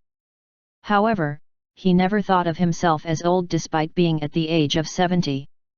As a rank 3 blade master, his body was as fit as a man in his 50s. He was still so healthy he could release his pent-up desires the night before on 2 maidservants in his palace. The reason he couldn't sleep was probably due to all his worries. I wonder what happened to Xanthai. She still hasn't returned. I heard from an informant in Shabad she was hunting down that Norton child with 2 other blade masters, but she hasn't contacted me since the chase started. What was that child called again? I think he was the swordsmanship section of the knighthood tournament's champion. Poor Jinuinder. For such a rare talent to die at the hands of the Nortons like that. The Duke felt his rage well up every time he thought about it. Xanthai should be fine. She's a rank 3 blade master, after all. I sure was surprised when she broke through 3 years ago. I resolved myself to attack the Greater and Lesser Golden Creeks thanks to her breakthrough. The Hubet tribe there aren't people to mess with lightly. They have 7 fighters on par with blade masters. Duke Fizibelin had had to work together with Xanthai to kill 6 of the blade master level fighters to cause panic in the tribe before the military attack could be launched. They wiped the tribe out in one go and conquered the creeks. As a rank 3 blade master, Xanthai should have nothing to fear when traveling across Grindia. All she had to be wary of were the old hidden masters. Even if she met other rank 3 blade masters she could still escape unscathed. She must just be having too much fun and forgetting to report back in time. Well, women are free-spirited I suppose, thought the Duke as he shook his head and stopped worrying about Xanthai. He never even dreamed that Lorist would deal with his lover and make her the Second Highness captive.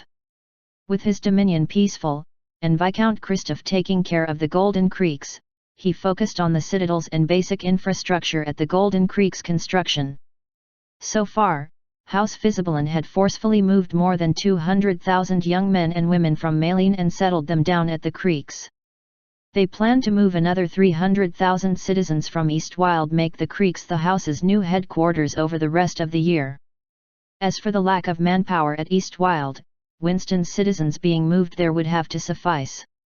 Coupled with some of the domesticated barbarians, Eastwild's population could still be maintained at approximately 500,000.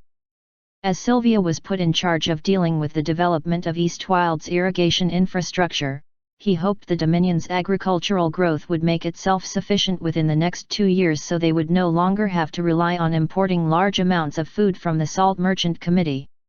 While House Fizibelin's dominion was not lacking in meats, it would be quite a waste to let the commoners feast on meat all the time. All they needed was a filled stomach. Currently, House Fizibelin relied on their livestock to trade for resources with other nations. While the house had started to earn much more from mining gold following Gold Creek's occupation, the mining operations themselves cost quite a bit to set up. Gold could also be kept for times of need, while livestock was another story altogether. House Fizibelin was provided with livestock by the grassland barbarian tribes annually, almost 100,000 animals each time. It didn't come at any cost to the house either. They were able to exchange the livestock for lots of goods from the Salt Merchant Committee, which was in turn used to trade for more livestock at a marked-up rate with the barbarian tribes. The trade netted the house quite a bit of profit. The moment he thought of Princess Sylvia, Duke Fisibelin's expression darkened. Sylvia was so obedient and delightful when she was younger. Why did she grow into such a rebellious woman? She actually fell for that kid leading the Nordens. What's so good about him anyway? He doesn't even take a duke like me seriously.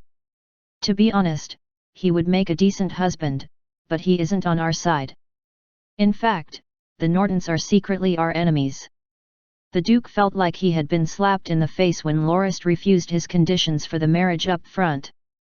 Rumors were not to be believed so readily. It was widely said among the nobles that House Norton's new leader was someone who didn't have a shred of ambition and only knew how to turtle up in his dominion like a coward. He even formed the alliance of 4 houses for protection.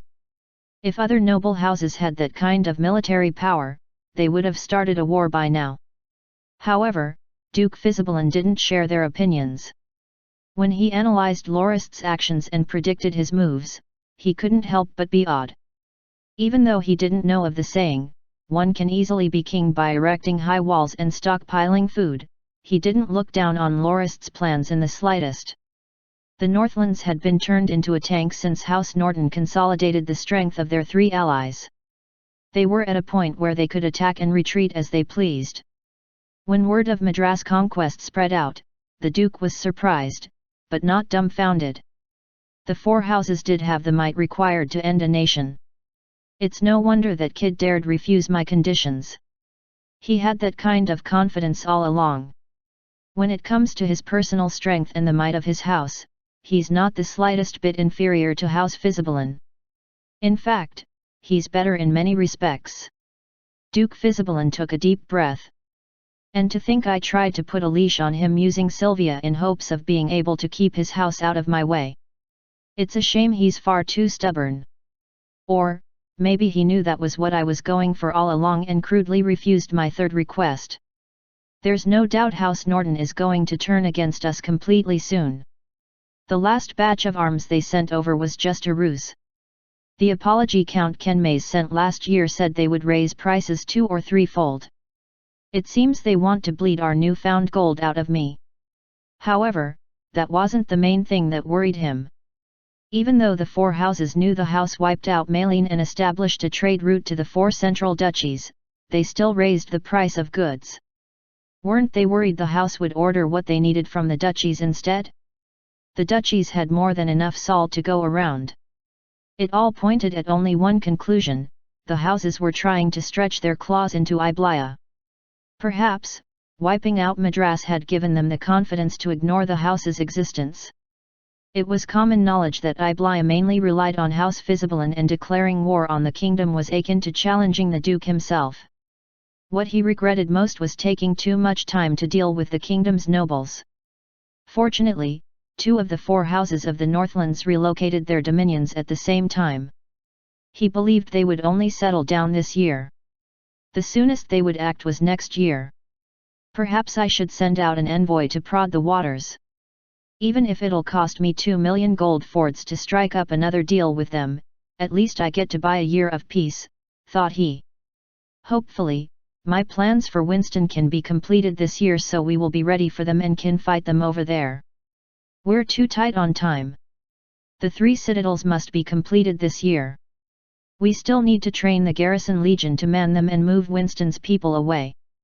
There's too much to do. The 2 maidservants, pleasured to unconsciousness by the Duke, finally woke up.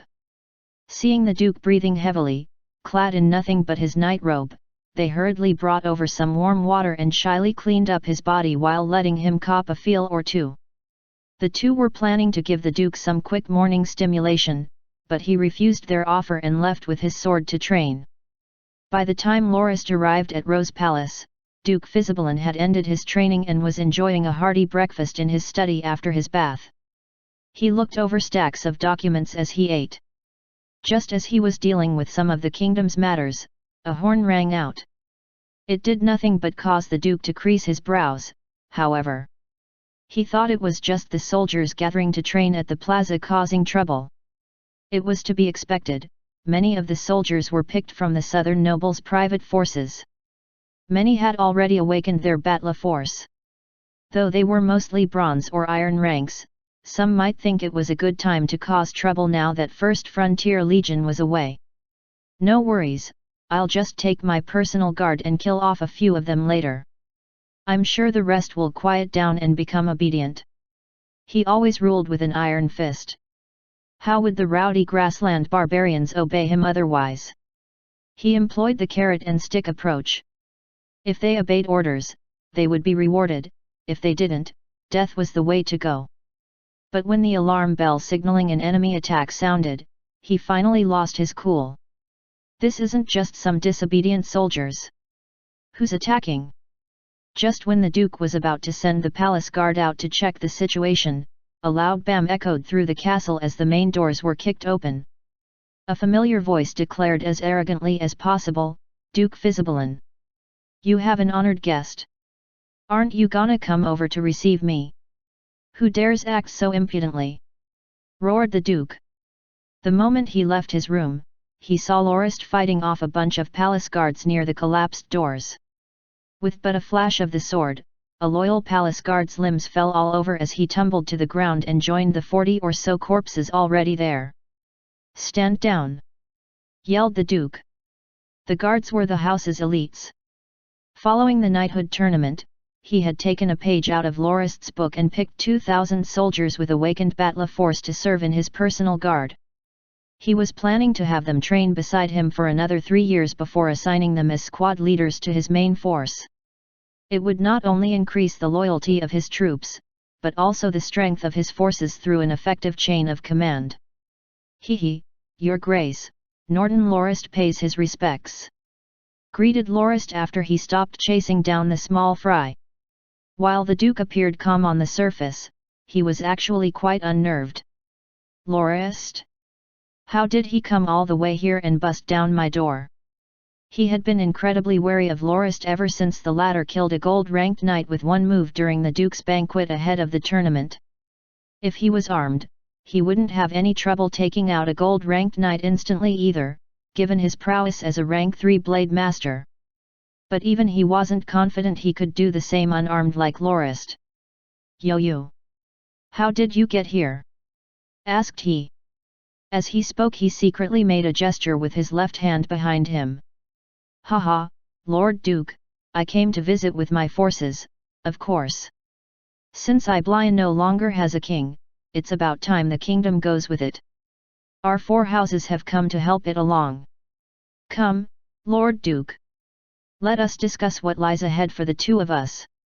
From how he was still holding his sword, it didn't appear he wanted to talk about anything though. "Dream on.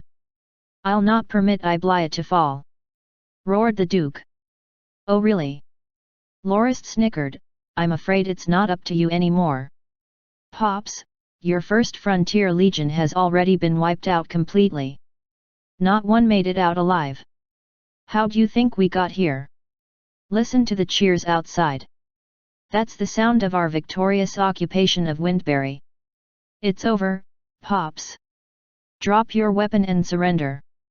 I'll give House Fisibalin a chance for survival on behalf of Sylvia. You'd better be obedient though." "Ha ha ha." Lorist laughed heartily now that the Duke was in front of him. There was no way he could escape now. As long as the Duke was felled by his hands, all his troubles would be solved. "Bullshit!" the Duke cried, "Norton brat, I'll never yield to the likes of you in the name of House Fisibalin. You better forget about making me surrender. As long as I have a sword in my hand, I'll fight you to the end." "Is that so?" Lorist said mockingly, "No worries. I'll fight you until you discard your sword and kneel before me. Let's see what kind of crap you can spout then. En garde!" Lorist dashed forward and launched a flurry of attacks. Clang clang clang. 3 sword clashes saw Duke Fisibalin knocked backwards 3 meters. "Not bad, Pops. Your foundations are much stronger than that old hag. It seems I'll have to break a sweat to take you down, praised Lorist. What do you mean? Asked the Duke as he carefully circled Lorist, sword raised, as if he was trying to find an opening to attack. Don't you get it? By old hag, I mean Blade Master Xanthai. She's a rank 3 too, right? She didn't even take 10 hits. She's currently in a cell in the Imperial capital. While Lorist appeared confident in being able to take down the Duke, even engaging in small talk, he was still extremely cautious. If he failed because of too much gloating, he would become a huge joke. The Duke had been a rank 3 Blade Master for a long time already and might still have some tricks up his sleeves. You're lying. Duke Fizzibelin messed up his footwork in a fit of slight panic. Lorist didn't take advantage of it, however. Oh really? Do you think House Norton will let you beat us around as you wish? You knew Reedy was my disciple and even dared to chase him down yourself. Did you think I was someone you could afford to piss off? Don't mistake a resting tiger for a cat. You think our 4 houses wouldn't know what you're trying to do at Winston? How idealistic of you to think we would let you turn Winston into the stage for our battle. Dream on. You're going too far. I'll take you down here. The Duke's face flushed angrily as he prepared to leap at Lorist. Well said, replied Lorist as he made his preparation to receive the rain of attacks. He didn't think the Duke would actually jump back instead after fainting and shout. Fire! The moment the order rang out, more than 100 longbowmen hiding in the corners of the palace appeared and fired at Lorist all at once. Soul! Cursed he! I didn't think he'd do something so shameless. He's a rank 3 Blade Master, isn't he? How dare he ambush others with hidden bowmen? Lorist had to deal with the 100 longbowmen first. A good number were of the silver rank. The arrows they fired were quick, accurate, and powerful. He had to leap about and deflect a good number of them before he managed to approach the archers. The moment he did, he launched into a bout of massacre. However, he lost track of the Duke as a result. The loud neigh of a warhorse sounded from the outside. Lorist leaped up a beam on the main hall and saw the Duke leaving Rose Palace with tens of guards towards the south gate. Before he rode away, the Duke even gave Lorist a glance from afar. Darn it, that old pest is trying to escape. Lorist leaped down from the beam and headed for the gate as well. Chapter 369 Pursuit. Hi guys! We're back with the first release of the week. Enjoy! Whap! Whap! Lorist slapped himself hard on the face and wallowed in deep regret. He didn't think a rank 3 Blade Master like Duke Fizzibelin would run without hesitation after crossing swords only twice. He had also been far too hasty in that he didn't conquer the other 3 city gates first before coming to seek out the Duke. Darn it! It's like having a duck fly away before I even cooked it. If that old fellow manages to get away, my strategy will be greatly affected. Seeing the Duke ride away with several dozen people, Lorist realized his legs would never catch up to them. He hurriedly shouted at the Duke. Fizzibelin, you asshole! Is your zodiac sign the rabbit? Why do you run so quickly? Come back and fight me if you have any guts. Don't just run away. Some rank 3 Blade Master you are. Wait, is your level even real? Don't tell me you're just faking it. Upon hearing those words, a number of guards were angered and turned to chase him down. Duke Fizzibelin shouted something as he turned around. Most stopped disgruntledly. But 3 who couldn't or didn't listen to the Duke's orders continued their charge. Duke Fizzibelin stared coldly at Lorist without caring about those 3 guards. He gave a few orders to the guards at the south gate and left the city. The 3 that charged at Lorist got into an arrow-shaped formation, with the guard captain swinging his silver blade glow-infused sword down at Lorist. The 2 guards behind him wielded spears that also had silver blade glows. It looked incredibly similar to a poisonous python and went for Lorist's flank. Lorist suddenly fell backwards. The sword missed his chest by a hair's breadth. The mount's hooves landed right next to his head. The 3 guards didn't think he had such a move up his sleeve. The mounts lost their target, causing the 2 spears to pass above him. Lorist leaped up and landing as lightly as a feather on the left spear. He pivoted onto the warhorse. With 3 flashes of his sword, the 3 guards were beheaded and thrown off their horses. He flicked his sword clean and sheathed it before he hooked the falling spear with his foot. He twirled it around and hooked the other 2 horses' reins. He pulled harshly and turned all 3 around. "Hi-ya!" cried Lorist as he rode towards the south gate, now with 3 horses in tow. He resolved to chase the Duke down no matter what. "Fire!" The moment the Duke arrived at the gate, he gave the order to fire. In response, several dozens of arrows descended from the top of the walls. Lorist looked up and saw a dozen spear-wielding guards firing at him while a few more were turning a sentry ballista around. He cursed and spun the spear in his hand, deflecting the arrows. Currently, the sentry ballista was almost turned around. He jumped off his mount and flung the spear at the walls like a javelin. It pierced the 3 guards, moving the ballista like lightning bolt. The 3 were nailed to the walls with audible squishes and squelches. They could only cry out in despair as the spear punctured their abdomens. The other guards looked at them with shocked expressions before they cast their bows, shields, spears, and other weapons away and ran screaming, no longer caring about manning the gate or walls. Lorist got back on the saddle and prepared to continue chasing the Duke down, only to see his mount slump from an arrow it had taken in the chest not too long ago. It was currently stumbling towards the front with hints of blood coming out of its mouth. He had no choice but to jump off. One look told him it was no longer salvageable, the arrow had pierced about a foot into it. It was already on the brink of death. Fortunately, he had 2 other mounts. He quickly decapitated the dying horse, ending its suffering, and mounted one of the others. He immediately resumed the chase. After an hour, the Duke and his cohort's mounts began to slow. Lorist switched his final mount and spurred it onward. The change let him finally close the distance a little. Earlier, the people at the front had only been as large as peas, now, they were of the size of a thumb. He estimated he had probably closed the distance from 300 meters to about 200, and it seemed it wouldn't take too long for his target's mounts to wear out even further. He could hear horses galloping behind him. He turned around and saw forces with Count Phelim's banner coming up behind him. It was none other than their light cavalry.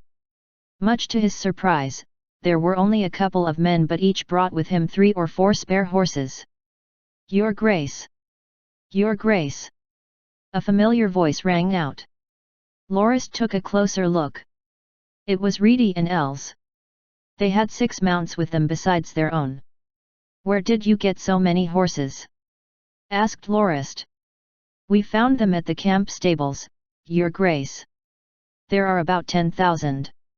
They must be the 1st Frontier Legion's reserves. Count Phelim said you went after Duke Fisibalin by yourself, so he had us follow you to bring more mounts. He also sent Knight Bonawar and a regiment of light cavalry over. Count Phelim and Turman's knights are behind them," yelled Els.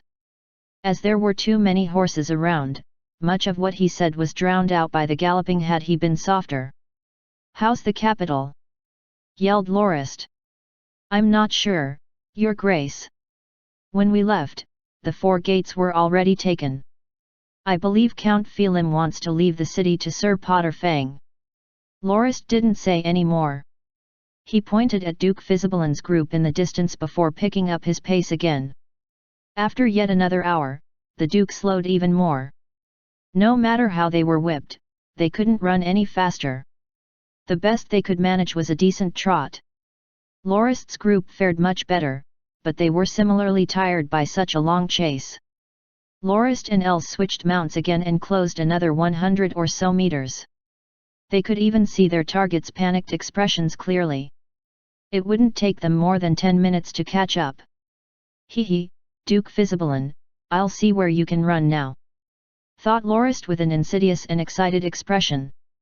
However, the moment they approached a mound, Lorist was completely flabbergasted. The Duke's group ahead hurried their mounts the best they could towards a pasture nearby where hundreds of other saddled war horses were grazing peacefully. Soul! Where'd those horses come from? Cursed Lorist as he saw the Duke switch mounts. 100 or so men wearing the armor of House Fisibelan saluted the Duke. He didn't dally and rode away after saying a few words and pointing at Lorist. The soldiers ran at Lorist, weapons raised. The countless light cavalry troops behind him drew their swords and spears and engaged the enemy.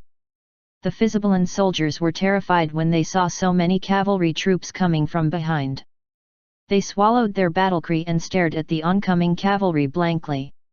In the last moments, before they drown in the sea of horses and men, they understood why the Duke was in such a hurry.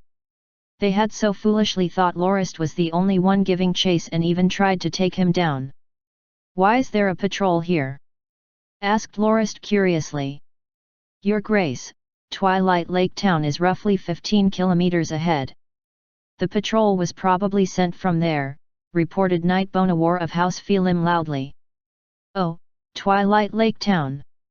Lorist recalled the report Tarkal sent him.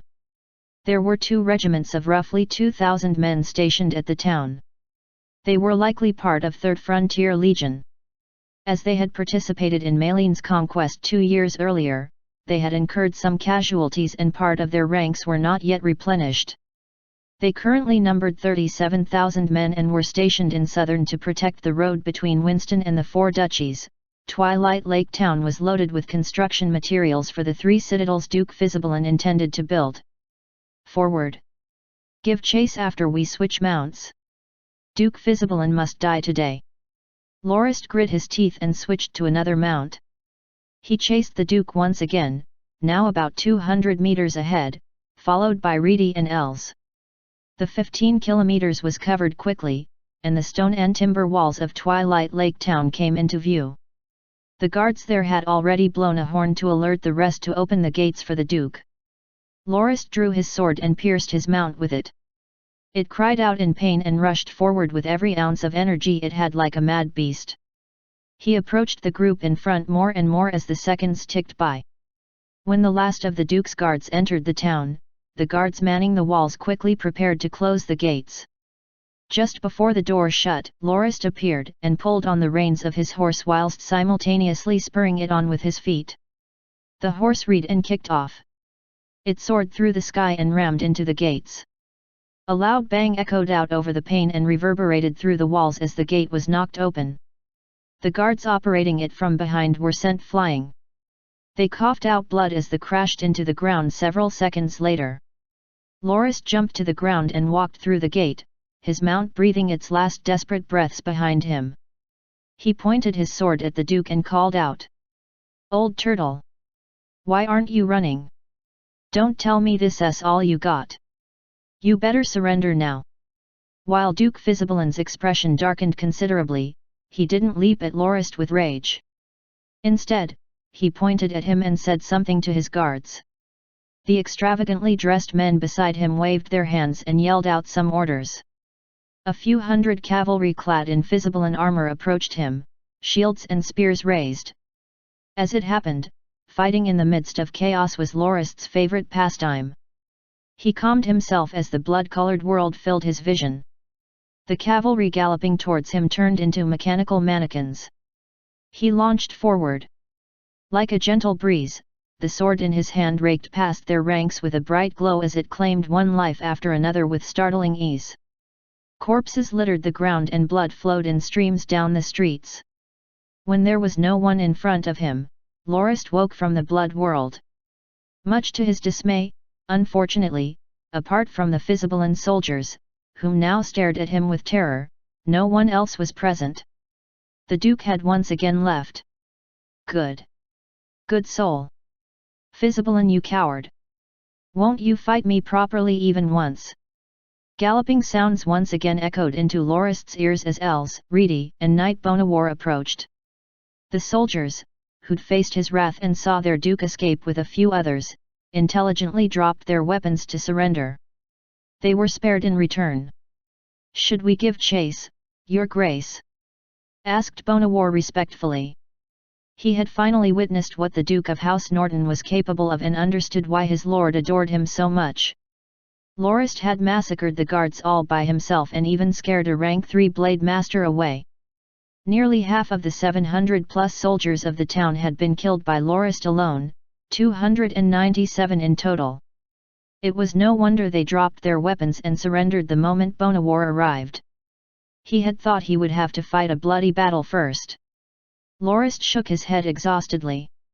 He had tired himself out with the massacre. Forget it. Have our troops occupy the town and deal with the remaining soldiers. We'll head for southern when the rest arrive. Our men must be worn out as well. We'll achieve nothing even if we continued the chase. Let's all have a good rest. Understood, Your Grace. Chapter 370 Humiliation of the Duke. Enjoy the second release of the week. Happy Valentine's Day for those fortunate in sobs and cries. 3 days later, Duke Fisibelin's group rode haggardly past the crossing point at Southern and arrived at the main gates of 3rd Frontier Legion's campsite. After taking a bath, the Duke ignored the fatigue and summoned his military officers to a council meeting. The Duke told them the harsh truth: they had been attacked by the 4 houses and 1st Frontier Legion had been wiped out. They had also lost Windberry and 3rd Frontier Legion would be the next target. A substantial commotion broke out among the officers and the house's household knights. They either barked about how they would make their enemy pay, or expressed worries about the might of the Alliance's forces. After all, 1st Frontier Legion was fully drafted and armed, and was among the top 3 forces in the whole of the house's forces. If even they were wiped out in a single, the 3rd Frontier Legion would have a far harder time. Duke Fisibelin also didn't explain why he only brought a select few with him on his escape from Windberry. All he did was issue a successive stream of orders. First, they would regroup, especially the patrol troops they had scattered, to fortify their military camp. The walls would be strengthened and outposts erected. Moats would be dug and supplies gathered. They had to be completely prepared for their enemy's inevitable arrival. They would send scouts and informants to Winston immediately to monitor every enemy movement. They also had to find their missing soldiers and find out where the 1st Frontier Legion's captives were being kept. If everything really was as Lorist had said, that 1st Frontier Legion had been completely wiped out, then the house's informants had to find out how. Most importantly, they had to find out how many forces their enemy had deployed, and why. They also had to send envoys to request help from the 4 central duchies. Duke Fisibelin told his envoys to inform his liege that Iblia was currently under attack by the nobles led by the Duke of the Northlands, Norton Lorist. They had already lost Winston and Windberry, and House Fisibelin's forces were mounting a defense in Southern. However, their enemy was immense and they could only barely hold their ground, but not for long. The moment Southern fell under enemy control, Duke Fisibelin would have to return to his dominion to defend it, and the Duke of the Northlands would probably turn his sights on the 4 central duchies. The central duchy's biggest worry was Andernach's king, Auguslo. The man previously known as the Second Highness was the Christian imperial family's heir and wasn't keen on pardoning their traitorous acts. The 4 dukes knew the 4 houses of the Northlands, who had reinstated the Second Highness, were loyal to him. The moment the Second Highness joined forces with the 4 houses, themselves were powerful enough to wipe out Madras and possibly Iblia on their own, they would target the central duchies. Duke Fisibelin wasn't sure, however, whether they shared the Second Highness's goal. He knew Lorist wasn't someone loyal to Andernach, given how his forces were busy exacting revenge against the Hanayabarta kingdom so far away when the Second Highness was on the front lines waging war against Iblia. If Lorist were truly on his side, the Second Highness's throne wouldn't have been taken over by Queen Carrie either. But his suspicion wouldn't affect his excuse to get his allies to aid him in the slightest. It was mainly because the duchies were unwilling to share a border with Andernach. If they did, there would be no peace for them. It was far better for House Fisibelin to tangle with the Northlands forces in Southern than having the conflict take place within the duchy's borders. So, Duke Fisibelin didn't hold back. Not only did he have his envoys call the duchies to reinforce him, he also requested astronomical amounts of food and equipment. He was confident the dukes would seriously consider his request. Even if he only got half of his request, it was already enough. It was expected that the duchies would try to bargain. After sending out his envoys, he ordered his soldiers deployed. Apart from ordering the reserve legion set to arrive at Windbury that month to regroup with him instead, he also ordered 5th Frontier Legion, stationed in East Wild, to rush to Southern to bolster his forces. As for the defences in East Wild, it would be handed to the Garrison Legion. With the few legions Duke Fisibelan mobilized guarding Southern, their dominion was still safe for the time being. So far, 2nd Frontier Legion was defending the Greater and Lesser Golden Creeks while 4th Frontier Legion was defending Wild Husbandry. Neither could be mobilized. They were, instead, alerted of the attack and prepared to defend against them. Wild Husbandry bordered the Northlands, after all. The best way to deter an invasion was to destroy House Kenmaze's iron suspension bridge so they would have one less place to defend. That way, 4th Frontier Legion could tangle with the enemy in Winston through their citadel at Pedro. After giving his orders, Duke Fisibelan stared at the map silently for a long time. Finally, he decided what else he had to do. He would conscript soldiers from the hundreds of grassland barbarian tribes in the great northeastern plains. The barbarian soldiers could prepare their own robust war horses, weapons, and rations. And as reward for joining the war in Southern, he generously promised whatever they managed to obtain during the campaign would be theirs. The household knights and officers in the tent were shocked at the Duke's order and objected strongly. The moment they allowed the barbarian soldiers to raid during the campaign, it would do more harm than help to the house's forces. If word of House Fisibelan becoming the enablers of barbarian raids spread, their reputation would take a huge hit. Even disregarding that, having disobedient barbarians that preferred to act on their own accord would give their forces a lot of trouble. Duke Fisibelan laughed bitterly. He explained that the Northlander houses couldn't be underestimated, given how they could silently eliminate First Frontier even though they were just 50 kilometers from Windbury. The 2 regiments of 3rd Frontier at Twilight Lake Town, almost 2,000 men in all, were wiped out as well. Given the current numbers of 3rd Frontier, the Duke wasn't confident they could hold off the inevitable attack. He would have to thank the heavens if their 2 reinforcement legions could arrive in time. This isn't hearsay or propaganda. This war will be a tough and drawn-out one. If we don't throw in everything we have, we will be forced back to the corners of the great northeastern plains. Even if we survive, we will be at the mercy of others, subject to their whims and desires. He told his subordinates solemnly. But if we manage to emerge victorious, we'll be able to suppress the 4 houses and link Winston, Southern, and the Northlands into one solid wall. We will be the hegemons of the whole Northeast. By relying on the trade route with the 4 duchies, we can build our strength up gradually. Everyone that contributes to this war will be greatly rewarded, and I won't hesitate to give out titles and land to distinguished household knights and make them part of the peerage. The more grassland barbarians that participate in the war, the better it is for us. We can use the promise of great reward and strict military discipline to control them to some extent. Those who don't obey shall be sentenced to death as traitors and their tribes will suffer collective punishment. Those who follow orders will be our scapegoats. We can use them to grind away at the enemy's forces while diminishing the barbarians' numbers as well, removing the threat they pose for good. We must use the casualties we will sustain to neuter the possibility of a revolt from the barbarians. When the meeting adjourned, Duke Fisibelan had a simple meal. He went to bed immediately afterwards and slept for 10 hours straight. The days of running had tired him greatly. When he woke up, he took another bath, had some food, changed into some nice clothes, and had his attendants leave him alone while he enjoyed a bottle of fruit wine as he wallowed in his own tears. All this time, he had been torn by the fact that he had been chased away so haggardly. It was the most humiliating moment of his life. He had never had to run for his life as desperately before. Not only did he lose Windbury and Twilight Lake Town, he also lost First Frontier. It messed his plans up entirely, and deprived him of the wealth and manpower of roughly 300,000 people. He had been robbed, beaten, and stripped naked. The robber had even wanted to take him hostage and threaten his house. Fortunately, he managed to escape. Thinking back on when he confiscated the wealth of the southern nobles he slaughtered at Wintbury and the Winston nobles that rebelled, the Duke felt the onset of a headache. It was a huge sum, more than 3 million gold fords.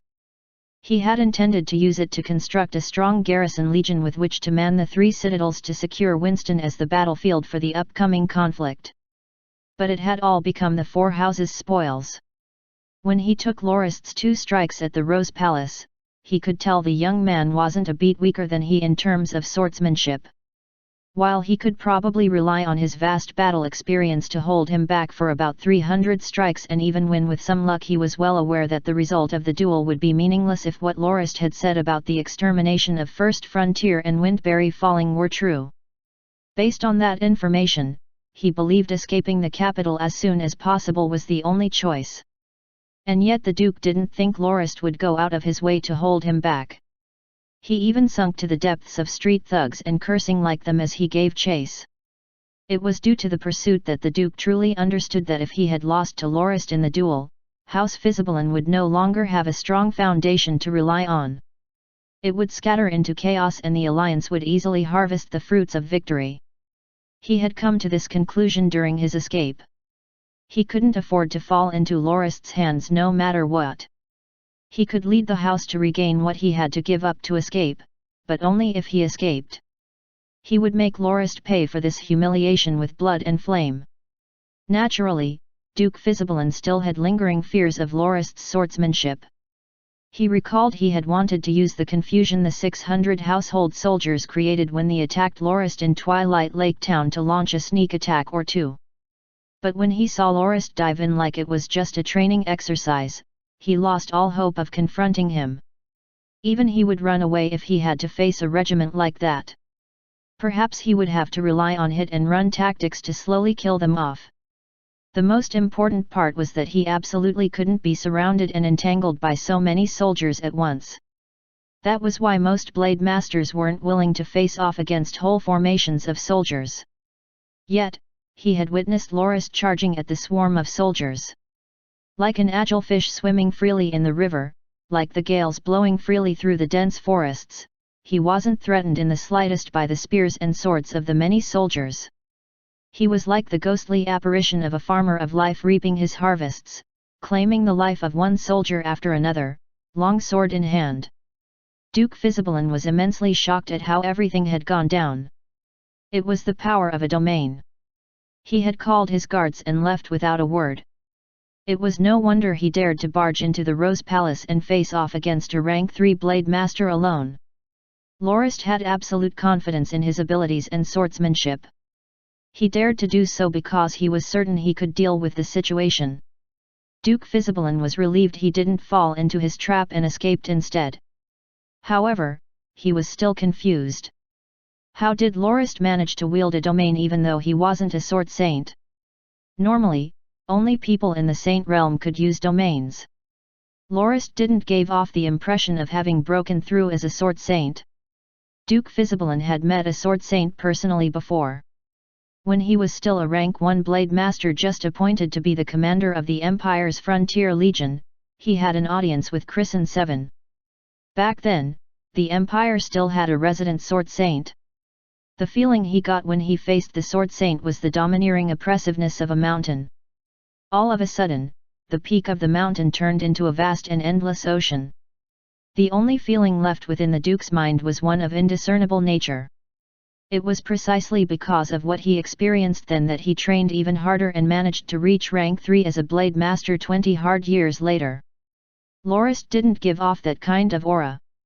Perhaps the kid happened to figure out how domains worked by sheer luck. Oh, back then, Xanthai said he was training in the arts of the ancient Eastern martial monks. Either way, he's already a quasi-sword saint. He just needs a little bit more time to fully break through. It would be great if Xanthai were here. Perhaps we could work together to resist him, perhaps even teach him a lesson. When the Duke recalled that Lorist said Xanthai had been taken captive by the Second Highness, his anger only got more severe. I should send someone to find out more about this. Perhaps that kid was just messing with me. I hope he was. When he finished his bottle of wine, the Duke finished venting his feelings. Kid. Lorist. Perhaps you dwarf me when it comes to swordsmanship and training. But let's see who triumphs in the war. I swear on House Fisibalin that I will pay back all the humiliation I've suffered at your hands 10 times over. I'll start by wiping out every last man under your and the other nobles' command. Chapter 371 Arrival. It's finally Chinese New Year, guys. There won't be a change to the number of releases, but be ready for unexpected delays here and there. Do any of you have special Ang Pao for me? Stares expectantly. 5 days later, the House Fisibalin's light cavalry scouts bumped into the vanguard of the Alliance of Four Houses. The 100-men squad belonging to 3rd Frontier Legion were attacked by a light cavalry unit that had the same numbers as they did. After leaving 37 corpses behind, 3rd Frontier Legion scout squad retreated immediately. Within the short skirmish that lasted no longer than 10 minutes, the forces of the Northlanders got a victory of 37 kills for 13 casualties. This was known to be the first of many battles in Southern later in history. Word from the defeated soldiers Duke Fisibalin gathered revealed that the attack by the Four Houses wasn't carried out on a whim. Instead, it was a planned and prepared step to exterminate the Iblia kingdom. The Fisibalin guards that escaped Windberry said that they discovered 3 legions bearing the Norton banner as well as a knight brigade. There was another legion with the banner of the Pegasus. The Nortons had mobilized Firm Rock, Tiger Soar, Local Defense Legion and Rage Bear Knights while the Philims sent Pegasus Legion along, causing the Duke much stress and worry. House Norton had already sent all its main forces to Winston, so were they trying to fight the forces of House Fisibalin to death? Or, did Lorist receive orders to exterminate the 4 central duchies right after exterminating the Iblia kingdom? If it were the latter, the Duke didn't mind keeping low and let the 4 central duchies duke it out with the 4 houses of the Northlands. In fact, he would secretly be glad for such a thing happening. After all, the grudge the Second Highness held was common knowledge, and it wouldn't be surprising for him to order the 4 houses, who were loyal to him, to attack the 4 central duchies. House Fisibalin could definitely wait until both sides were worn thin before they deployed their forces and claim the spoils of defeating Lorist and the Alliance of Four Houses. However, the Duke's wish was completely shattered 2 days later when a few riders came over to deliver 2 pieces of bad news. First, the citadel at Pedro, the only place to cross from Winston and Wild Husbandry at the Pisper Mountains, had been breached by House Norton's Tigersaur Legion. Only 2,000 of the 10,000-plus men of a division of 4th Frontier Legion stationed at Pedro managed to escape alive. Their casualties were horrible and up to 20,000 citizens had been forcefully relocated to the Northlands. 4 Frontier Legion commander, gold-ranked Knight Bakri was ambushed when he was leading his division in pursuit and perished on the battlefield from 3 arrow shots. So far, only 28,000 men remained in 4th Frontier Legion. After Vice Commander Knight Benlice reported all that to Duke Fisibalin, he requested the house for reinforcements.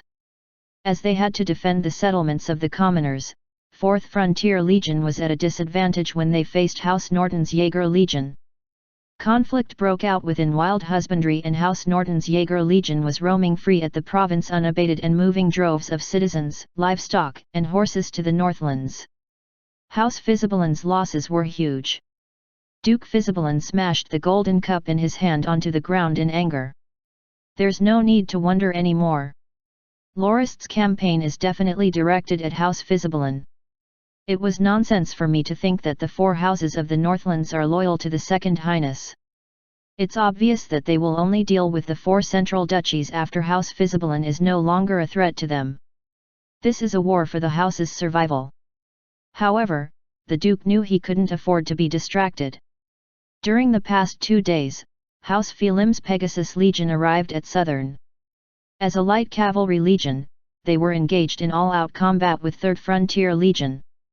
There were more than 10 conflicts breaking out on a daily basis. It seemed from the reports that Pegasus Legion's light cavalry scouts had an obvious advantage. The northern part of Southern was slowly being encroached upon by Pegasus, and the 3rd Frontier Legion was unable to breach Pegasus's defense lines in the slightest. Duke Fisibalin found that he was being held back at Southern. The unit he was most concerned about was the Rage Bear Knights. They had mysteriously stopped all advance the moment they arrived at Seahack, that was located at the border between Southern and Winston. What's going on? Shouldn't they be forcing 3rd Frontier Legion back to their camp by launching a joint attack? 5th Frontier Legion would be arriving in another 2 days, so Duke Fisibalin would have a total of 2 legions under his control, approximately 70,000 men. However, the Duke really doubted the capability of 5th Frontier Legion. From the reports sent over by 3rd Frontier Legion soldiers, it could be concluded that Pegasus Legion wasn't much stronger than 3rd Frontier Legion. In fact, they paled in comparison when it came to courage and hardiness. However, they had an edge in terms of equipment. If a soldier of 3rd Frontier Legion got cut with a sword, he would die with his guts spilling out. However, all the soldiers of Pegasus Legion would suffer was their broken armor. While they might end up gravely injured, it wouldn't be fatal for them. That reminded Duke Fisibalin about what Lorist said about how 1 copper coin would only buy you goods worth 1 copper. The equipment House Fisibalin bought from the Nortons were the cheapest ones. If the Rage Bear Knights attacked the camp of 3rd Frontier Legion, Duke Fisibalin was confident that his defensive arrangements would be able to fend the Knights off and deal them huge casualties. Even though Rage Bear Knights were heavy armored cavalry that far exceeded 3rd Frontier Legion both in terms of attack and defense, attacking a fortified camp was another story. Duke Fisibalin had his own method fit for dealing with those walking tin cans. The Duke wasn't surprised that Rage Bear Knights were the first unit of the Nortons to arrive at Southern, as he had paid long attention to their troops since some time back. Firm Rock Legion was comprised mainly of heavy armored infantry, and it would take them more time to arrive at Southern. Tigersaur Legion was a spear cavalry unit that was classified between light and heavy cavalry, and they would remain at Pedro for the time being. Local Defense Legion was a defensive unit that was only sent to Winston to take over the defense of the strategic locations. That made it possible for Rage Bear Knights, a heavy cavalry unit, to be the first to arrive at Southern. What in the world is Lorist up to? Don't tell me he intends to gather all the forces of his house for an all-out battle with us at Southern? Otherwise, what reason would Rage Bear Knights have for staying put at a stronghold like Seahack? Defending? That can't be right. Knight brigades aren't used for defense. Weren't they giving us time to mobilize our forces by leaving their knights just sitting there? The correct way to do this should have been attacking without hesitation to drive our 3rd Frontier Legion out of Southern, so we wouldn't be able to join up with the reinforcements of the 4 central duchies. Duke Fisibalin wasn't able to leave Southern at the moment, and he came to a sudden realization that he had to defend the route to the 4 central duchies by himself. Not only that, the invading forces of the Northlands was able to move about unabated, and they didn't even take the forces House Fisibalin stationed around the crucial transportation points of Southern seriously. Not only did House Norton station Rage Bear Knights at Seahack, House Felim also occupied the northwestern part of Southern and set up a tight defense line.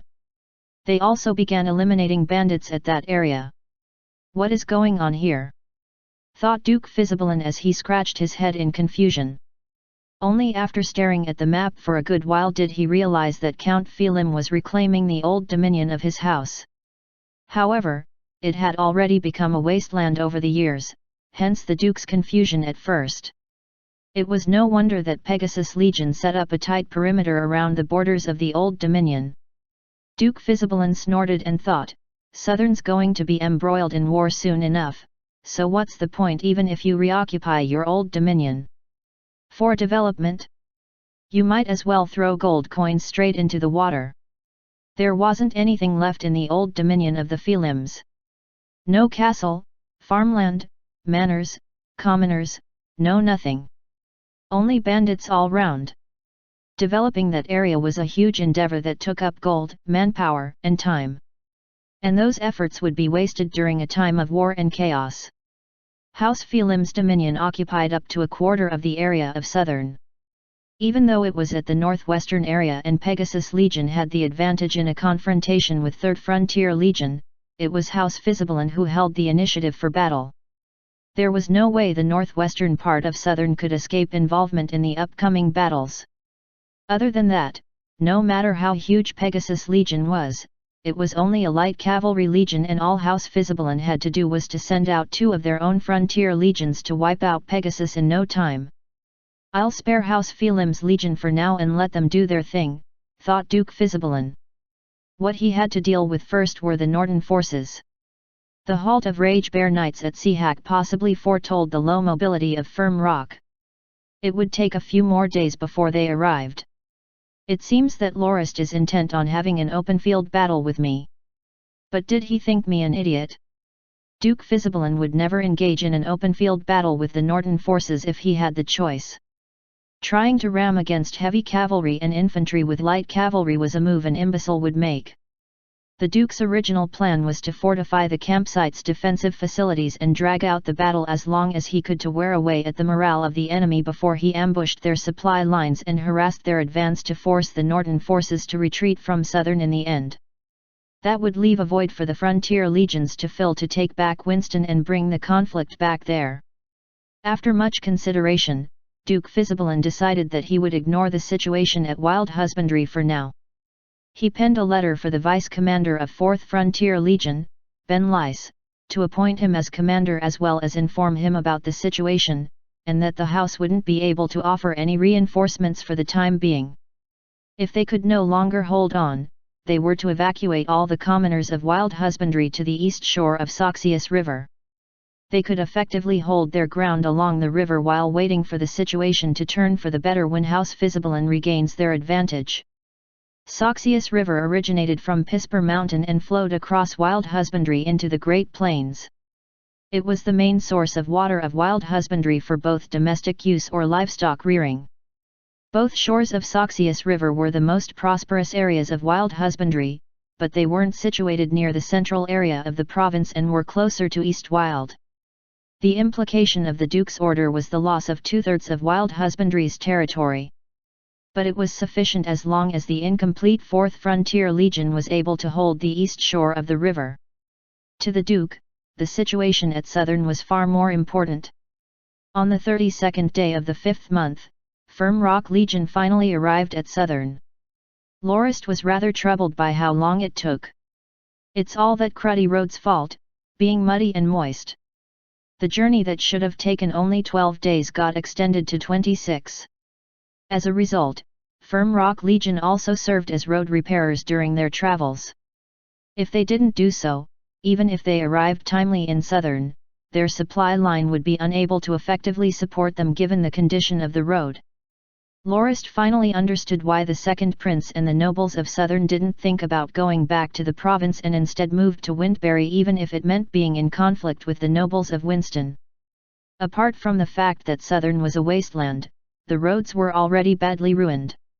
While a small merchant convoy or two could barely travel there, it was impossible for a large convoy to do the same. In other words, that main highway was even harder to travel on than a pedestrian's path. However, the delayed arrival of Firm Rock also brought with it some benefits. Firstly, Lowe's managed to conquer Pedro with Tiger Sword. The remains of the Winston soldiers were also wiped out at the same time. Winston was already under complete control of the house. Next, Jusk, leading Jaeger Legion, managed to greatly damage 4th Frontier Legion. He even managed to kill 2-star gold-ranked Knight Bakri with a surprise attack of 3 arrows, allowing Jaeger Legion to control the pace of battle against 4th Frontier Legion, managing to beat them back haggardly. With Winston and Wintbury under the house's control, the supply lines could be arranged without problem. Baron Kimura had already initiated the transport of resources from Gildusk to Wintbury. Military supplies such as rations and wealth obtained at Wintbury also greatly pleased Lorist. He didn't think that the wealth Duke Fisibelan confiscated from the nobles he exterminated would fall into the hands of the house. It truly was a gift that popped out of nowhere. As for the 4 brigades of 5th Local Defense Division Baron Freyar commanded, they were headed for Dewak, Pedro, Windberry, and Twilight Lake Town respectively to begin work on the construction of defensive citadels. The remaining 25 local defense brigades were headed for Southern. As Rage Bear Knights was going to make Seahawk their main camp, they would save lots of construction work for the 25 local defense brigades. However, the original plan to launch a lightning-fast attack had been ruined by the accursed road. Lorist had actually planned to chase Duke Fizzabalin out of Southern before setting up a few defense perimeters at key locales and digging lots of moats to completely incapacitate cavalry troops. Given the situation at Southern, it seemed that Duke Fizzabalin would be fighting a defensive battle. While Lorist was still on the way, he received reports from the cavalry scouts on Duke Fizzabalin's deployment layout implied that the Duke intended to wear down the Norton forces gradually. After all, defending was far easier than attacking. "It's a shame you miscalculated, old guy," Lorist thought with a gleeful smile as he watched the catapults being transported along the repaired road. "You'll quickly be able to witness for yourselves the might of these weapons our house developed. Times have changed, and an old relic of a war god like you should retire already." Chapter 372 Tower Defense Tactic. Here's this week's 4th release. I'm getting a sore throat from all them Chinese New Year snacks. Watch out! The grassland barbarians are here. String the steel ballistay. Prepare to fire. Tall stone towers straddled a very normal-looking hill's brow. Each was surrounded by a ditch roughly 100 meters from the tower. The spiral ditches were also laden with barricades. Any attacker would have to circle around them while being fired at from the towers to pass through and arrive at the tower's doors. The towers themselves weren't that big, they could fit at most 100 people one. Towers like that were rather rare in the eastern parts of Southern. They were arranged in a net-like formation that spanned almost half of Southern and reached all the way to the border of the eastern half of the province. About 1,000 leather armor-wearing, messy-haired grassland barbarians with varying face paint stopped at a point far away from the towers. The carriages that followed soon arrived and large shields were brought out. As they waved their crude weapons around, the barbarians bolstered their courage with their war cries and advanced, shields in front. One of the towers near the frontmost part had already been set alight. A wisp of green smoke floated into the sky. It was the signal that indicated the tower had been breached. As a few other towers nearby lit up as well, it was a sign that the whole front part of the battlefield was under enemy attack. A firm rock soldier biting one stalk of dried grass in his mouth looked at the slowly advancing barbarians. Even though the enemy outnumbered them tenfold, he didn't seem concerned. Spitting out the grass, he turned back. "Leader, there's really something wrong with these grassland barbarians' heads. Have they already forgotten about how terribly they were massacred during the last few attacks? Did they think those 8 wooden shields would be able to deflect the steel ballistay bolts? They're really stupid. I wonder how many of them will die this time before they retreat." A soldier next to him, aiming the steel ballistay, smiled. "Wanna bet? I bet a gold coin they'll drop the shields and run after only around 100 die." A heavily bearded soldier came over. He was the person in charge of manning the tower, a company leader with 100 men in his command. Mostly, forces with around 100 men were squads. They had one leader in command of the whole group.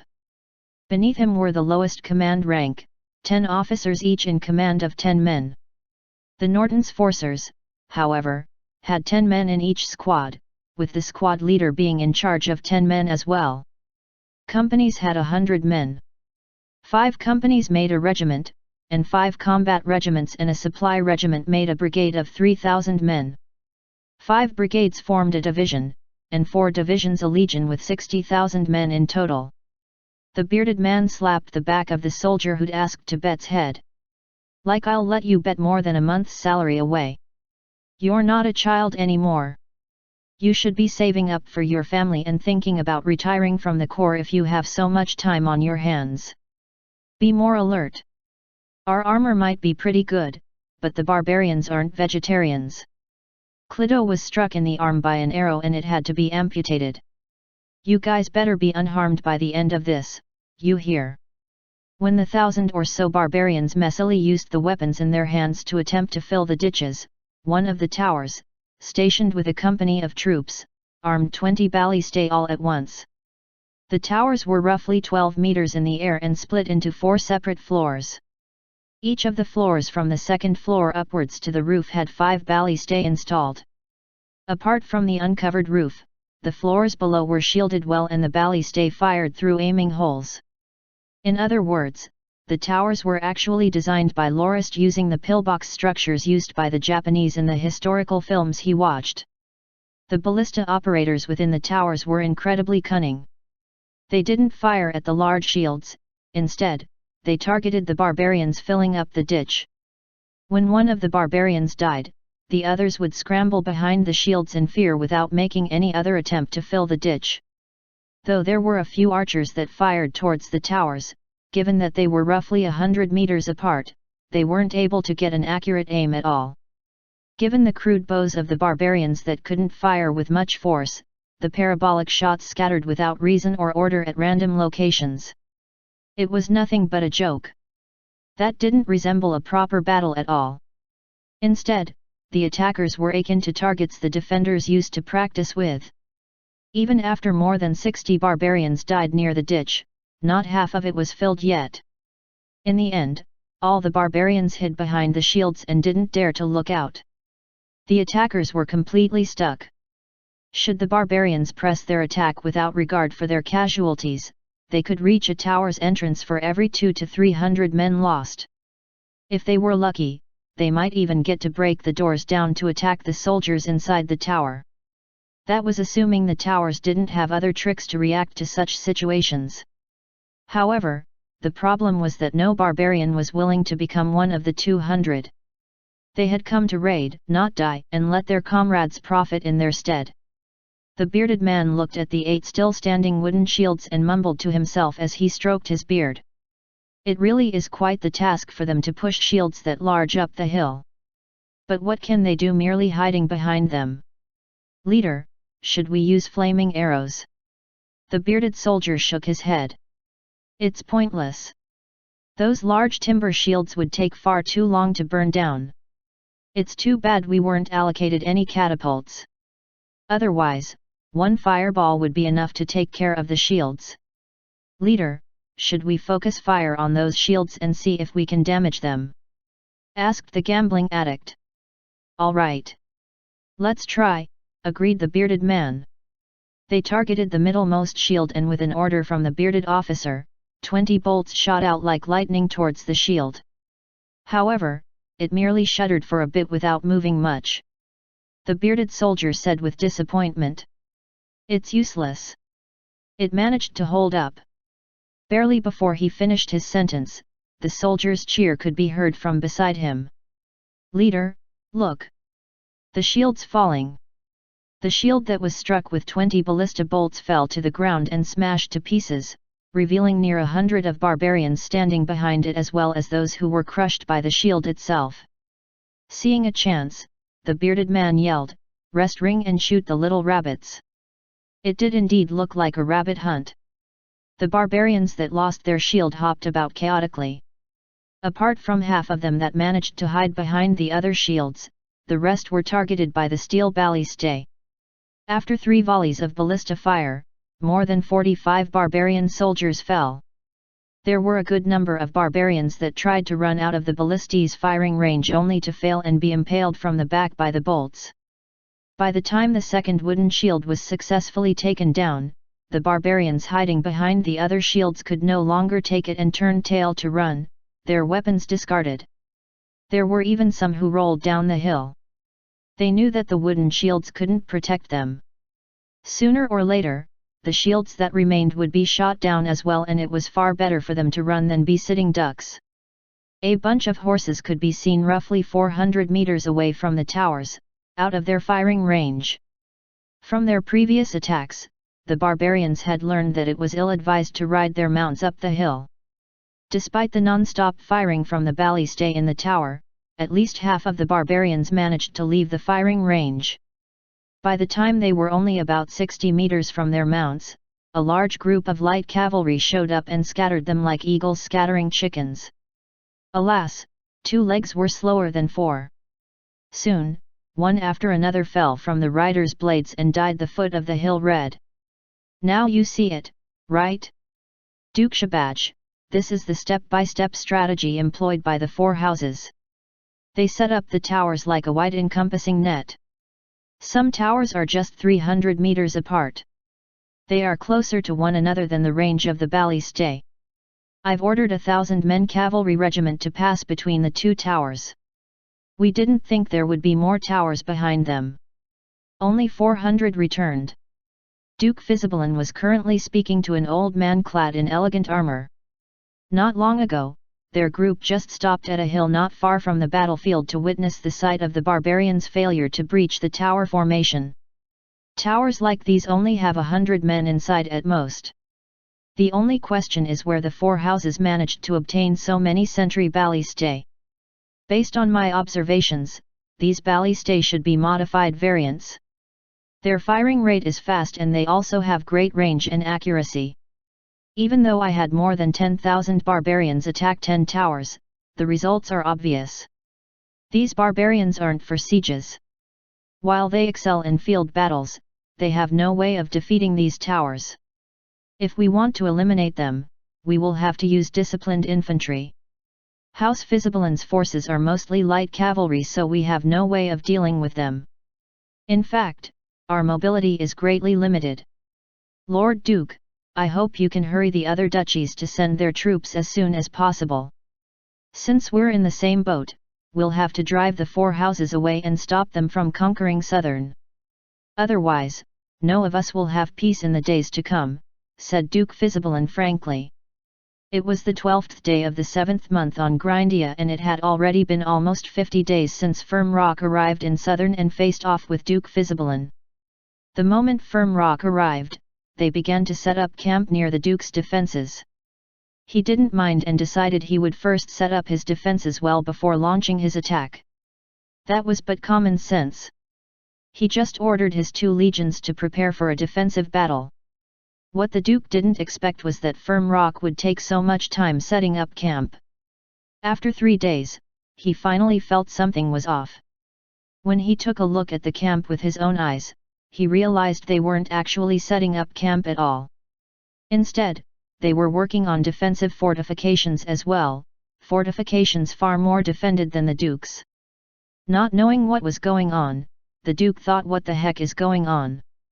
Who's supposed to be the defender? Even after Firm Rock finally finished setting up their defenses, they didn't launch an attack.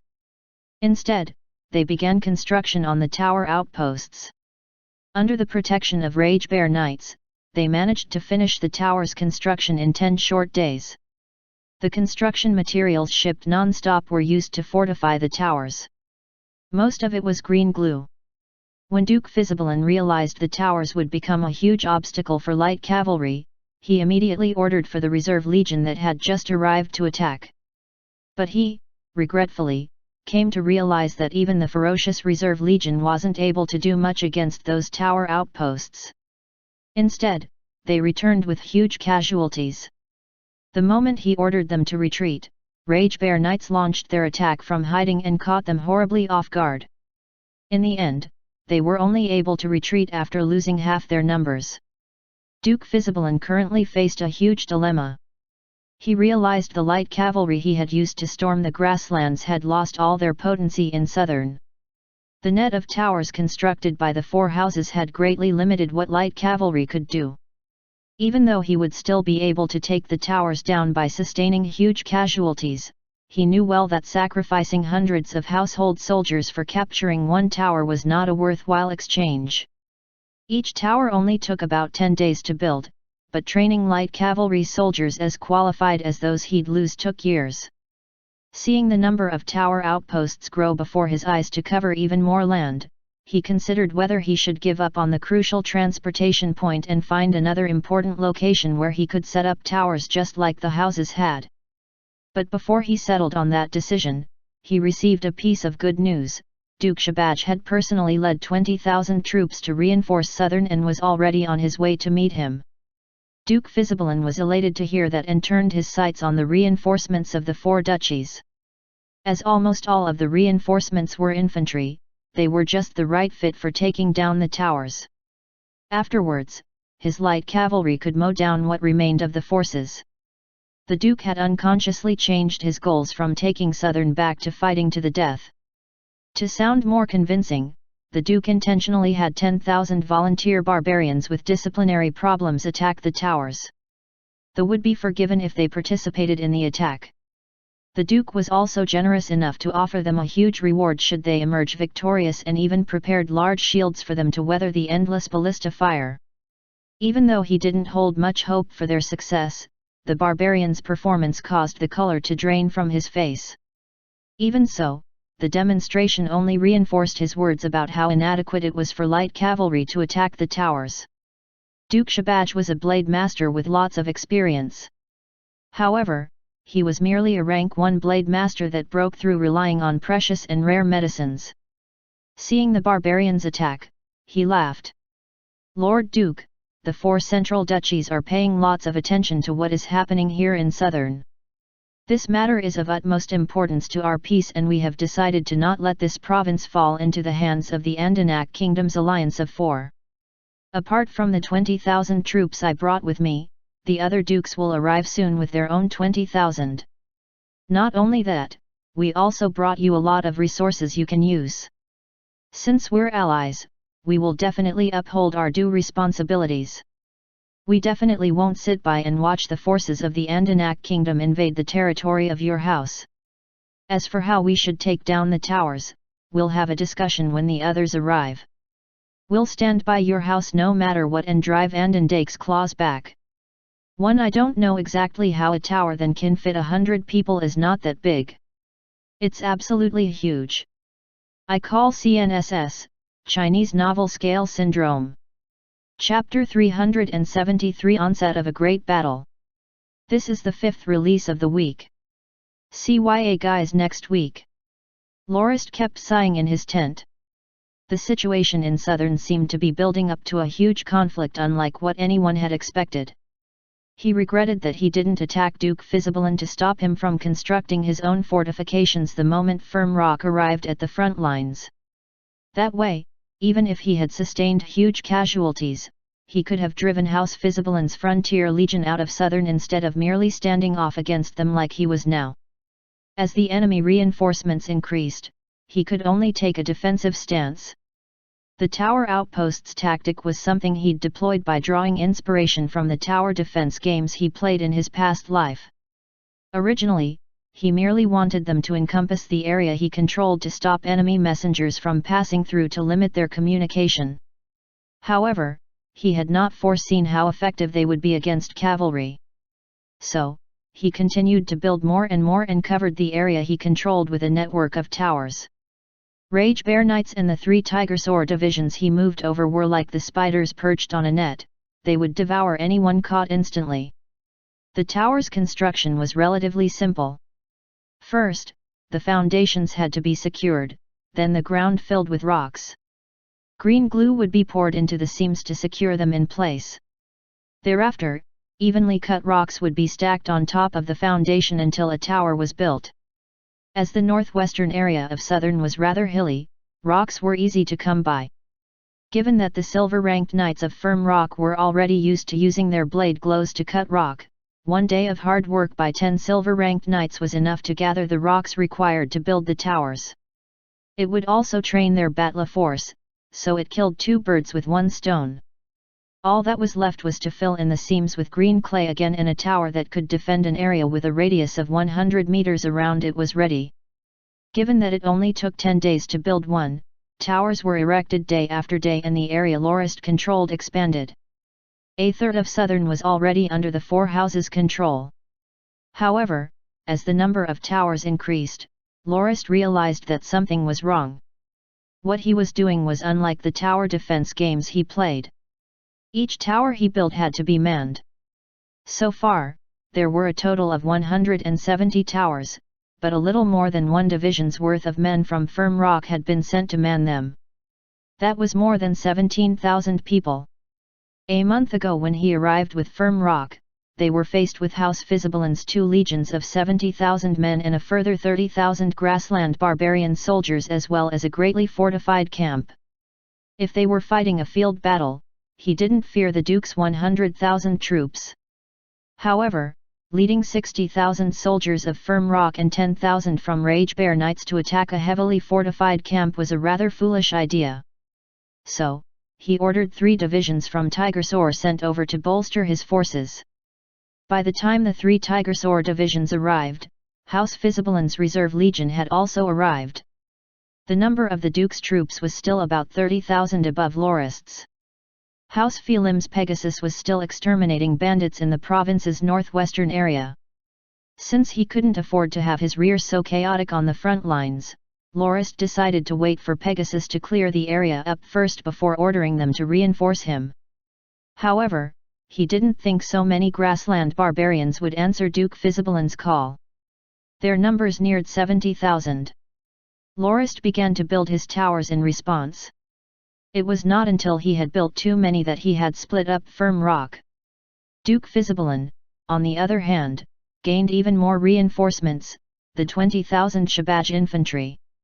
All Lorist could do was look on as the enemy's numbers slowly grew to double his own. Frustrated and annoyed, he had no choice but to continue his tower tactic. If he didn't have enough soldiers, he would have to send an envoy to Count Kenmaze and Count Chazan and request each send a division or 2 so they could man the towers instead of Firm Rock's soldiers. That way, Firm Rock's forces could remain consolidated and ready for an enemy attack. How'd it turn out this way? I should have been the attacker, but now I'm playing a defensive game. I wanted to wipe out the Duke's forces and the 4 duchies separately at first, but it seems they have now joined up against me. The war has evolved to the point all the plans I've drafted have to be put aside. I really don't know how this situation can develop in the future, thought Lorist. All he could do now was respond to the situation on the fly. The tent's entrance opened and Potter Fang walked in. Your Grace, Count Felim sent a messenger. According to him, Knight Bonawar is heavily injured. What? Lorist said with surprise, Knight Bonawar was injured? How? He's the commander of a legion. How could he have been in harm's way? Was it an assassination attempt or an ambush? Potter Fang shook his head. I'm not sure myself. The messenger said he had heard it from someone else. Let's read the letter first. Potter Fang handed the letter over and Lorist gave it a quick look. Oh, it's about the issue with the mines. I see I'll have to make a trip there to solve the issue. Mine? What mine? Asked Potter Fang. Just read the letter, Lorist said while he pointed to the letter on the table. Andalik Hills is located near the border of Southern and Winston and there are 2 iron mines there, one larger than the other. Both are located within the old dominion of House Felim. When the second prince signed a treaty with the Union's Wesha Merchant Guild, he sold them a 30-year mining permit. With the second prince now dead and Iblia gone, our alliance can naturally not be expected to honor that contract. Count Felim sent people to reclaim the mines, but it ended with Knight Bonawar being injured heavily by a blade master guarding it. The blade master even boasted that if we wanted the mines back, we would have to face his sword first. Wesha definitely won't hand the mines back so easily. Can't Count Felim just deploy Pegasus to retake the mines? Asked Potter Fang without bothering to read the letter. He did, but the mines are on high ground and it's hard to attack. There's no way to encircle the mines and sending only a few up there is pointless. I have to make a trip to help the Count out. His house's foundations rely on those 2 mines. Lorist had no choice but to go as the 4 houses faced their enemies together. As House Felim didn't have their own blade master, their gold-ranked knight was injured by an enemy blade master.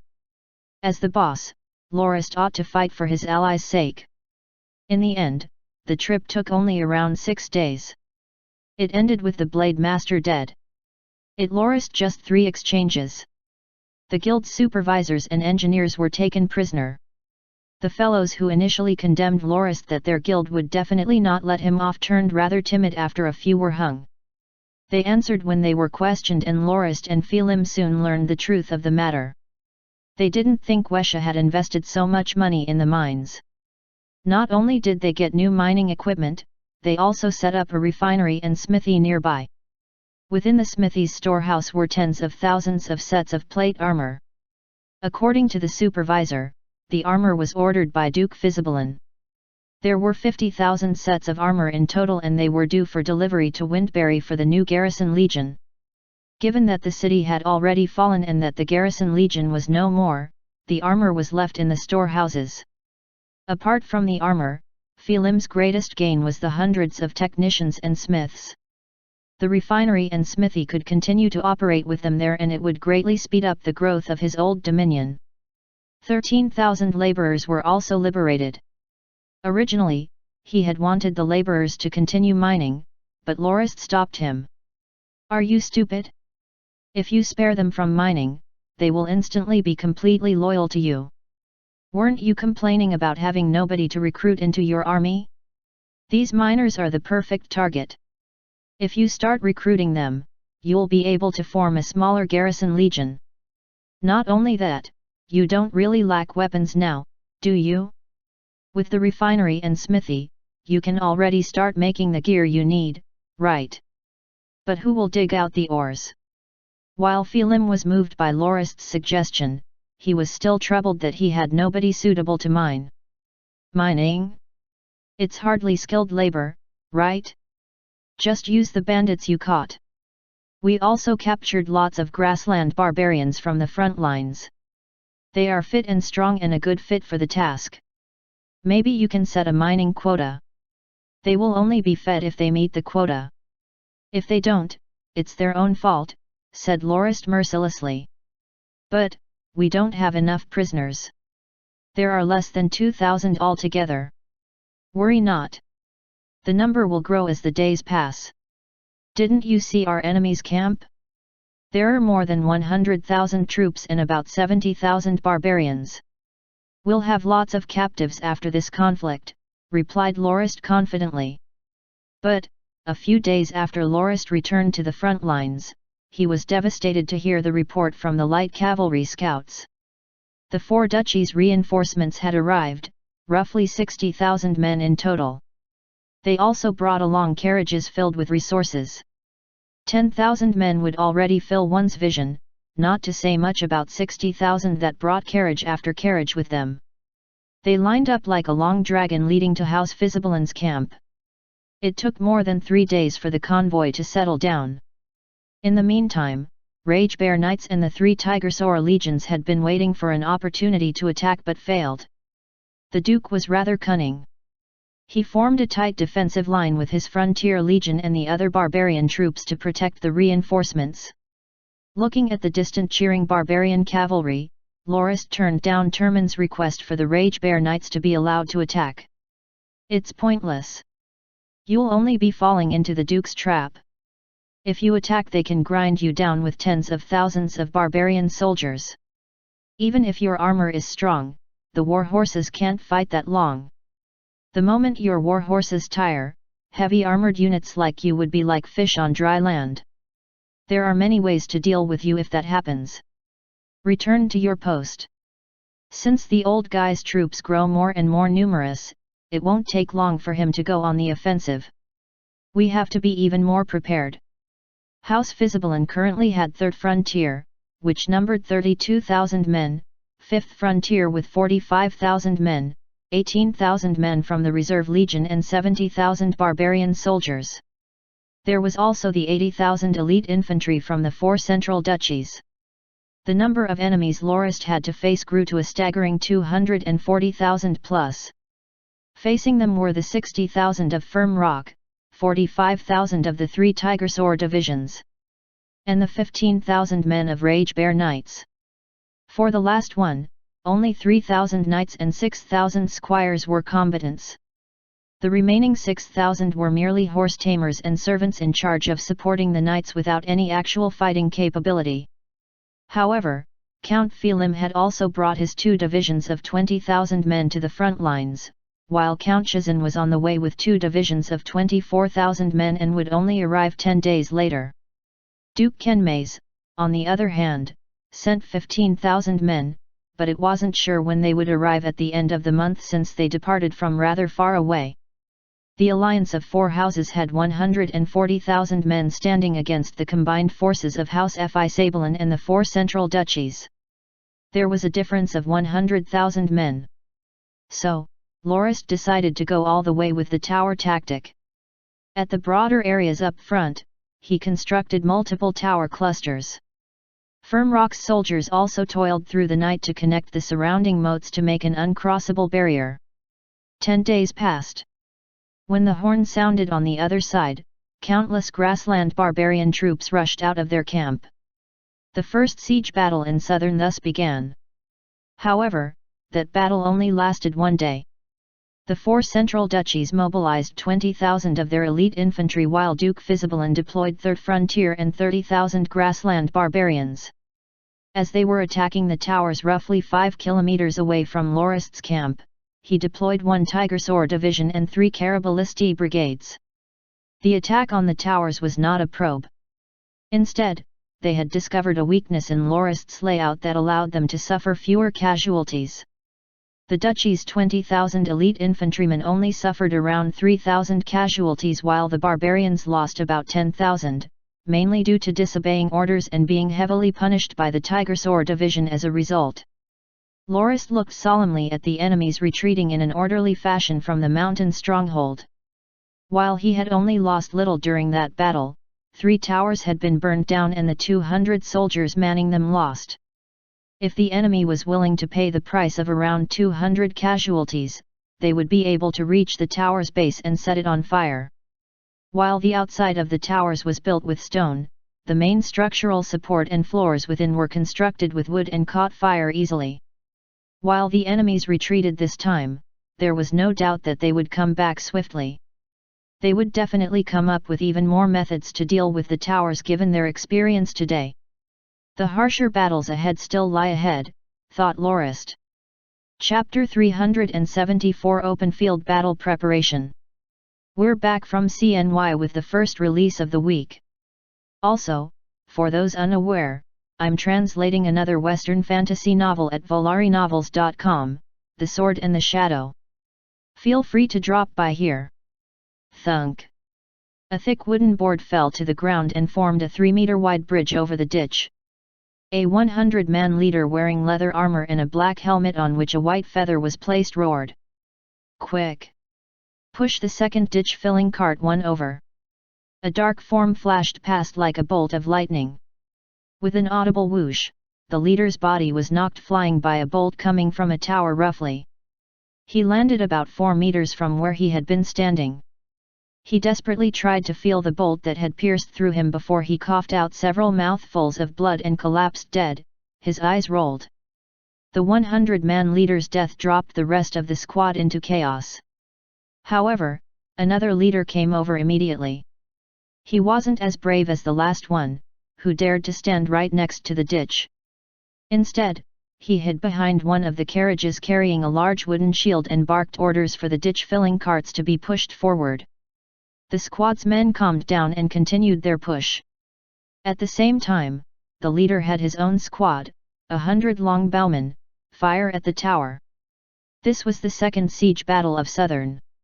It took place on the 4th day of the 7th month, year 1778, more than a month from the first battle. During the past month, House Fisibalin and the 4 central duchies' forces had cleared quite a number of forests in the area to construct large numbers of siege engines and the 2-wheeled shield carriages. They only launched their attack against the 4 houses after properly preparing and getting a good rest. From the fortified camp defended by firm rock to the flatter expanses of land roughly 5 kilometers to its left were nothing but fire, smoke, clashing blades, blaring horns, cries of death, and thumping drums.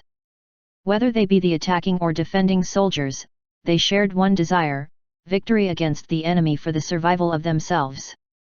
From a tall viewpoint, the elite infantrymen of the 4 central duchies seemed like waves in a rising tide. They came wave after wave, and the towers seemed like bedrock at the shore, breaking the force of the waves without ever falling. All the attacked towers retaliated with non-stop ballista bolt barrages.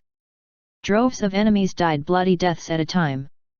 However, across the month, the 4 central duchies' forces managed to prepare some large siege engines perfect for taking down towers. The moment the ditch-filling carts were pushed to the moats would be filled and rendered useless. As the 2-wheeled shield carriages of the duchies blocked defenders' attacks, the soldiers hacked down on the towers' wooden doors. Fighting soon ensued at close quarters within the towers. Battering rams were also deployed on the battlefield, and with only 2 or 3 knocks, holes would be made in the towers. Some of the soldiers within rushed out to fight their enemies to the death, only to end up falling one after another. The ones who attacked Firmrock's fortified camp were none other than the grassland barbarians. Not only did more than 20,000 of them dismount and turn into infantry, they also pushed similar ditch-filling carts. Originally, the 2-wheeled shield carriages and the battering rams were going to be escorted by House Fisibelin's Third Frontier before they could be used. However, the infantry from the 4 duchies were far more compatible of operating those engines. After 3 attacks and 2 or so hours of effort, not much was done apart from the 3,000+ corpses and 5 ditch-filling carts left at the 3 frontmost ditches. Lorist observed the barbarian infantry march forward towards the defensive formations atop a small hill in the middle of the main camp. The troops retreated after leaving another 100 or 200 corpses behind. However, his expression was grim, definitely not the joyous one he ought to have after driving his enemy back. That was because he just received a report that the 47 towers at the flatlands to the left had either fallen into the enemy's hands or burned down completely. The household soldiers defending those towers perished. Given that the ditches dug around the towers enveloped them almost completely, the defending troops had nowhere to run to and didn't have a choice but to sacrifice themselves and try to take as many enemies down with them as they could. Ah, I really tied myself up like a caterpillar weaving a cocoon. While the tower tactic was extremely effective against cavalry, it wasn't much use against infantry, which were far better at attacking, especially when the enemy had so much experience as well as their adeptness at constructing various siege engines. They were also willing to pay the heavier price required to take the towers. That way, the enemy could make up with the disadvantage using numbers. The defending soldiers atop the tower outposts were practically sharks in a pond. All they could do was make up for their own losses by taking as many of the enemy with them as they could. I still really lack experience. Tactics from an era with firearms are really unsuitable in a setting that only has cold weapons. No matter how strong each individual steel ballista was, there was no way they could pierce the carriage's shields. Their log shields weren't a threat when they were pushed by humans, but now they had the grounding and support of the 2-wheeled carriages.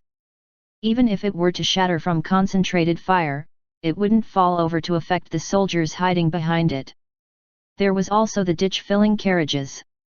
Once the enemy got close enough to the towers, the steel ballistae wouldn't be able to target and the defending soldiers had no choice but to fight their attackers in close quarters. "Is Fierce Tiger Lowe's managing?" asked Lorist. "Your Grace, Sir Lowe's can hold on. But he was injured by a unit of enemy longbowmen when he led one of his spear cavalry divisions to reinforce the first line." "He is injured pretty badly," answered the messenger. "How did it happen? Didn't the Caraballisti return fire?" asked Lorist a little angrily.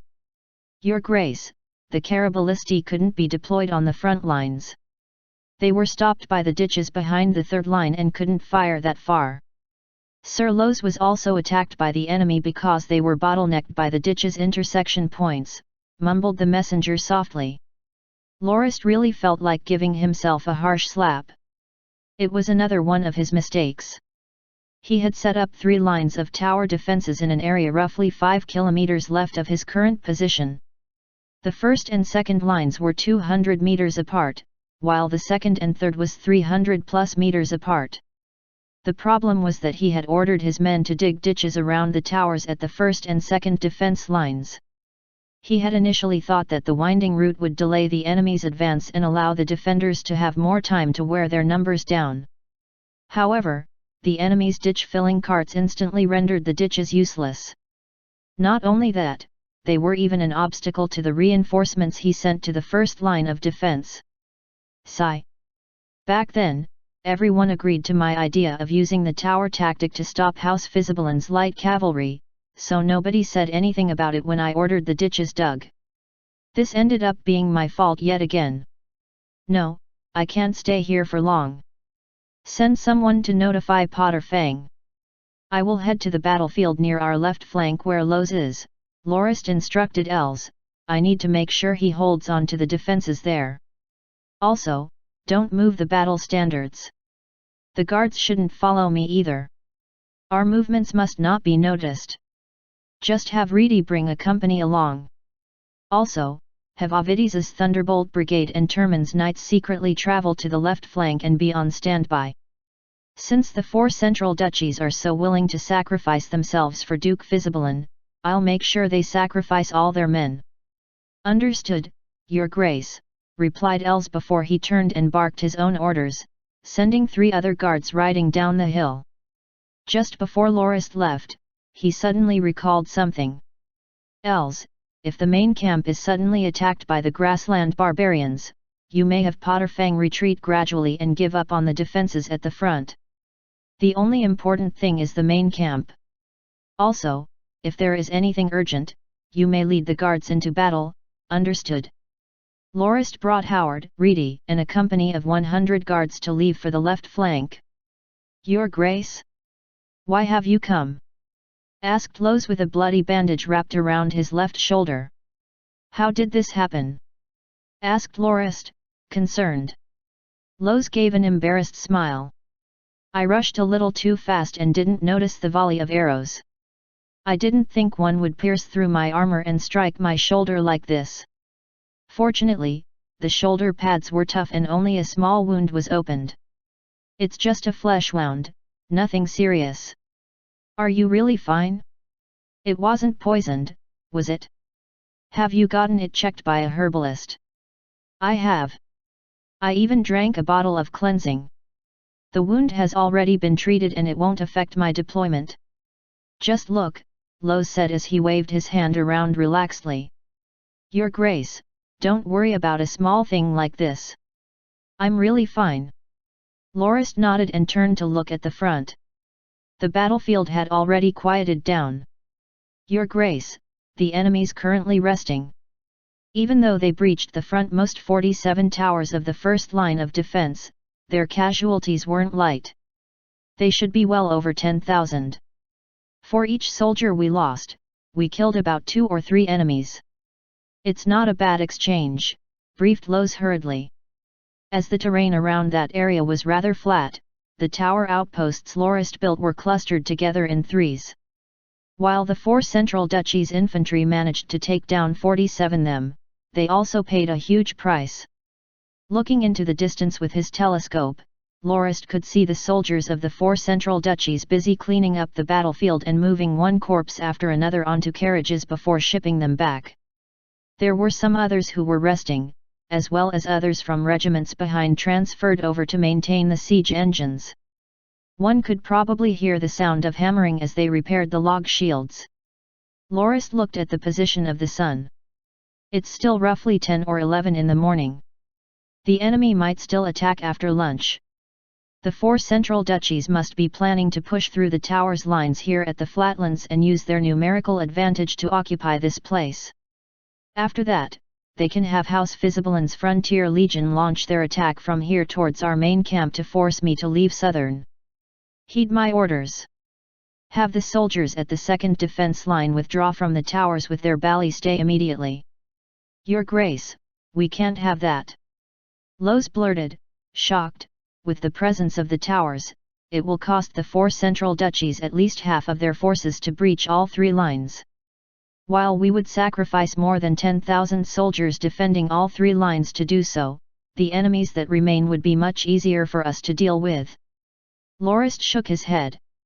Our house doesn't make our soldiers fight suicidal battles just to grind away at the enemy forces. Even if the kill-death ratio is 1 to 10, it's still too huge a loss for me. Also, I believe it will be House Fisibelin's Frontier Legion's turn once they breach our 3 defense lines. The enemy will definitely not give us a chance to exact revenge on the 4 Central Duchy's forces. The moment we allow their light cavalry to advance to our rear through this hole, we would lose the initiative on the battlefield. Recalling our soldiers from the towers doesn't mean we won't engage in battle. Instead, giving up on the towers will be advantageous to us. Advantageous? Lo said as he blinked, Your Grace, what sort of advantage do we have? Lorist laughed. Even though our numbers can't compare to theirs, we are definitely more advantaged in field battles and taking an offensive position. Have you forgotten? Look at the area between here and the second line. There is a distance of 340 meters. This whole flatland spans 5 kilometers and is sufficient to position more than 100,000 soldiers. My plan is to position our soldiers in a horizontal formation along the third line. If the enemy wishes to breach this line, they will have no choice but to fight a field battle. Hehe, when it comes to those, who do we have to fear? Lorist's plans were simple. Loz and Pajik, 2 gold-ranked knights, would each lead 1 Tigersaur division and another Pegasus division with a total of 50,000 troops and get into formation at the left and right flanks. Malak's Karo Ballista division, a light cavalry division from one of Count Chazin's 2 divisions, as well as the heavy infantry legion sent by House Kenmays would form the center that numbered 40,000. They would be lined up horizontally. The soldiers of the 4 houses preparing for a field battle numbered a total of 90,000 men. Coupled with Count Chazin's light infantry division and the retreated soldiers from the second line that would be in charge of manning the towers of the third line, their force numbered 100,000 in total. The second line soldiers' retreat shocked the enemies resting at the first line. When they realized, they hurriedly occupied the empty towers and let out cheers of triumph. It was apparent that the second line's occupation was a great morale boost. However, they quickly caught on to the enemies positioned in the manner fitting of a field battle at the third line and quieted their cheers gradually. Perhaps, it had occurred to them that even though they were spared a grueling siege, an even bloodier field battle awaited. The enemy also reacted quickly. The enemies that occupied the second line used the tower outposts as a means of preventing ambushes. A large group of tool-wielding soldiers began to fill up the ditches before shield carriages were lined up at the front of their forces one after another. Finally, the infantry regiments began to position themselves in battle formations. It seems the enemy is ready to engage in a field battle. But it looks like it'll take them a number of hours to get ready. Blow the horn, how our men take a break. We'll let everyone get some rest. Have the logistics cook up something delicious so we'll have enough energy for the coming massacre, instructed Lorist. As you wish, Your Grace.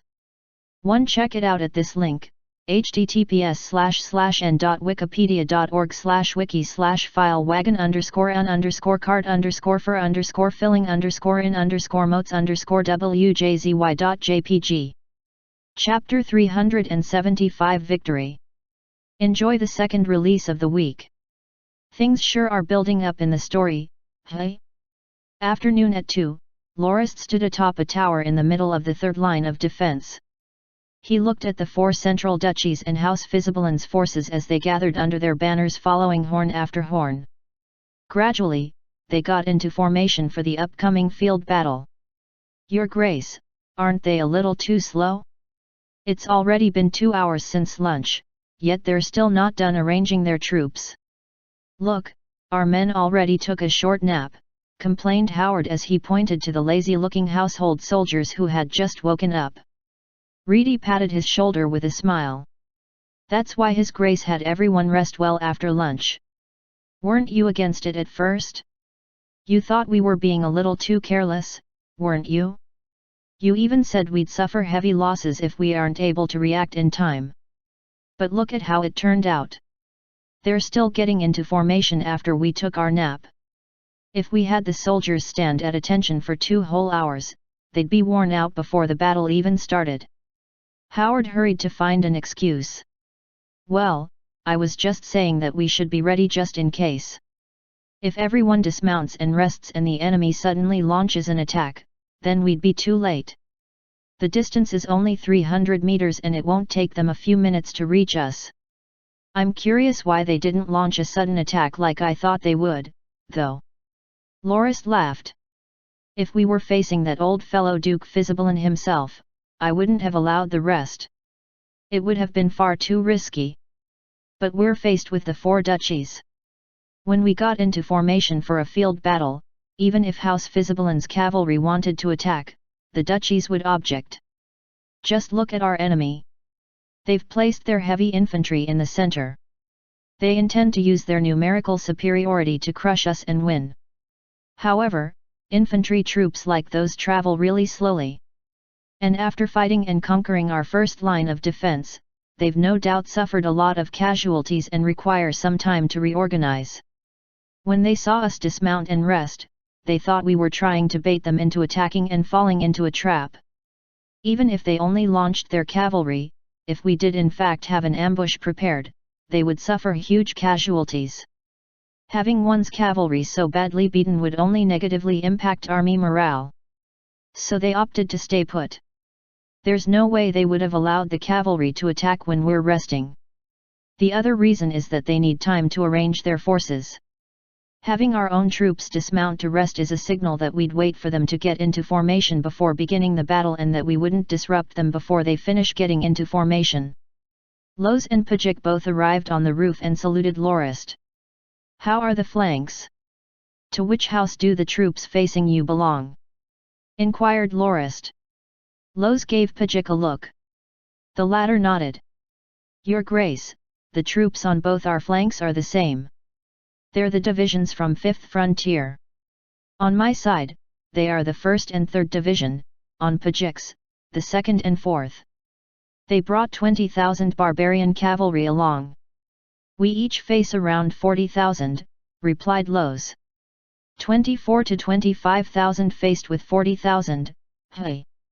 Even though the enemy's numbers exceed yours, I doubt they'd center their attacks on the flanks. The mounted barbarians are merely a hodgepodge bunch that can only help in battles they're already winning. As long as you can endure the first 3 waves, they will reach their limit. Given Tigersaur's might and equipment, we still suppress them. As for 5th Frontier, according to our captives, they're a newly formed legion and also the weakest of Fisibalin's forces. The only thing worth considering is the fact that most of the soldiers are armed with crossbows and other ranged weapons. I heard they are most used to dismounting and launching ranged attacks in a formation. So when the battle begins, make sure to pay attention to our spear cavalry when they launch their attacks, said Lorist after some thought. As you wish, Your Grace. We will be on the watch, Loz agreed. However, we're currently worried about our center. The enemy has obviously centered most of their forces, so aren't our own a little thin? While both flanks of the enemy number approximately 80,000 troops combined, the center had 60,000 Duchy's forces and 20,000 from House Fisibalin's reserve legion, adding also to a total of 80,000. It was almost double the number of troops Lorist had stationed there. It was no wonder Loz and Pajik were rather worried. It's fine, Lorist laughed, shaking his head. I have already secretly moved Ovidis's Thunderbolt Brigade and Termin's Ragebear Knights behind of the center. When the battle begins, we'll give our enemies a surprise. The numbers of an enemy destined for failure is nothing to worry about. It is your flanks that require more attention. In the event the enemy crumbles, don't give chase. Let House Felim's Pegasus chase. They are light cavalry. You two will have to lead the Tigersaur divisions to the center to intercept them. Our target this time is the Duchy's elite infantry. As long as we can eliminate enough of their infantry, the old fellow won't be able to stand back up, understood? It will be done, my lord, said Loz and Pajik as they puffed out their chests. Good. Go lead your troops. The enemy's finishing up their preparations and the fight will break out soon. Make sure to watch out for your own safety too. Don't forget to protect yourselves as you rake in achievements. Thank you, Your Grace. Long, low-pitched horn blowing could be heard. Loud drumming rang throughout the enemy lines. From the tower, the enemy could be seen waving their banners, cheering and shouting their chants. Lorist snapped alert. It's finally beginning. Howard, what time is it now? Howard ran downstairs and back up quickly. It's 3:15, Your Grace. Blow the horns. Have all troops get ready. There were no messengers sent over to formally declare war, nor were there knights who came forward to issue challenges. The duchy's elite infantry and House Visibalance forces rested for less than half an hour after getting into formation and launched their attack. Countless two-wheeled log shield carts were arranged into 3 neat lines, forming 3 defensive lines at the enemy's vanguard. Your Grace, we can have Thunderbolt Brigade fire their rock projectiles now. They are already in range, suggested Howard as he looked at the waves of wooden shield carts. Patience. They just started moving. It won't be too late to strike when they cross the center line. I already ordered Ovides to estimate the range. Wave the black flag in 10 minutes, the signal to fire, Lorist said without any hint of haste. Also, order Suleimas to be prepared to receive the enemy. His heavy armored division is the first line of defense of our center formation. Suleimas was a household knight of Duke Kenmei, a 1-star gold rank. It was said that he used to be a slave fighter of the Hanayabarta kingdom. Back then, Kenmeis was still a viscount and his father had traveled to the slave kingdom on a business trip and watched a bloody show in the dueling grounds. He became interested in Suleimas, the victor, and paid a huge sum to buy his freedom. Suleimas, having become a free man, joined House Kenmeis as a household knight. Just recently, he had been transferred to his position as division commander of the house's heavy armored division. The duchy's advancing forces looked rather impressive. However, they crept forward at a moderate pace. The 3 frontmost rows of shield carts wouldn't be easy to push all the way to the 3rd defense line as there were roughly 300 meters to cover. Given that the log shield carts were crudely made, with their wheels being not perfectly round or of identical size, some of the carts got stuck after being pushed around 50 meters. A good number had malfunctioned. Lorist's original estimate of 10 minutes for the enemy to make their way to the center line was 20 minutes off. It took them nearly half an hour. At that moment, a few of the carts in the rear stopped. Those were intended to protect the longbowmen who could now reach the 4 houses' lines. They would start raining arrows down on their ranks soon. Have Thunderbolt Brigade start firing. Destroy the shield carts in the front and order Malek's Karo Ballista Brigade to target the longbowmen. Have Solimos's heavy armored division defend against the arrows. Lorist barked 3 orders in quick succession, compelling Howard and Reedy to wave the flags around to relay the orders by the edge of the tower's roof. Shen, the first volley of 500 stone balls were sent flying into the ranks of the duchy's infantry. Many of the soldiers merely stood still, watching as the gigantic projectiles unknown to them crashed down from the sky. While the log shields were able to block bolts, they weren't able to resist the gigantic stone balls. Tens of log shield carts were smashed to smithereens immediately.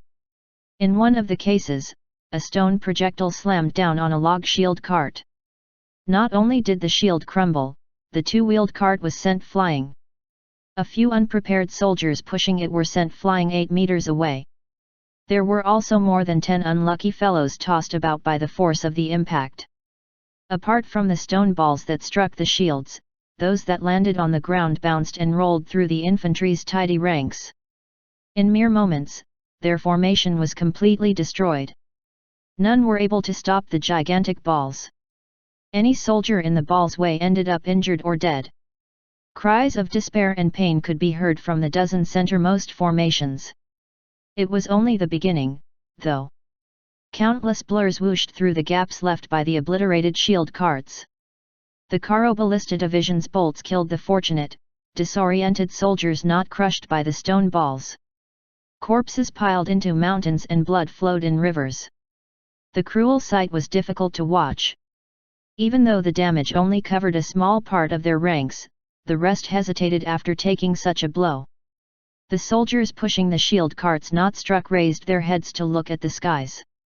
Even the foot soldiers following behind directed their attention up. They were not disappointed. Soon, closely packed gigantic stone balls became visible again. The moment they were certain where the balls would fall, the soldiers pushing the shield carts turned tail and ran. The foot soldiers behind them caved as well and scrambled all over the place as they screamed at the top of their lungs. The 100-man leader that intended to stop them was pushed to the ground and trampled by tens of feet without the slightest hesitation. "Oh? What's that?" asked Duke Fisibalin, his eyes popping out.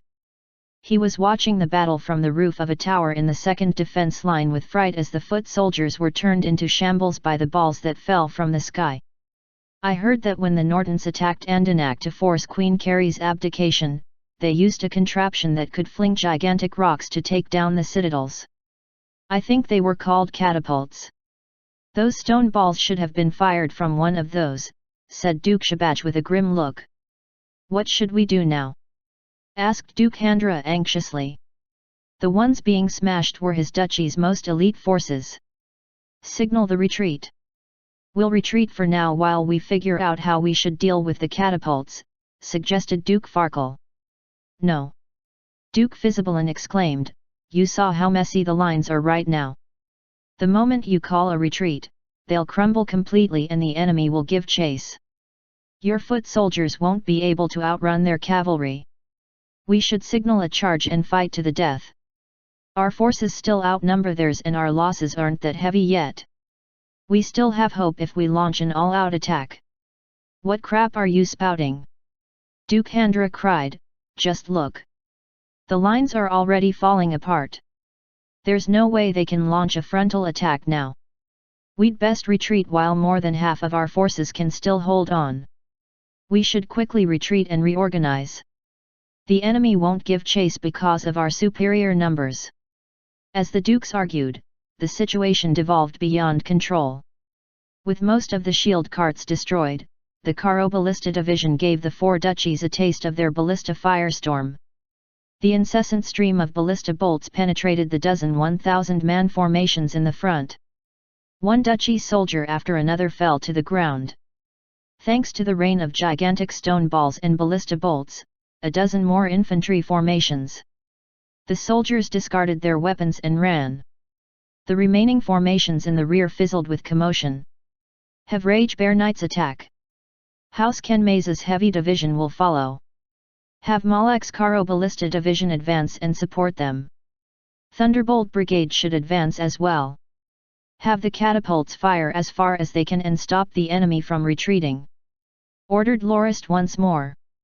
The attack of Turman's Rage Bear Knights accelerated the enemy's crumbling. The sight of the heavy armoured knights cleaving away at the backs of the retreating soldiers was akin to the sight of a light assaulting a herd of sheep. However, the enemy also reacted quickly. House Fisibalin's Reserve Legion hurriedly charged forward to tangle with the knights and protect the infantry as they retreated. Lorist was getting rather impatient. If more than half of the infantry were allowed to retreat, his victory was still in question. Even if he managed to gain the upper hand for now, if the retreated soldiers regrouped and were sent into battle again, the enemy could still use their numerical advantage to turn the tide. He had to crush them completely. "It would be great if my guards were here. I could lead them into battle myself.